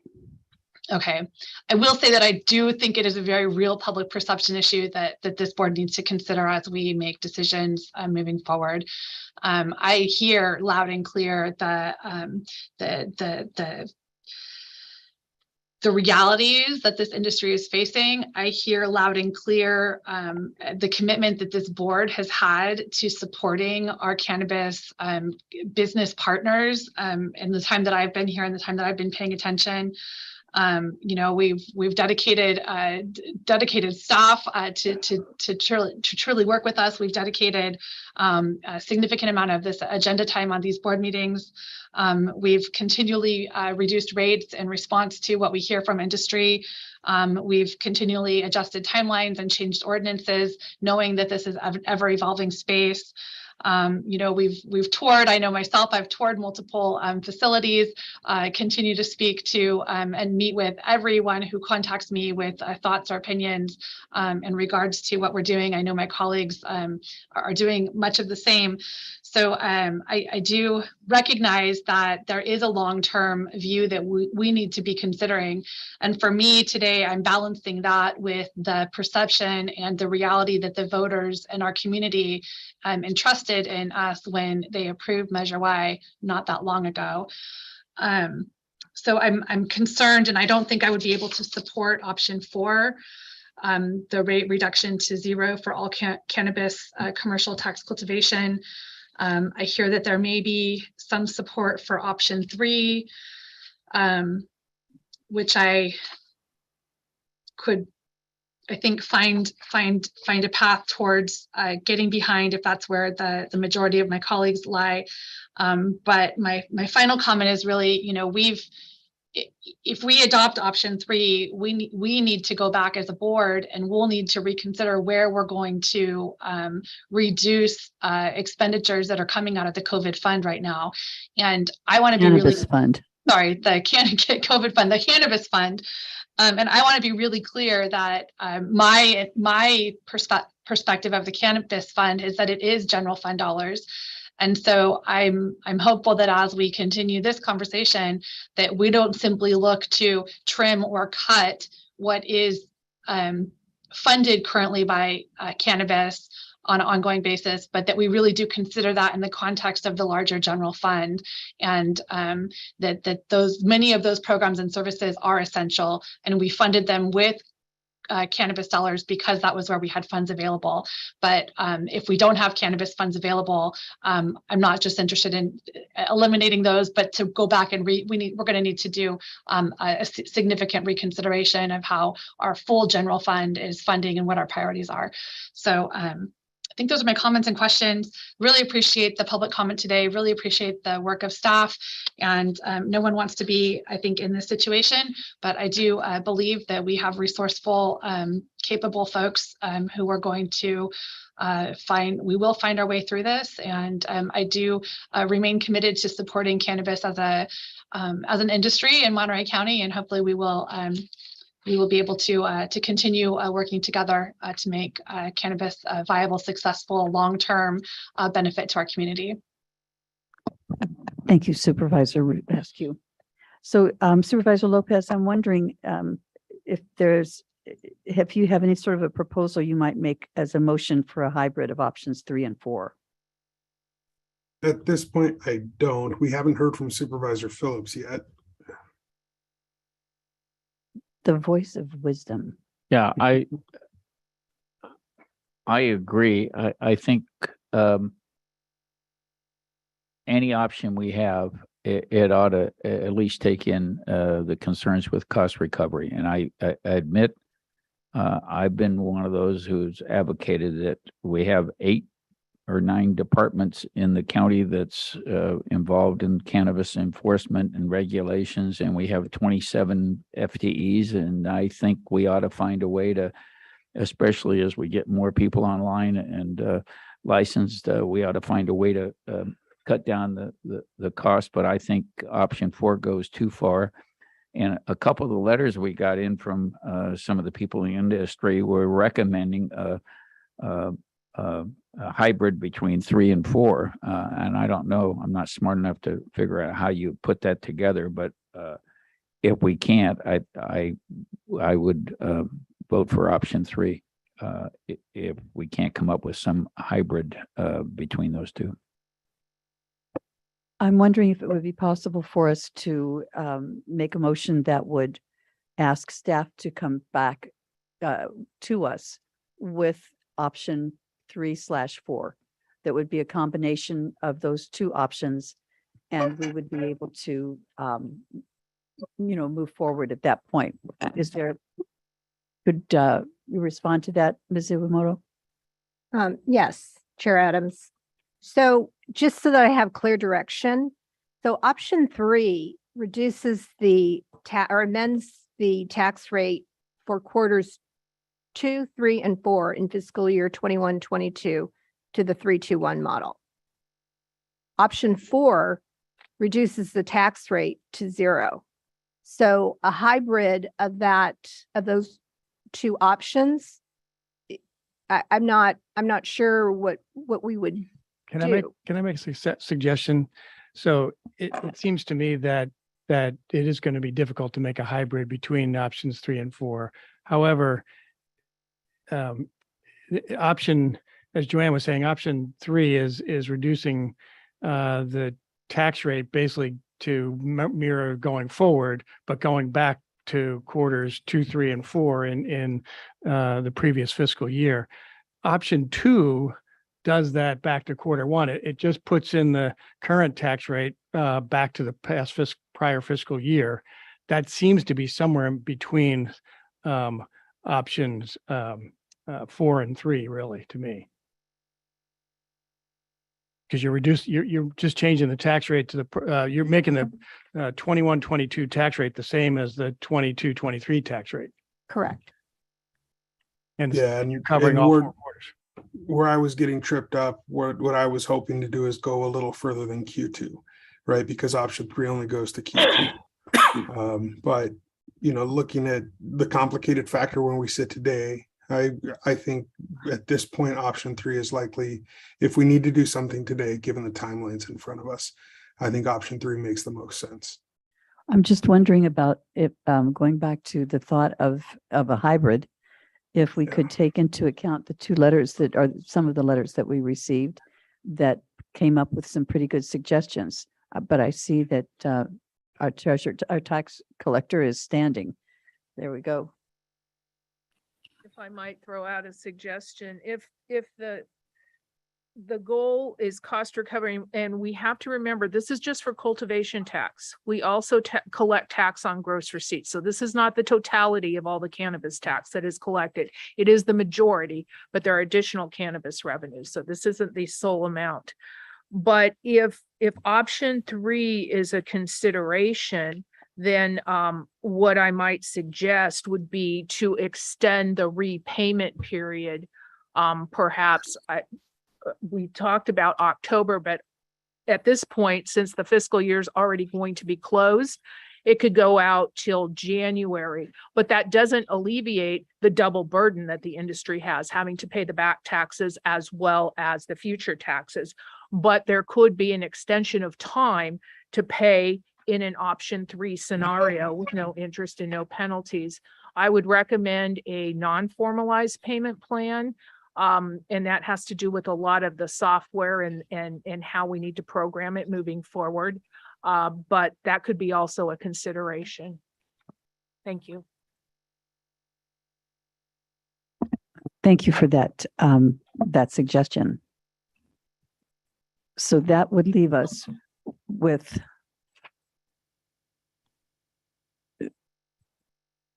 I don't know how that's going to work for folks. So it would be option 3 with an extension of the payment plan to the end of December, or was it January 31st? I think it was December 31st. December 31st. January 31st. Is it? While keeping folks in the qualification of good standing in that time period with no interest on on those late payments. And the rest would That's be really covered by important to option say three. as well. Right, Is that a motion? it is. I would second. So it sounds like we've made a lot of sausage here today. And I'm hoping that that this will provide some respite. You know, just some respite. I must say, I do worry that we're going to be back here in another few months and we're going to be in the same situation that we are now. I don't know what's going to happen to change things. You know, I really don't. I know, I can see though that there is not the appetite for option 4. And I do feel like we need to codify something today so people can move forward with the knowledge that they're going to be able to keep on the path without having to worry that they'll be kicked into the, out of whatever that word is that means that you're not going to be able to remain as a viable entity. So we have a motion and a second. Chair, I need to Yes. ask for a clarification on the motion. There is no ordinance in front of you today. This action would require an ordinance. It could be a standalone ordinance because the county code was adopted with an ordinance. So the direction today, if I might recommend, is that direct staff to return at the next meeting with an ordinance that would implement the direction given today. Okay. And the motion would you could also try in the motion provide assurances to the industry that during the time before the ordinance becomes effective, that the principles announced today will be put into effect. That makes sense, Mr. McKee? Yeah, and to that effect, also whatever would be put into there. I think we also need some clarification on, is this a monthly payment plan? I wasn't quite clear on that, or do they have until January 31 to make payments? And if it's a monthly payment plan, what happens if they miss a payment? I think Ms. Zeba is shaking her head on the monthly. Yeah, I think it.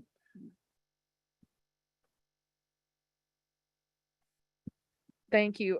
I would recommend the January 31 due date as it coincides with the regularly scheduled due date, and it's the normal time that they would make a payment.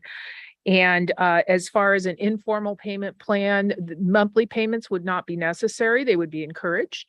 But I think as long as the balance is paid in full by January 31st, it should be good. That will give them the opportunity when they have funds to remit them and not be beholden to a structural payment plan when they may have a month or two that they don't have the funds. And that was kind of the intent of some of the correspondence you received if they happen to miss a payment or two in a month. This way they can manage it themselves instead of us having to manage it for them. Exactly. Yep, that makes sense to me. So, as Madam well. Chair, I'm happy to amend my motion to include the language as stated by County Council Les Gerard and moving the date from December 31st to January 31st as recommended by Treasurer Z. Agreed on the second. Great. Okay. I think we have a motion and a second, and I'll ask for a roll call vote. Supervisor Lejo, Aye. Supervisor Phillips, Aye. Supervisor Lopez, Aye. Supervisor Askew, I and Chair Supervisor Adams. Aye. And with that, we will close this item, and with a great deal of thanks to staff for the incredible amount of work that you put into this. And thank you all so much. And thank you to our treasurer tax collector for her words of wisdom, as well as county council. But most importantly, thank you so much to the industry for being here today. I know it isn't exactly what you wanted, but I hope that this is something that'll help us be able to move forward and keep things intact. Thank you very much. And now I'm going to open item 18.1, which is consider funding the increased cost for the WeatherTech Raceway at Laguna Seca, Start Finish Bridge, and the racetrack resurfacing project. We can give a minute for the chambers to empty as we get ourselves ready for the next item.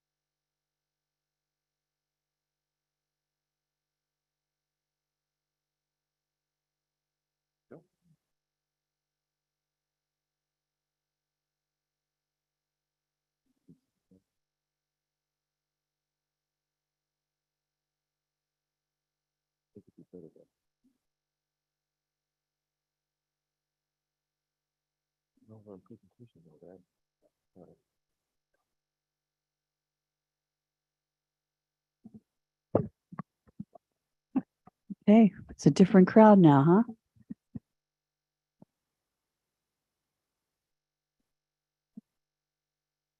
All right. Okay, thank you very much. All right, so we are moving forward now with item 18.1. And I believe that we're going to have a presentation by our Director of Public Works, Facilities and Parks and his able team. Thank you very much, Chair and members of the board. Good afternoon to you all. I'm Randy Ishii, Director of Public Works, Facilities and Parks, as introduced by the Chair. And with me today is my team of the Chief of Parks, Brian Flores, Administrative Operations Manager, Ryan Bell, as well as our President and General Manager of our management company, A&D, Mr. John Narici himself. And also on Zoom remotely, we have other capable staff members from the department who can assist with any questions that may come up during the course of the presentation or should the board have any questions. Staff has a presentation that summarizes the contents of the board report that is before you today.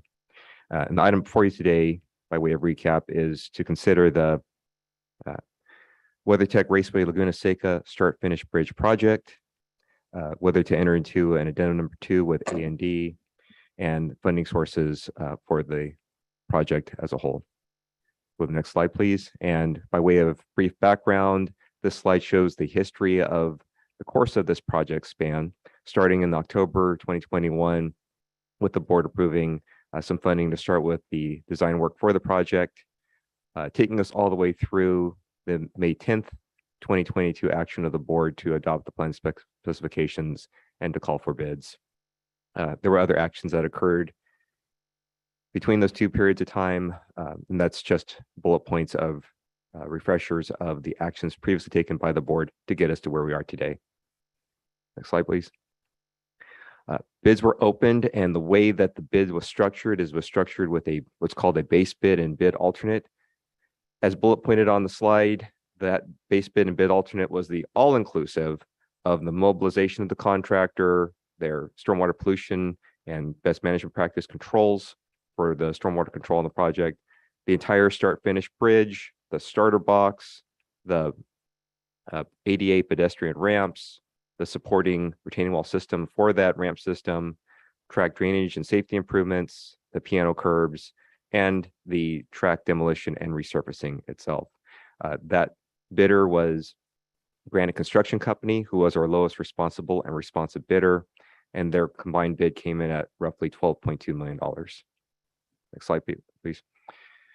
This slide summarizes your attachment in your board report, and in succinct terms, it shows the project budget inclusive of the various steps in the budget, such as construction management, which staff worked very hard to cull and reduce that cost to as lean as possible to oversee the management of the construction with the consultant's help. And so in total, the total all-inclusive project costs with the construction management with the standard 10% contingency is approximately $14.9 million. On the right-hand side of the slide, it shows you those funding, the funding for the project and the funding sources. Staff wishes to point out to you that the red colored text represents the funding need. So the combination of the needed sponsorship advance plus the funding shortfall in this based on the bid of approximately $3.98 million represents a total funding need at this point in time of approximately $5.6 million. As an option for the board to consider, there was a base bid, which is the lean reduced project scope that is also for consideration as an either or option for your board for today. Again, that lowest responsive bidder was Granite Construction, and that base bid value was $9.29 million. Now, this includes inclusive of the mobilization, the stormwater pollution prevention plan and stormwater controls, the start finish bridge itself, the starter box, the ADA ramps, the retaining wall system to support the ramps, and various track drainage and safety improvements needed on the track itself, as well as the piano curbs on the track. And there's also shoulder improvements that were included in that as well. The only thing missing from there is the resurfacing of the track itself. Similar to the previous slide, this shows that project budget and funding breakdown. Again, the red colored text represents that funding shortfall and the sponsorship needed, and thus a funding need in this scenario, should the board wish to proceed with this one, is $2.4 million. Next slide. Staff worked with the budget office, and at the time of the preparation of the board report, the funding sources that were available and recommended were the general fund contingencies and the cannabis tax assignment. Their value at that point in time was approximately $6.4 million and $2.1 million respectively, thus adding up to approximately $8.5 million.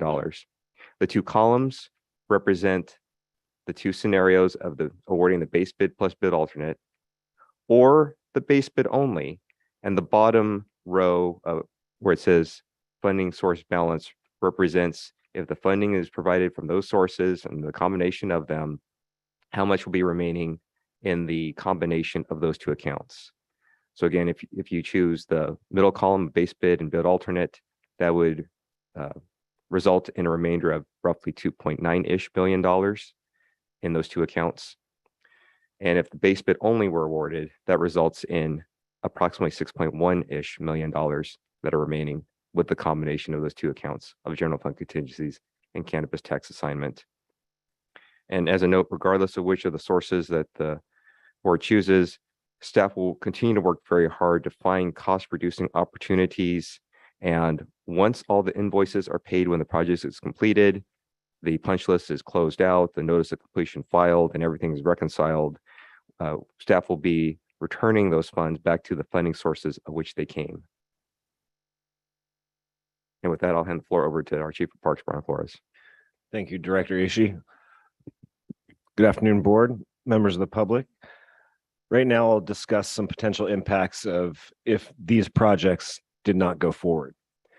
With the bridge specifically, it has a limited lifespan, as you've been told and informed of over the past year.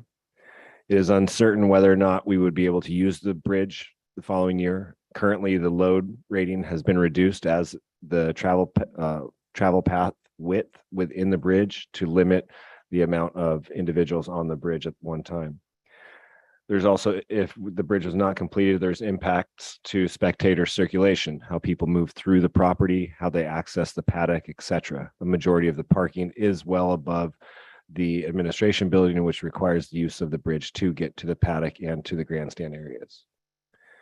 Event experience expectation. Numerous events, as well as sponsorships, have in their agreements some language about the bridge.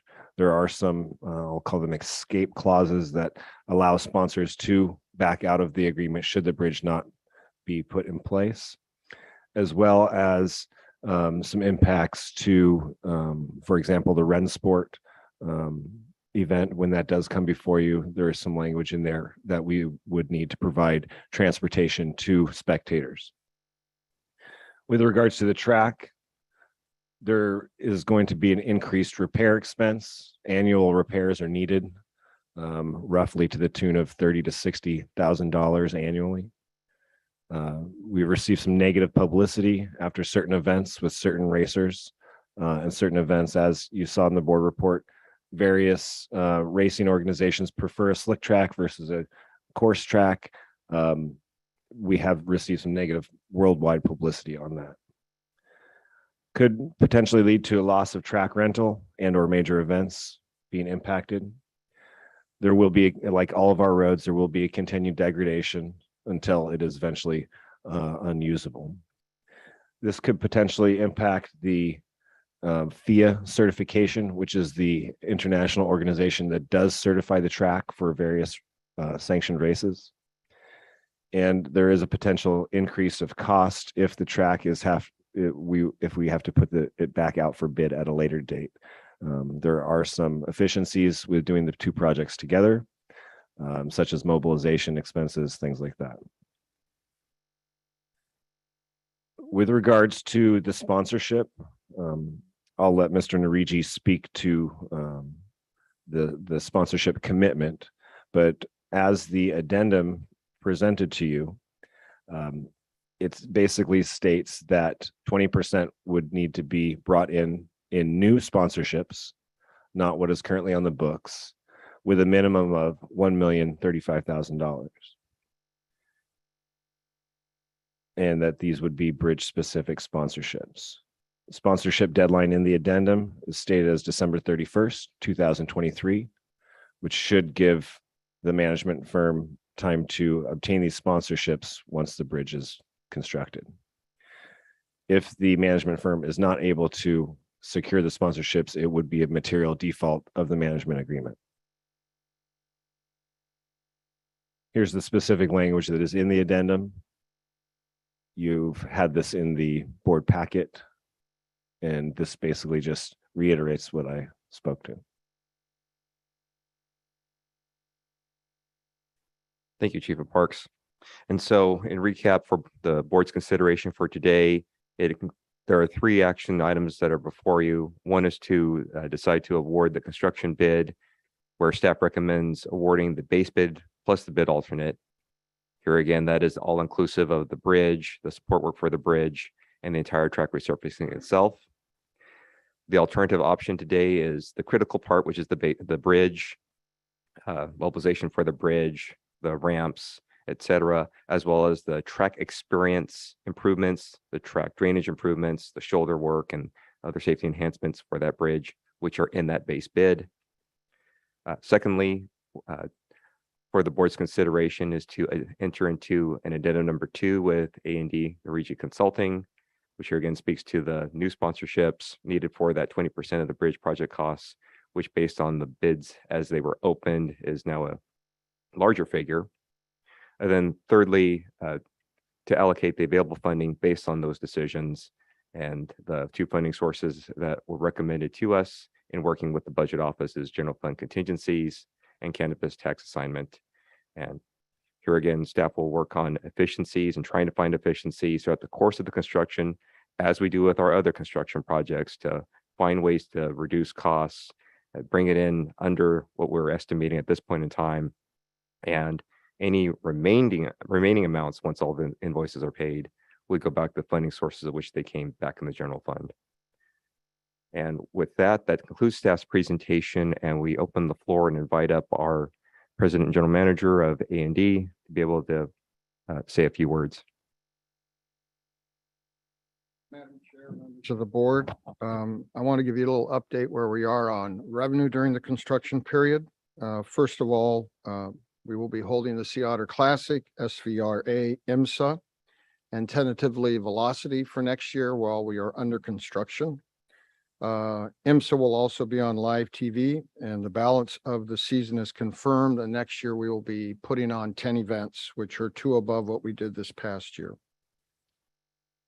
We will continue to pursue the market for uses of our lake bed, paddock, and the park in general. You know, when you're running a track rental business every day of the week, it's kind of tough. So we really haven't had a chance to really promote that, but we will begin once a decision is made today.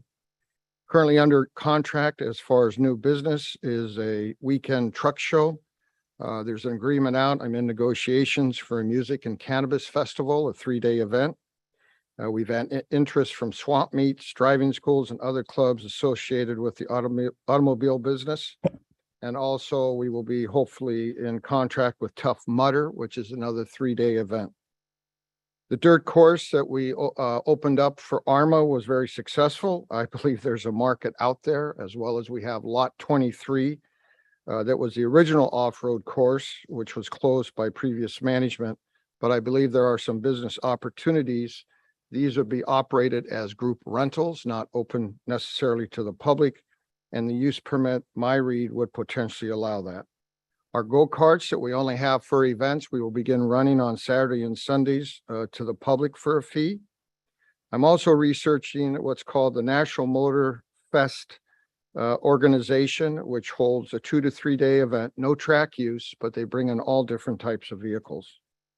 We will be pushing more local social, our corporate retreats agenda, mainly because the track noise will not be there. We have promoted hard our transient group camping business. And if you look at just the transient business, not tied to events for the first 6 months of this year, we're up 100,000 over 2019. Obviously, with the closure of the track, expenses will be cut. There'll be some layoffs, and the staff that is there will be spending quite a bit of time getting the park, doing some past maintenance work on the park. As we talk about sponsorships, AFS has submitted 2 formal sponsorship proposals for the bridge. They are 4-year deals valued at $6.36 million, 3.7 to Lexus, 2.61 to Michelin Tire. Conversations are occurring. Both proposals are front-loaded, meaning a substantial check would be due on January 1st of 23 if these proposals go forward. Preliminary conversations have begun with additional manufacturers, and conversations are in progress. We continue the conversation with the principal of WeatherTech, who has offered to take a look at installing a large video screen on both sides of the bridge exterior, which would be looked at as a revenue generator. We have submitted a request to Laguna Seca Foundation for sponsorship of $375,000 over a 3-year deal. Their board is currently reviewing that. Current sponsorships contracted for 23-24. For the year of 23, it's 2.8 million. For the combined 2 years, we're at 5.0 under contract, and that will continue to grow with current prospects and the addition of Rensport. Sponsorships for 23-24 will exceed the 4.8 projection for 22. Numbers don't include WeatherTech's annual sponsorship fee. How we associate sponsorships in the past, not necessarily under my firm, but Scramp, I am taking a look at. It's been used to keep the operation going. Not quite sure all the current sponsorship money needs to go in that direction. Medium-sized business prospect list is 8 potential businesses with a plan at a 50 to 150,000 range minimal asset. Currently, we have 9 local hoteliers and other vendors that are part of our sponsorship program in 22. Local manager business prospect list, which includes a list I've made up of ag, hospitality, car and cycle dealerships and construction, are 12, with a package that we've put together that is in $200,000 to $300,000 range. Sponsorship package for $500,000 is already created. The banner space with the new ramps and fence line will add an additional 1,500 square feet of quality space for both viewing and TV viewing, which will be able to be charged at a premium that the track currently does not have. As Rensport is not an annual event, I would commit $250,000 from their NOI towards the bridge. It has not been a part of any budget under my operation. Given the small scale project and based on the history and challenges with the project need caused by deferred maintenance from years past, these are the comments I've heard. Donors are reluctant to commit until the construction begins. Both projects should have been addressed in previous years, given current condition. That comes from major companies locally I've talked to and the industry. As it relates to the racing industry, that industry is not in their budget cycle as they are on calendar years, but in their event season. With the need not being verified until September of 21 and budget cycles for the industry September through mid-November, securing commitments or even having negotiations has been extremely difficult. That should change this fall. In closing, as aware, these projects and the bridge being the priority are critical to the future potential of Laguna Seca.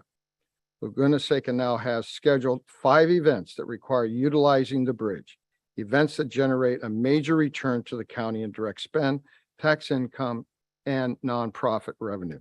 To secure extension of Rolex sponsorship and Rensport's reunion, which will provide an additional $41 million in direct spend and tax revenue. That's the Rensport event. We committed that the bridge would get done. Neither of these negotiations were very easy. I would hope the commitments made we are able to fulfill. Thank you, and I'm happy to answer any questions. Thank you, Mr. Narici. Let's see if we have any questions from our board members. Looking to see if they're all out there still. Is anybody out there? I will first go to Supervisor Phillips because I can see him. All right. I don't know whether that's good or bad. What it sounds like the bridge is at least time-wise more critical than the track, although it would make from a economy of scale, it's best to do them both simultaneously. Is that Correct. what's the construction timeline on the bridge? How soon do we need to say we got the money, go? Thank you for the question, Supervisor Phillips. The bridge is a long lead time item, and thus the action for today does need to be taken today because the contractor would need a contract from the county in order to place the order for the bridge, and it'll take several months before that bridge gets constructed by the fabrication company and delivered to the job site. All inclusive in terms of the schedule is roughly 226 days. That would place us around our chief of parks for confirmation. It's somewhere around the May timeframe where the bridge and all the support work for the bridge would be done. Under the alternate scenario where the track is included, we'd have to work around some scheduling, but it would be in that May, June timeframe as well. It's a much shorter construction period, and it does not rely on a separate manufacturer to construct it. Okay. So if we authorized moving forward on the bridge today, and say in a month, we came up, say an independent source of money came up with the money to do the track, that would be time enough to move forward with those together. Staff would need to confer with the construction contractor, in this case Granite, to see if they would honor that price. Unfortunately, because we don't have a signed contract with them, we cannot talk about things like change orders at this point in time. Okay, thank you. Thank you. And then I'll go to Supervisor Rudascu. I don't have any questions at this time. Thank you. Thank you. Then I will go to Supervisor Lejo. Yeah, just some points of clarification on the track, the updated bid amount. Staff, does that include a contingency as we normally have on some of these projects in case there's other unexpected costs that usually come with major construction projects? Thank you for the question, Supervisor Lejo. In both scenarios that are before you today, they both include their commensurate standard 10% contingency in both of them. Okay, So, good. yes. I wanted to just clear that we have that for both projects. And then for Mr. Narigi, I think you mentioned Michelin and another sponsor potentially for the bridge. Are those existing sponsorships or new or extensions of existing sponsorships at Laguna Seca? Lexus is currently, Supervisor Leo, Lexus is currently the car sponsorship, but their sponsorship is up for renewal. And obviously this is structured much differently. Michelin is a new sponsorship. Obviously, they've been associated with the track in the past, and they've done sponsorships during specific races, as they did in Moto America. The tire bridge has Michelin all over. Right, But those exactly. are two different items. Okay, and then will Lexus enhance their contract with us above being the car sponsor for Laguna? Yes, this is the upfront cash. What I was speaking to was the cash. Obviously, there's assets involved. So the net is not the number that I alluded to, but it does ask for a 1.5 payment by January 1st of 2023. That was my reference to the upfront payment, and then it balances out over a 4-year period. They're both 1 to 4 year deals, both Michelin and Lexus. Thank you for the update on the potential new sponsorships to help us with some of these, to defray some of these costs. So thank you from the last conversation we had on this. And then just for budget staff, the additional costs are significant, but this is happens to a lot of projects these days. The cost is estimated, and then when we actually do more vetting, the cost comes out to more. So what is the recommendation of what pots of funding that we have that this may come from? Yes, Supervisor Alejo, this is Cca County Budget Director. So as indicated by Public Works staff, the only available fundings available that we have at this point will be contingencies. Given the action that the Board of Supervisors took in the previous item on the cannabis taxation rates, I believe that the cannabis assignment balance of approximately $2 million as of today will not be available most likely by the end of the fiscal year, because we will have most likely an imbalance between revenues and expenditures. And that's not something that we will know right away, but that is my estimation at this point. So just to give you a short answer, I think that the only available source of funding that we have at this point will be the contingency assignment. Right, because of the unknowns with the cannabis account. So how much do we have in that? What's the balance of contingencies at this point in time? An estimated $6.4 million. And so this would almost deplete that?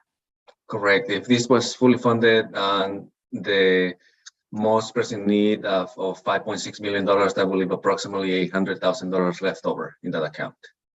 And outside of contingencies, if we have other matters that require us, I mean, here we are, we're not even at the end of July yet. We're going into August. So just when other matters do come up, what other funding sources do we have to deal with other matters that require contingency funding if the remaining 800 is expended in the next issue that we're facing? Yes, we do have an emergency nature. We obviously have as a county the strategic reserve, but that is not something that I'd recommend going to at all. I just want to make sure that I am clear on that.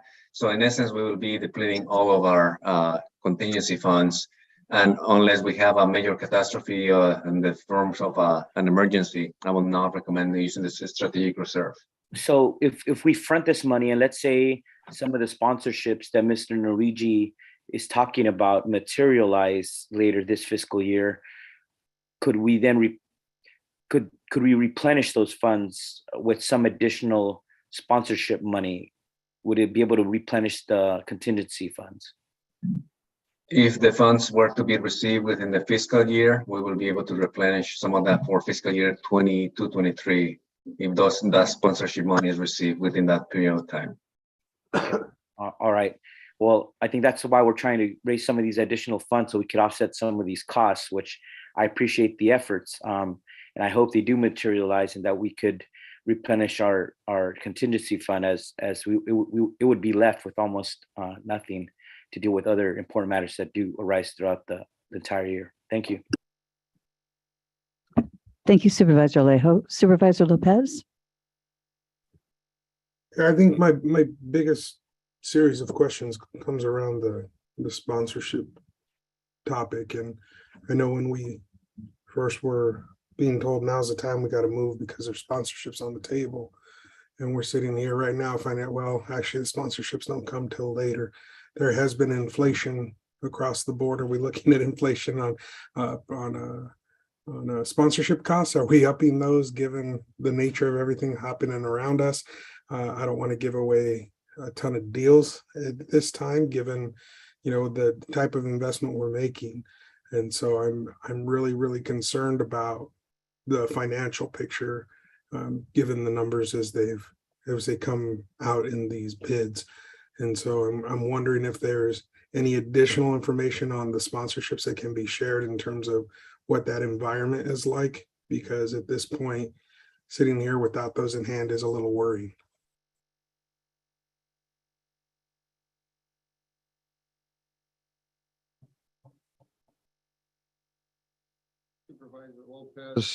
Obviously, the industry has been affected. I think there's no surprise. You said it perfectly due to inflation. But our numbers are up. The teams are up that have come to race, at least so far this year. Indies numbers are up. Our reunion numbers are up. So it appears that there is still good financial security, if you will, within the racing industry and in certain manufacturers.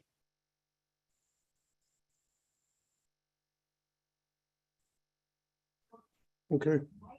Well, I am worried about the timelines. I'm not seeing, not having it in hand today as this comes forward, given the pressure that we were told was real at the time. And it's a little worrying.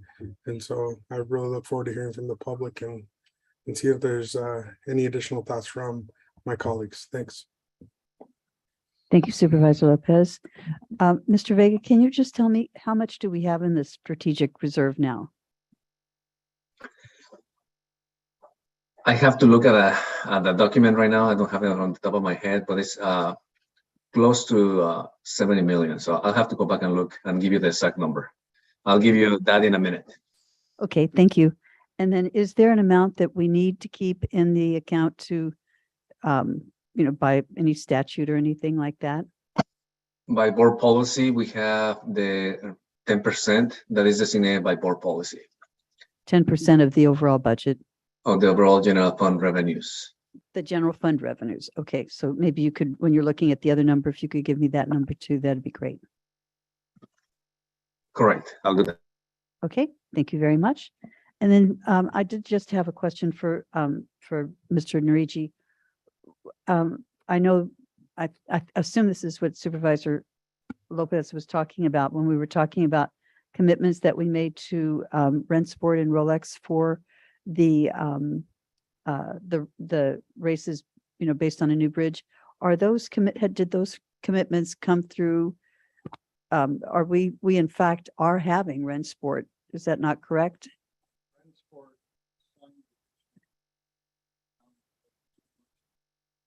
To the board, I believe it's due to be on the agenda on August 26th or 23rd, Supervisor. Okay, great. So that was essentially a commitment that was sort of contingent on the new bridge. Yes, and Rentsport was not easy to get. I pretty much sold my soul. I'm just going to be honest with everybody. And we were aware of the bridge. They had been promised the bridge by previous individuals. It didn't happen. I found out about the bridge September of 2021 during the Indy event when Rentsport Porsche came out to do a site inspection. If I'd known prior to that, I think I would have moved on the bridge much quicker. It comes around every 5 years, and it is a car week style of event. Thank you for that. Benefit to the community. Great. And then what about for Rolex? Rolex, we made a commit. There's a commitment in the agreement that was approved just recently by the board. That had to do with the turn 3 improvements, which we did. It also dealt with the bridge, and it also dealt with the track resurfacing. Both Rentsport and Rolex have been told, based on the cost of the potential total project, that we may be pushing the track off. The bridge is what is the critical component. Okay, great. So I wanted to be clear that we really actually did get what it was that we said we were trying to accomplish. So perfect. Yes, That's Supervisor. Good. Okay. Chair, if I may, for a point of clarification on those two agreements. The Rentsport agreement will come forward. We're planning on the 23rd of August. With regards to, but the language in there just simply states that if the bridge is not completed, we'll have to have optional transportation. And then with regards to Rolex, it allows them to back out of the sponsorship deal should the bridge not be done. Yikes. Okay. Thank you. Thanks for that. I think those are the only questions that I had at this point. So I had one other excuse me? question. Yes. If we just funded the bridge, the contract for the bridge right now, how much are we short? I mean, how much do we need if we put aside the track at this time and said, let's just focus on the bridge? That scenario, Supervisor Phillips, would be that $2.4 million. That includes the sponsorship advance in addition to the construction funding shortfall. 2.4. Thank you. Thank you very much. I see Mr. Vega has his hand up.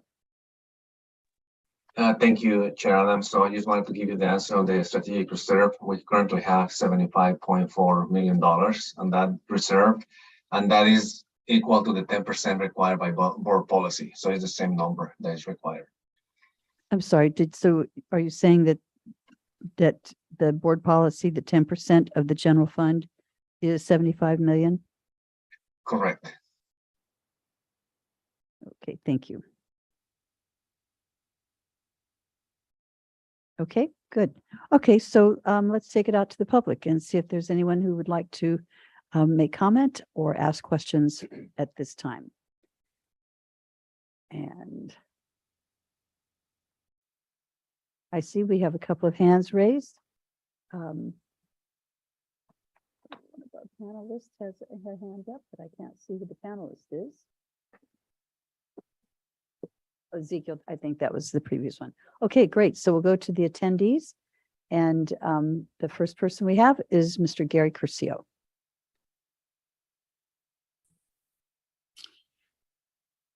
Thank you, Madam Chair and Supervisors. Gary Curcio, Director of Government Affairs for the Monterey County Hospitality Association.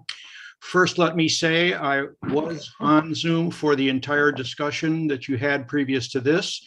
So I know how difficult these decisions are for you as a group and individually.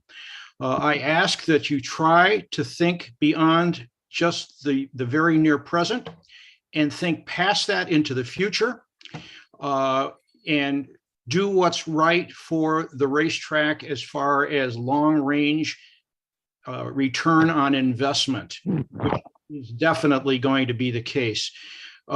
We need to have the bridge replaced. We knew that, and we need to move forward with it. And again, I know the timing is probably terrible, but I ask that you try to get through the fog and understand that this is a long-term investment, not only for the county, but for hospitality and business as well. And I would ask that you do your very best to at least approve the money for the starting bridge. And if then later on the track resurfacing could be done, that would be fine. But it's absolute necessary that the bridge work continue and is finished in time for Rensport. Again, thank you very much. You guys have had a long day, and I've been with you most of it. Thanks so much. Thank you very much, Mr. Curcio. Our next speaker is Rick Aldinger.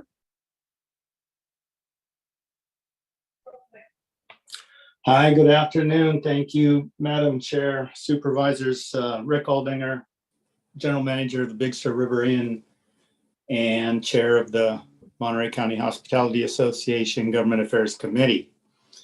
Yeah, tough conversations. I see that. And I just want to, reiterate that, this board has previously acknowledged how critical it is to maintain this incredibly valuable county asset in the racetrack in Laguna Seca. And I have to say too that one of the most impressive things I heard so far in this presentation was Mr. Nariji's outlook for facility business and sponsorships, which looked quite favorable to me. Kind of drives home the importance of resolving this in time to take advantage of the potential revenue that he talked about. We all know the return we receive from Laguna Seca's continued success in the form of driving our tourism economy, providing jobs to those who need them most, and providing significant tax revenues for the entire region, which then in turn allows us to provide services to our residents and to fund other necessary projects. Major sanctioning bodies have made it clear they will no longer book their lucrative events or certainly think twice if Laguna Seca does not complete these necessary maintenance projects. And it's also become very clear that the longer we wait to fund the two projects under discussion, the more expensive they're going to become. So I really absolutely, in the strongest way I can, urge you to approve the funding now, or we risk losing this asset's contributions to our economy and to our communities. Thank you very much. Thank you, Mr. Aldinger. And next we have Mr. Canepa.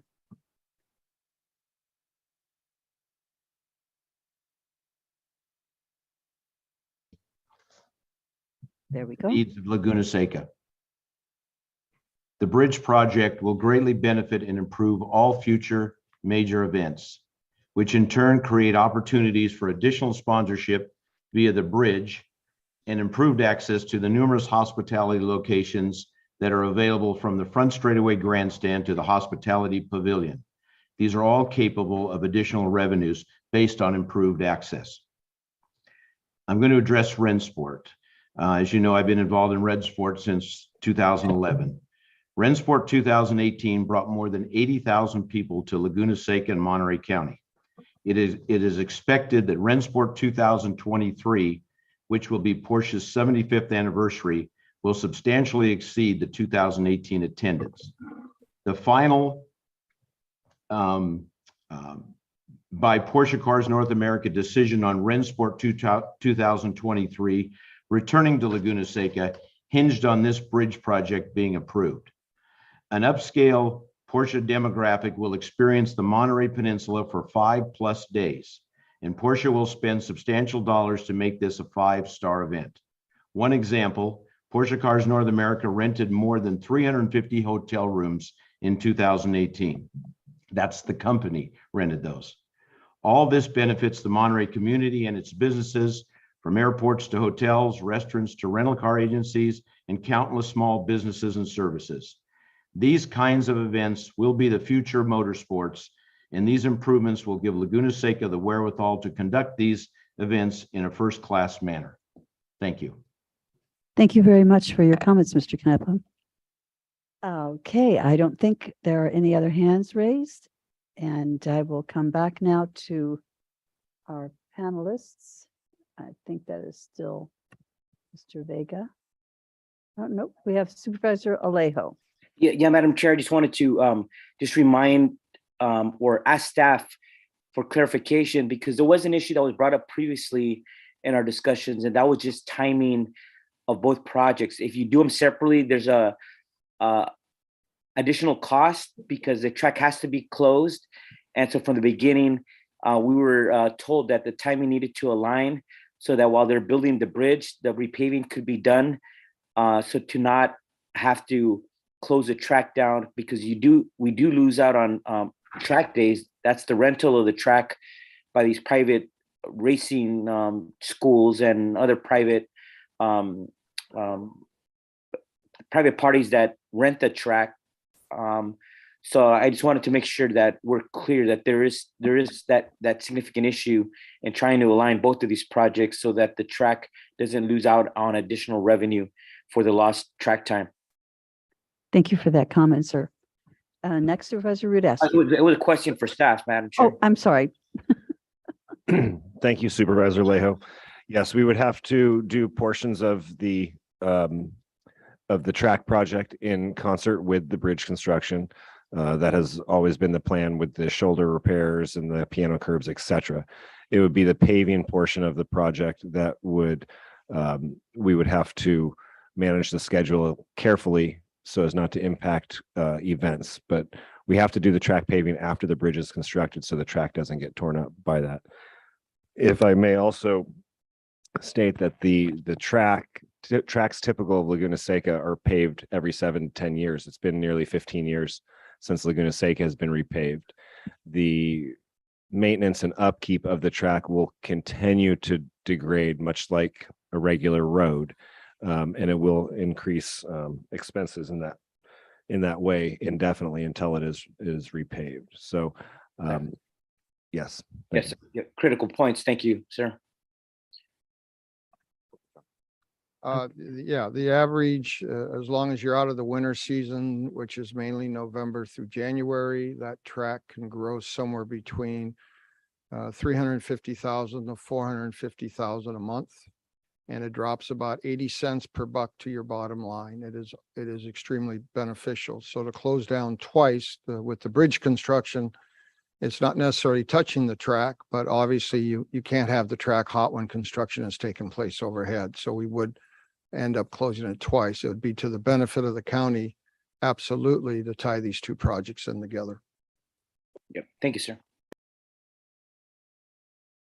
Okay, Supervisor Root, ask you. Thank you. Just a couple comments, and I've shared some of my other concerns about the need to have a broader conversation, but Laguna Seca really deserves let me back up here. So I'm hearing a number of things that I find concerning in terms of the sponsorships, the timelines that have been, information that's been shared with this board in the past around what's needed, around when it's needed. And I'm hearing conflicting information shared with us today around the timelines that the decisions need to be made, around the priorities of the track repaving versus the bridge. I'm hearing different information about what's available potentially in terms of sponsorships. So I'm struggling a little bit to reconcile how all of this information, what's accurate, what's what we're being told, without having a clear understanding of what's needed to move forward, what's actually necessary, when it's necessary. I've shared previous concerns about those things, and I'm feeling those concerns in an even deeper way today. But I really feel like I will just reiterate my desire to ensure that we are maximizing the value of Laguna Seca to our community, to ensure that the investments that we're making in Laguna Seca are to benefit our community as a whole, that we're looking into the future about how we utilize Laguna Seca to its greatest benefit in a way that isn't an ongoing drain on our county resources, that isn't and that benefits those who rely on the visitation that Laguna Seca brings us. I'm concerned that we're down a path, and we feel like we've been down this path, and so we are stuck on this path. But I really believe that what we need to do, especially since the timelines appear to continually change, is take a moment and really look at what is the opportunity that Laguna Seca represents for our community. What is the highest value that Laguna Seca represents? And how can we ensure that before we get ready to continue to make significant investments of discretionary general fund dollars for the benefit of Laguna Seca, that we're making very intentional and thoughtful and rational choices. And so I would again urge this board and my colleagues to maybe take a moment and engage in that conversation. We have not had a study session on Laguna Seca here in these chambers.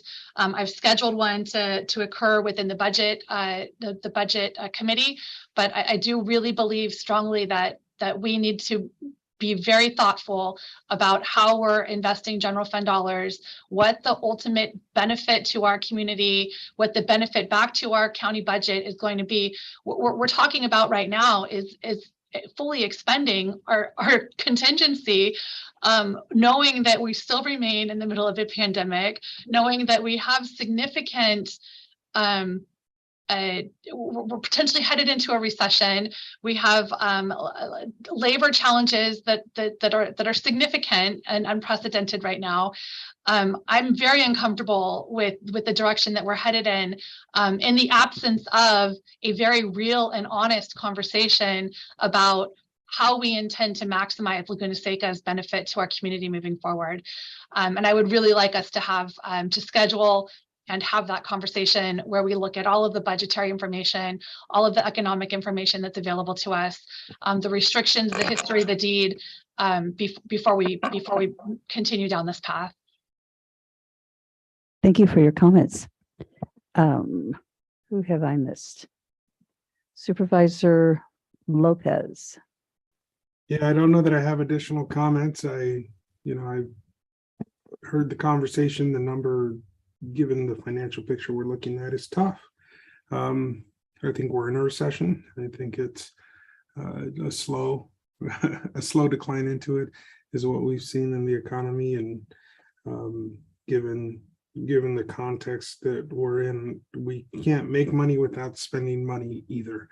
At this particular facility, especially given what deferred maintenance already exists. I mean, I'm going to be frank here, I've seen facilities within my district decline year after year as folks have said we need more time, more studies, and I watch my lakes fall apart.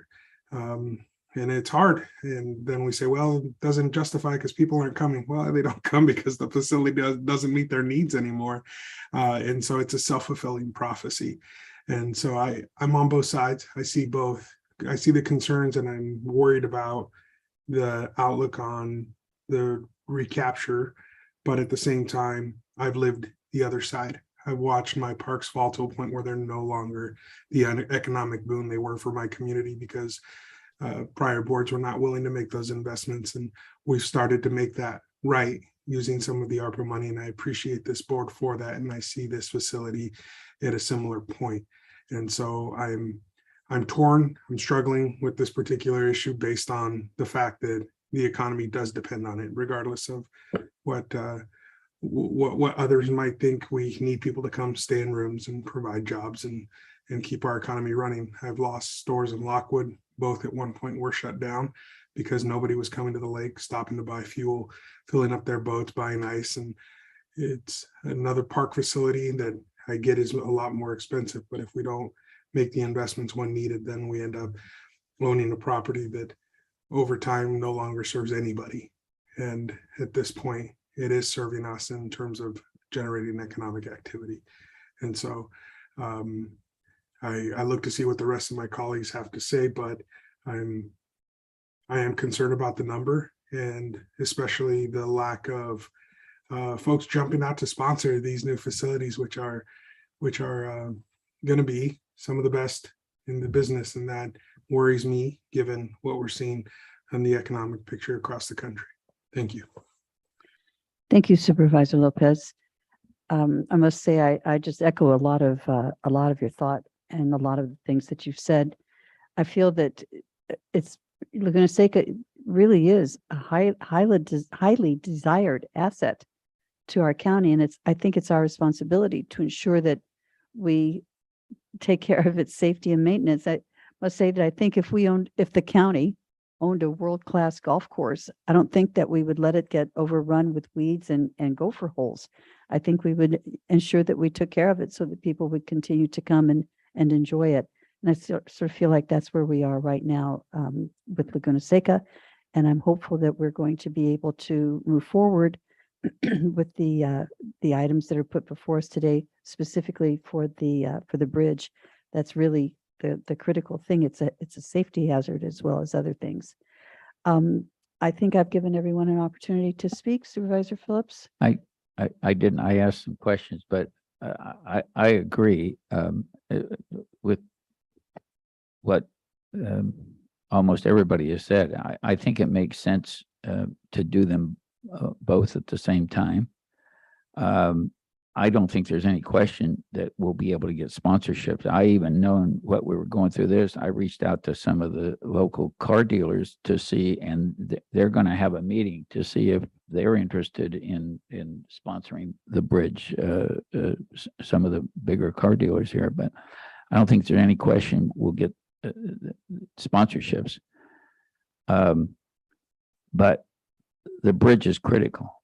I mean, and it shows everybody that the county it doesn't care about Laguna Seca if at least we don't do the bridge. I think it makes sense to do them both, and hopefully we can get some outside funding to come in and assist us that we talked about earlier. But I think it makes sense to do them both. But the bottom line is, if I can't get support from, or we don't have support for four of us on that, at least we ought to fund the bridge and then try to find the money to clean up and bring the road along with it so they can be done simultaneously. Do you want to craft that into the language of a motion? Which, that you want to move forward with doing both the bridge and the track? Fingers yes. crossed that you'll Yeah, find that we'll do find that the and see if money. I can get support for that. Like I said, I don't like to go into contingencies this early that much. Hopefully, we get at least the million paid back sooner than later. But I would make that motion. And that's, sorry, Supervisor, and that's funding it with contingencies, right? Yes. And is there a second to that motion? I'll make a second to that motion. Oop, I heard a little mouse out there. I'll go ahead and second the motion. Madam Chair. Pardon me? Not a mouse, a colleague of yours.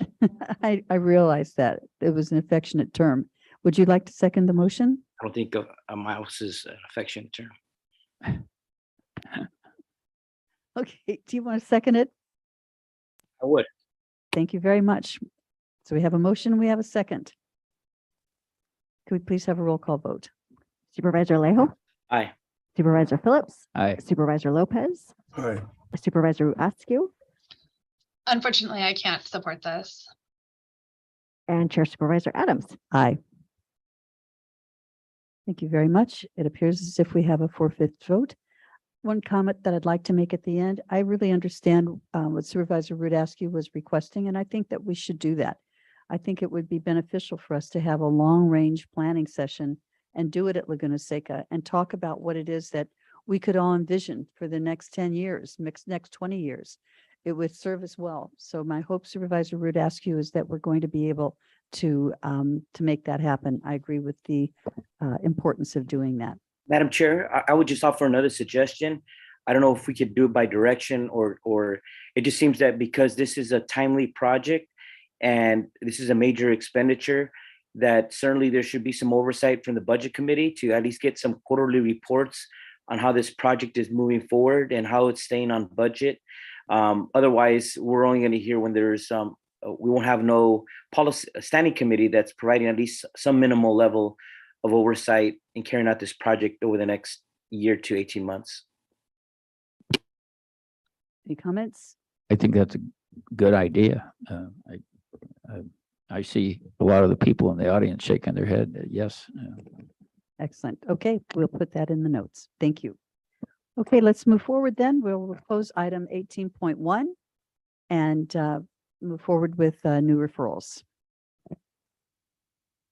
Thank you, Madam Chair. There are no new referrals this week. I think there might be a few pending in the queue, but none that made it to this agenda. I'm sorry, should I have come back to staff? You guys look like you're squishing around down there.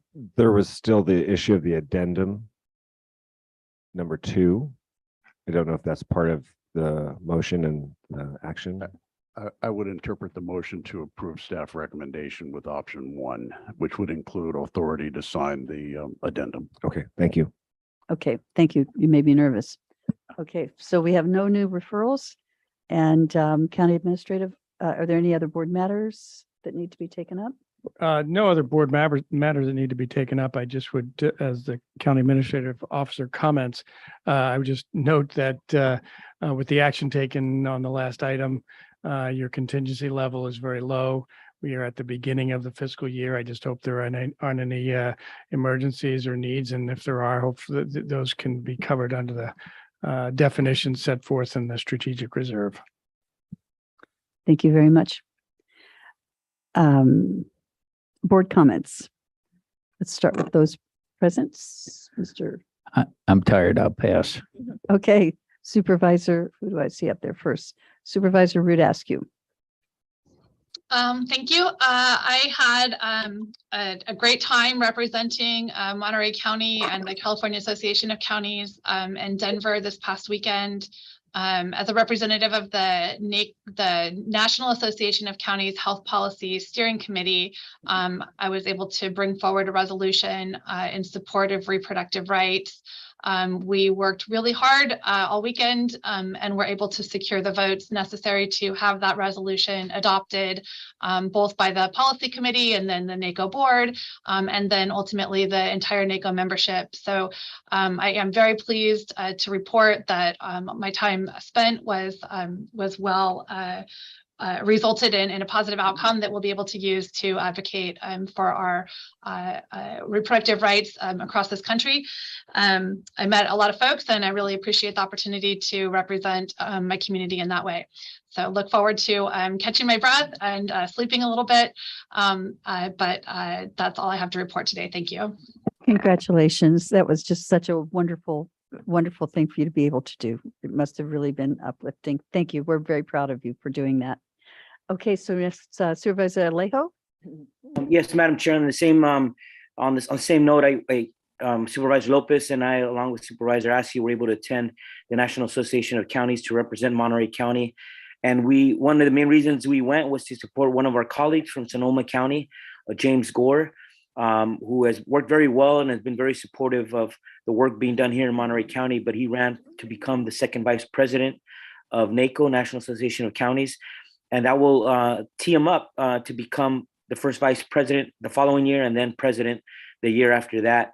And so it's really to the benefit of California to have one of our own be on the top leadership for our National Association of Counties. So I wanted to congratulate him, and for all of us who went to support him, it was a good use of our time.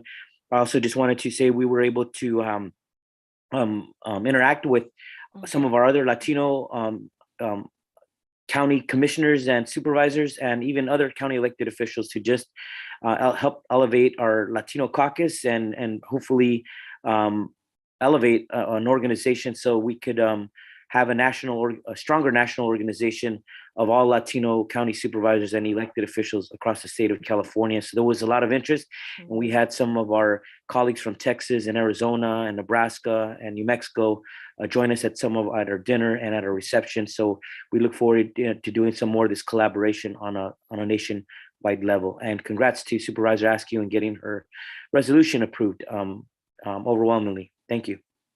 Supervisor Lopez.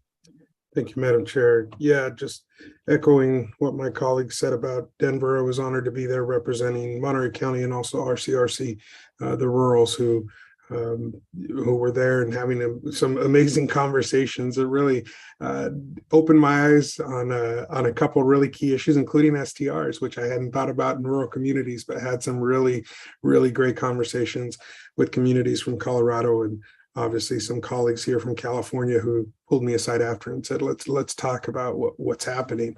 But overall, glad to be home. Thankful for James Gore's willingness to stand up and run to represent us all at that level. And I think it will make a difference for all Californians to have that voice be at the table. I do want to share that while we are off here for the next 3 weeks as we go dark, National Night Out will be occurring on the 2nd in several of our communities. And so I hope to see a lot of folks out. I know every South County city is participating this year. And so encourage folks to get out, meet community, where there's still a lot of pain in our country as we continue to recover and suffer new traumas. And so I think that is an opportunity for community to come together in person and outdoors to spend some time reconnecting, which continues to be a critical component of recovery, in my opinion. And so the other key issue is obviously 988 is now out there and active, and I hope that people will use that. It is like 911 for mental health crisis, and it's a live person, warm resources, and I hope that folks really utilize that. As over the last year, we've been preparing and hoping that nothing got in the way. It was delayed a couple of weeks, but nothing extensive. And so encourage folks to reach out for that resource. And then lastly, we continue to drum on the need for additional maternal mental health services. And so encourage folks to find out this month more about the Blue Dot campaign. I know Supervisor Askew has her magnet on her car often. I know it goes away sometimes when she gifts it to others as they request them, but encourage folks to continue to engage in that critical conversation as we know that this particular affliction does not recognize, it's not, drawn to just one sector of our community in terms of income level or race. And so for all of us, it's important to become informed and be there for those folks who need access to resources. And with that, Madam Chair, I cede the floor. Thank you very much, Supervisor Lopez. It has been a great number of months. I'm glad that we're going out on recess. This is our last meeting until August 23rd, and I hope everyone enjoys it. A couple of little things that I was able to do over the weekend was participate as a viewer within the California Salinas Rodeo, which was absolutely wonderful. And then another event the next morning at the Monterey Peninsula Pride Parade over the weekend. It's wonderful to see so many different aspects of our county represented with such great enthusiasm. I'm going to be attending a couple of District 5 events just as we get ready to go on vacation. But one I want to call out particularly, which is I'll be presenting a supervisorial proclamation to Doug Thurston, acknowledging his service as Executive Director of the Big Sur International Marathon for the past number of years. He is leaving our area and moving forward with his commitment to marathons and marathon running, and taking his expertise that he really honed perfectly here in Monterey County to another place in the East. So thank you all so very much. Let's have a readout from County Council. There was no reportable action today, Chair. Thank you. So with that, I'm going to adjourn the meeting, and we will see you all after a nice little recess on August 23rd. Thank you all for your participation. Bye-bye.